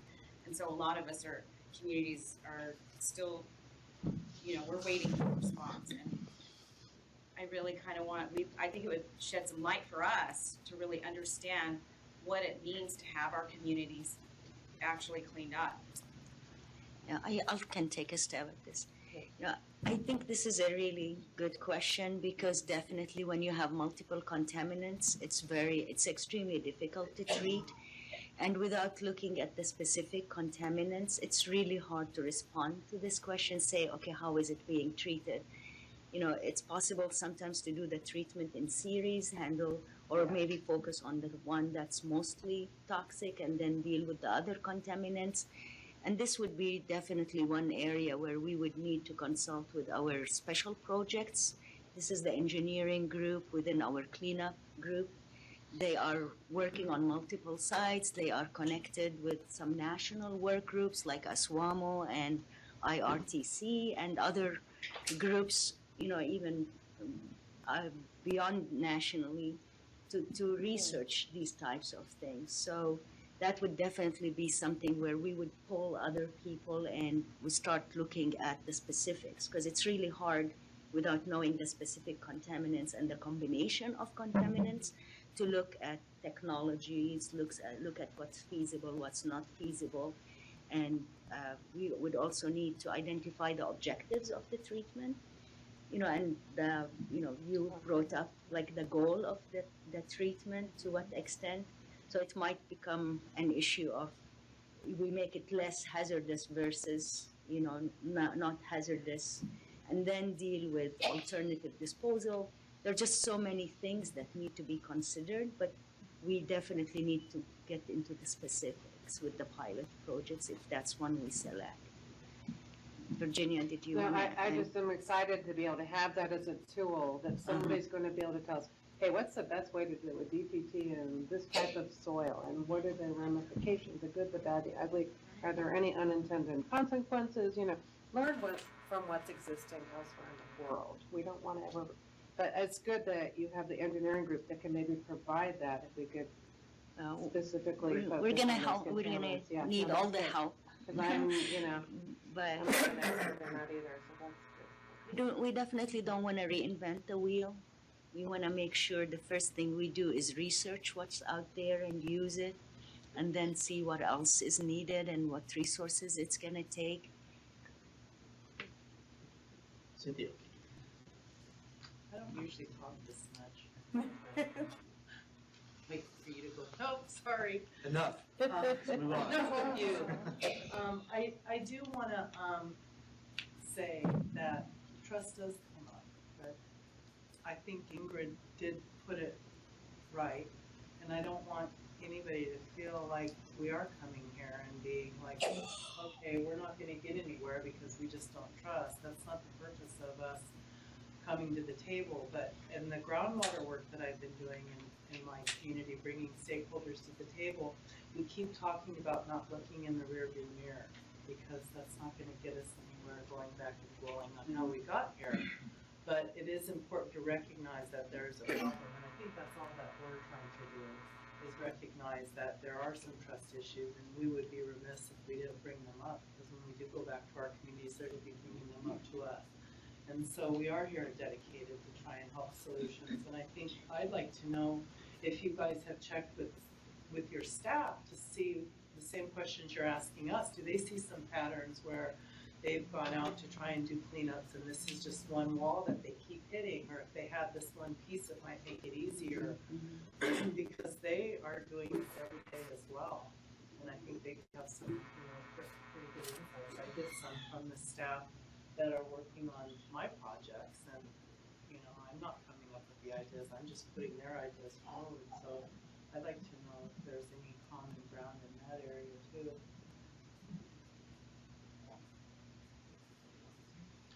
Okay, thank you. So that's something that would. Can I just get Yeah, a clarification? So basically, you're asking if the staff, DTSC staff, is coming back up to their management with ideas or concern. I'm having a hard time understanding what you're looking for. So, as an example, with this ECI property we have, it somehow got into DTSC's voluntary cleanup program.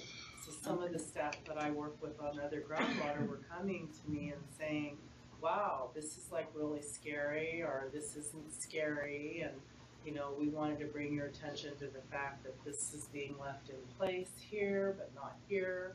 And so they were basically telling me that they were talking to the vortex that wasn't being heard, that I was their audience. They were expecting me to be able to carry their message forward. And I see that, as a big problem that I can't solve, but, the agency's culture. But I would like to know, if we're trying to get something off the ground, I'm sure there's got to be some commonality between people who do the cleanups, and I don't mean like the section sheets, because that are, maybe you don't call them division sheets, or different people call them different, thank you. Because sometimes, to be honest with you, they could be part of the problem. Nobody that I know in this room, but I'm just saying, sometimes I think that can be, and the people, my sites are very complicated. I have a lot of staff working on them. They get cut up into little pieces, and so people will come to us and they tell us, hey, this piece is going off in this direction and we're not being heard. Or one of the staff people said, when you go to this thing, this advisory thing, please talk about transparency within the agency. Some parts of the agency aren't talking to other parts, and so how can our communities get any benefit if there's those kind of problems? And I'm not saying that's our charge to fix them, but just like talking about trust, if we didn't bring that up, then that wouldn't be very helpful. So I would like to see, are there some common grounds, or Okay, I covered it, but unfortunately not I'm trying to having, be all diplomatic, and that's not my strong suit. Being bold and direct and just not having the other singing. program with us at the table, it's hard to comment Well, or that's why say maybe you can anything bring on, them next, because I think there are missing pieces to this puzzle. There are a lot of people here, but what about the people that are actually going out there and doing these cleanups?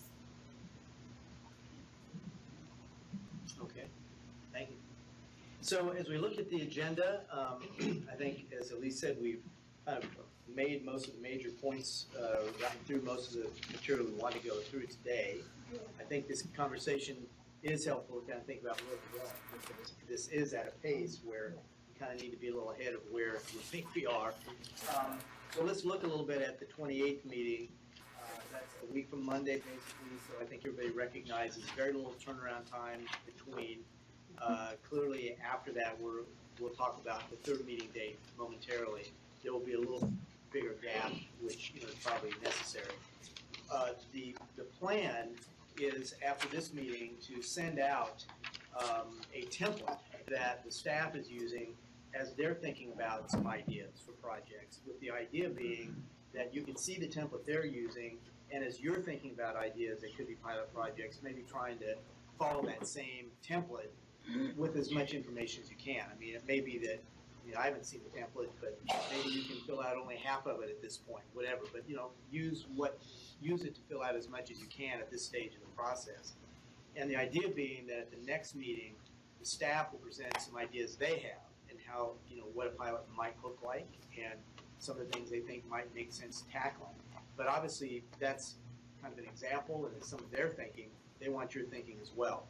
So insofar as you have time, I mean, to Nick's point, you may have to go back and meet with your constituencies, how much, with it being 10 days away, you may have limited time, but you might at least be able to come up with, some thinking, kind of next level thinking on potential pilots that you think might work, notwithstanding Ingrid's point of making sure we look at the big picture as well.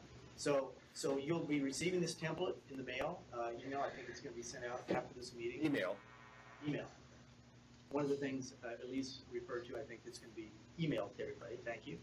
And so there will be the presentation by DTSC staff. If you're able to bring some ideas forward, you should prepare to maybe talk a little bit about what that idea is and why you think it's really good and why you're proposing it.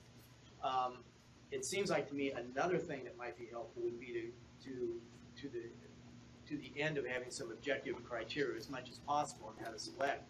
So maybe looking at what would the overlays be to come up with what you select to be the pilots. And so maybe we can look at some of the ideas you all have generated today and work with DTSC staff and actually come back with some kind of proposal for this kind of criteria or overlay for selection. That seems very doable. And maybe, I don't know if we can get a little window if there's enough time, but a couple people have raised this idea of having kind of a little more knowledge of some of the tools or techniques or technologies available. So I don't know, maybe for one of the examples that staff is going to come up with, maybe you could include in that kind of what some of the technologies currently are for that particular issue, and kind of just give a bit of an overview of that. That might be helpful. So those would be at least 3 elements of next week's, almost next week, but our next meeting. Are there other agenda topics that you would like to see addressed at the next meeting to just kind of give you the context and the background and insight you need to make the biggest impact? Not a separate agenda item, but I guess wanting and hoping that we would be provided those kind of sketches of the potential pilots you're looking at as soon as possible so that we can evaluate and come to that meeting already prepared to ask questions, raise issues, provide thoughts and feedback. I think that would be helpful and kind of. When is that? Do you all have an idea when that's going out?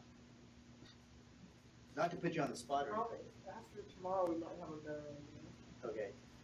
I think we were intending to, at least at the early part of the week, to get this out for your benefit. Yeah. Early next week? Yes.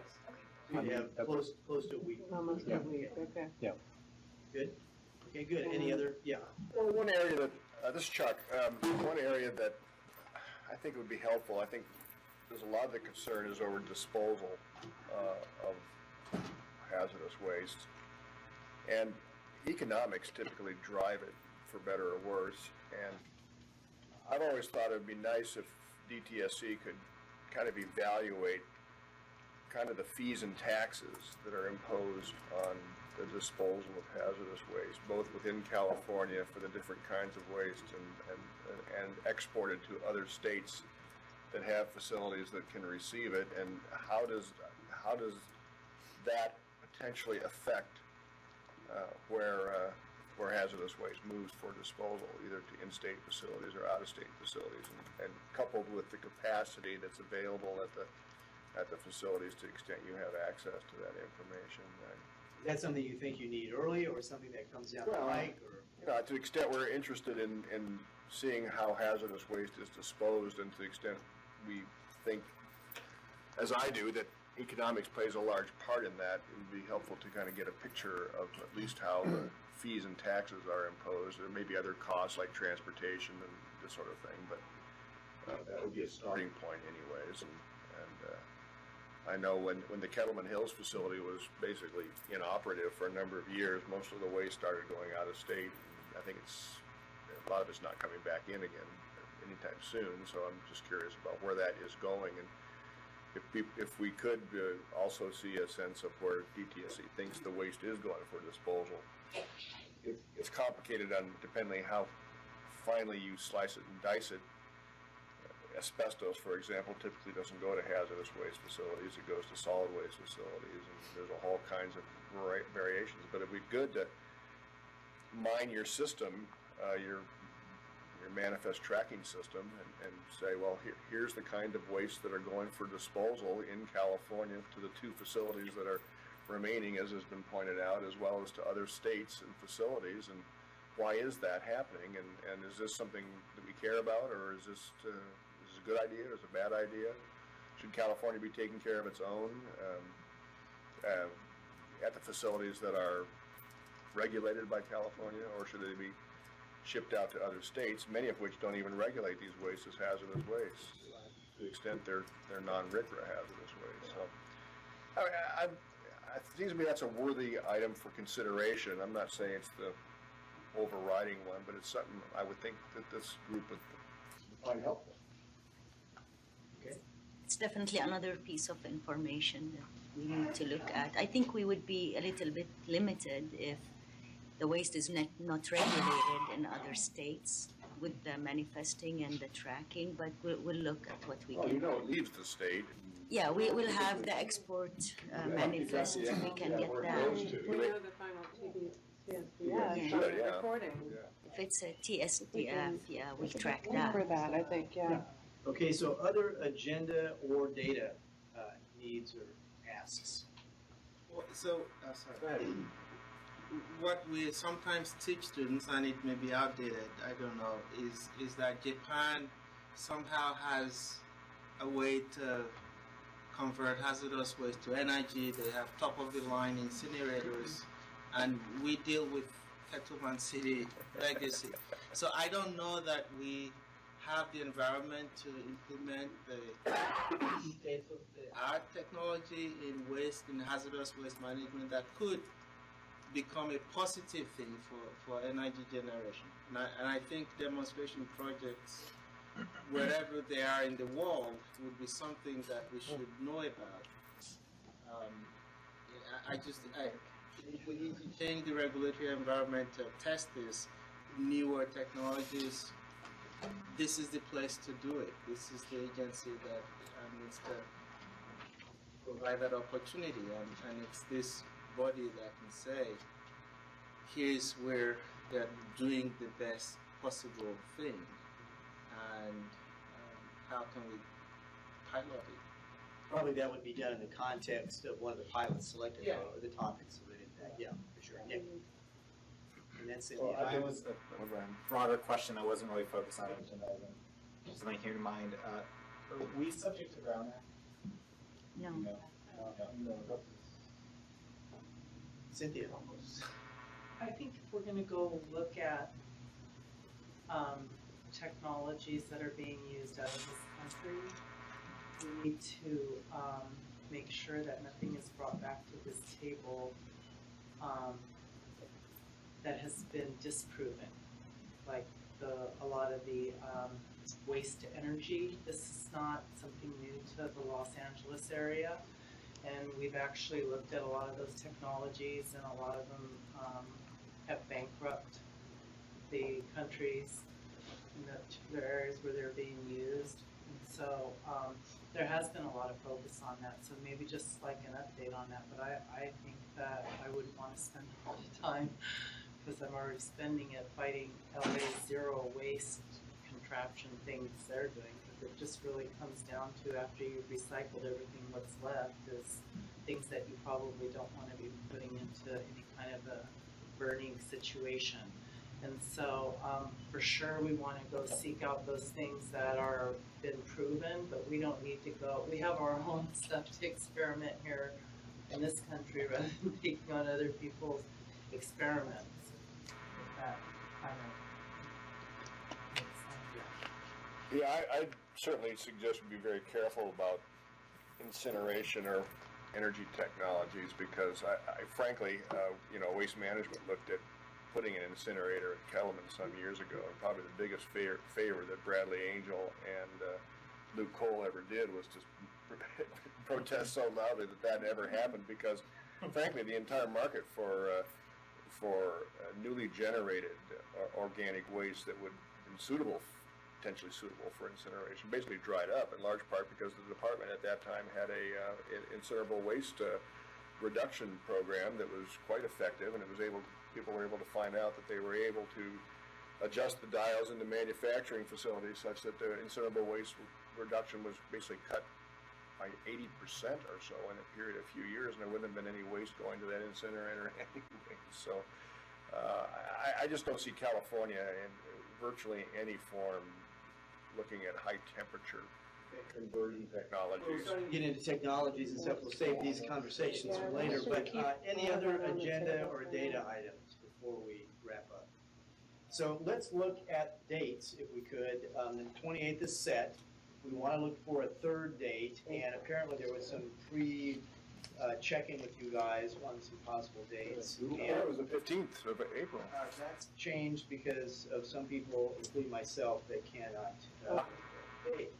So we're looking at a little bit later in the month, and we're looking at the week of the 20th. No, excuse me, the week of the 18th of April. Yes. And does everybody pretty much have their calendars with them? Yes. Yes. So why don't we just look day by day? Do we know whether we have space or not on any given day, or can you give us some? Is that more convenient? So basically, the 25th was the only date with space here. For me. Okay. That's actually then Monday the 25th. Okay, that would be here. And do we have any other options, or is that pretty much it?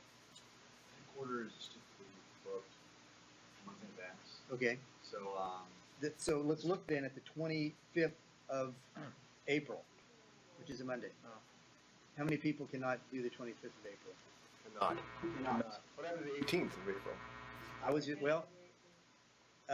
going to actually go through day by day that week, but because of space limitations, these rooms are booked out so far in advance. We're kind of looking by when the room is available. So 7 out of 9 of you could be here on the 25th. And if we had room options, we'd be able to give you more dates, but apparently we're kind of limited to that.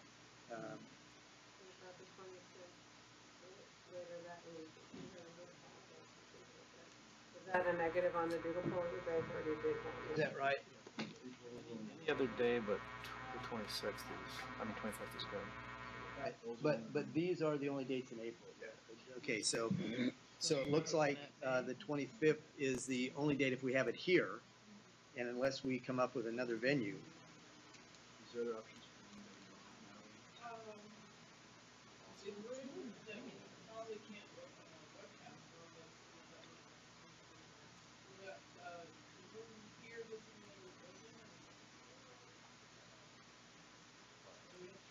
Training and have proper training. That's big enough. It doesn't look like we need this big of a room. Yeah. Right.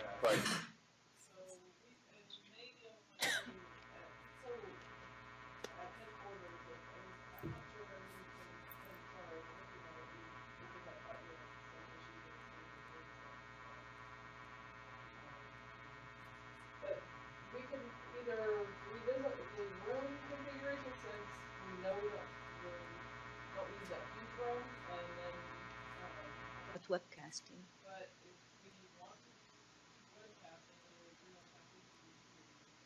Why don't we do this?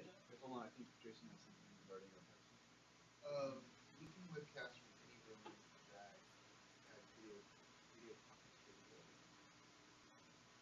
Which is every room downtown at the Cali PA, right, basically? 2540, 550, 1208, 2110. Yeah. Yeah. Let's do this. Tentatively hold the 25th, okay? But knowing that we have a couple people that couldn't come on the 25th, we're going to look for a different venue and if we find some other dates with their venues, we'll put out another date request to see if we can find a date where everybody can come. How's that? Well, why don't we just see what dates are available right now, so you know which dates to focus on? Well, we can, sure. So if you want to just start with the 18th then and go day by day? Let's go, sure. Who is not, we'll do the who is not. So who is not available on the 18th? Okay, the 19th. Not. The 20th. 20th is iffy, but we don't see here any absolute no's. Okay, how about the 21st? Everybody? Okay. 22nd? That's Earth Day. Oh, the 21st, I can't make it. You can't make it, okay. 22nd? I'm out of town. Okay, and then that moves us right over to the 25th. But let's try the rest of that week, the 26th. 26th.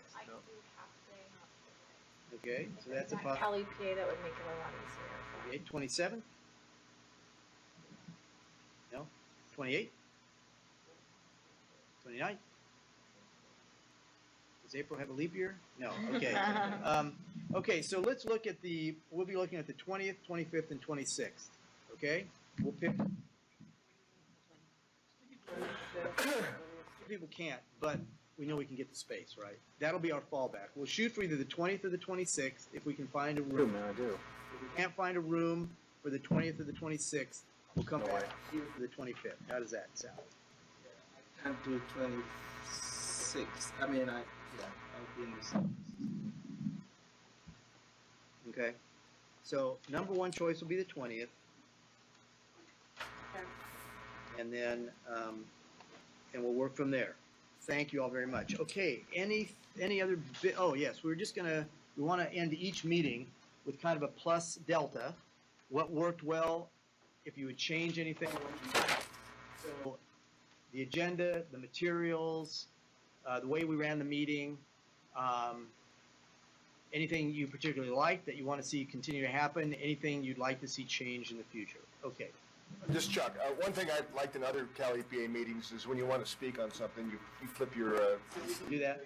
And it just is a better way than raising your hand and trying to figure out, and then you'll know everybody who wants to speak. So you might want to consider that many times. Consider doing that. Other thoughts? Plus or change? No? It worked okay? That was great. I like the process a lot. I like this camp. I think we are extremely diverse and broad and represent a pretty good balance here. I'm optimistic. I think we can do something. Terrific. Well, I appreciate the really high-level staff engagement, including the director. Yes. Yes. That's a huge plus. And do we have all the contact information for all the people on the advisory committee? I mean, I know we have the names, but do we have all the contact information? Because I might like to have a couple sidebar conversations.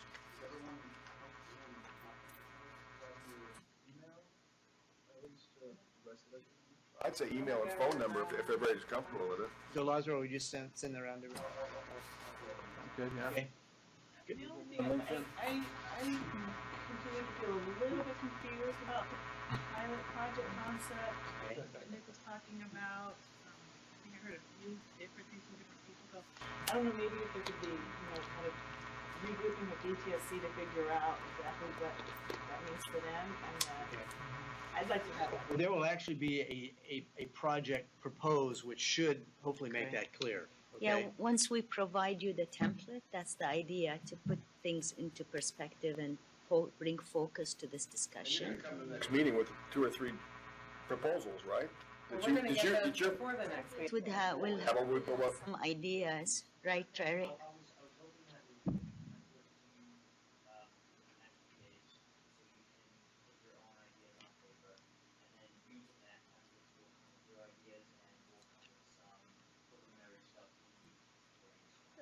Okay.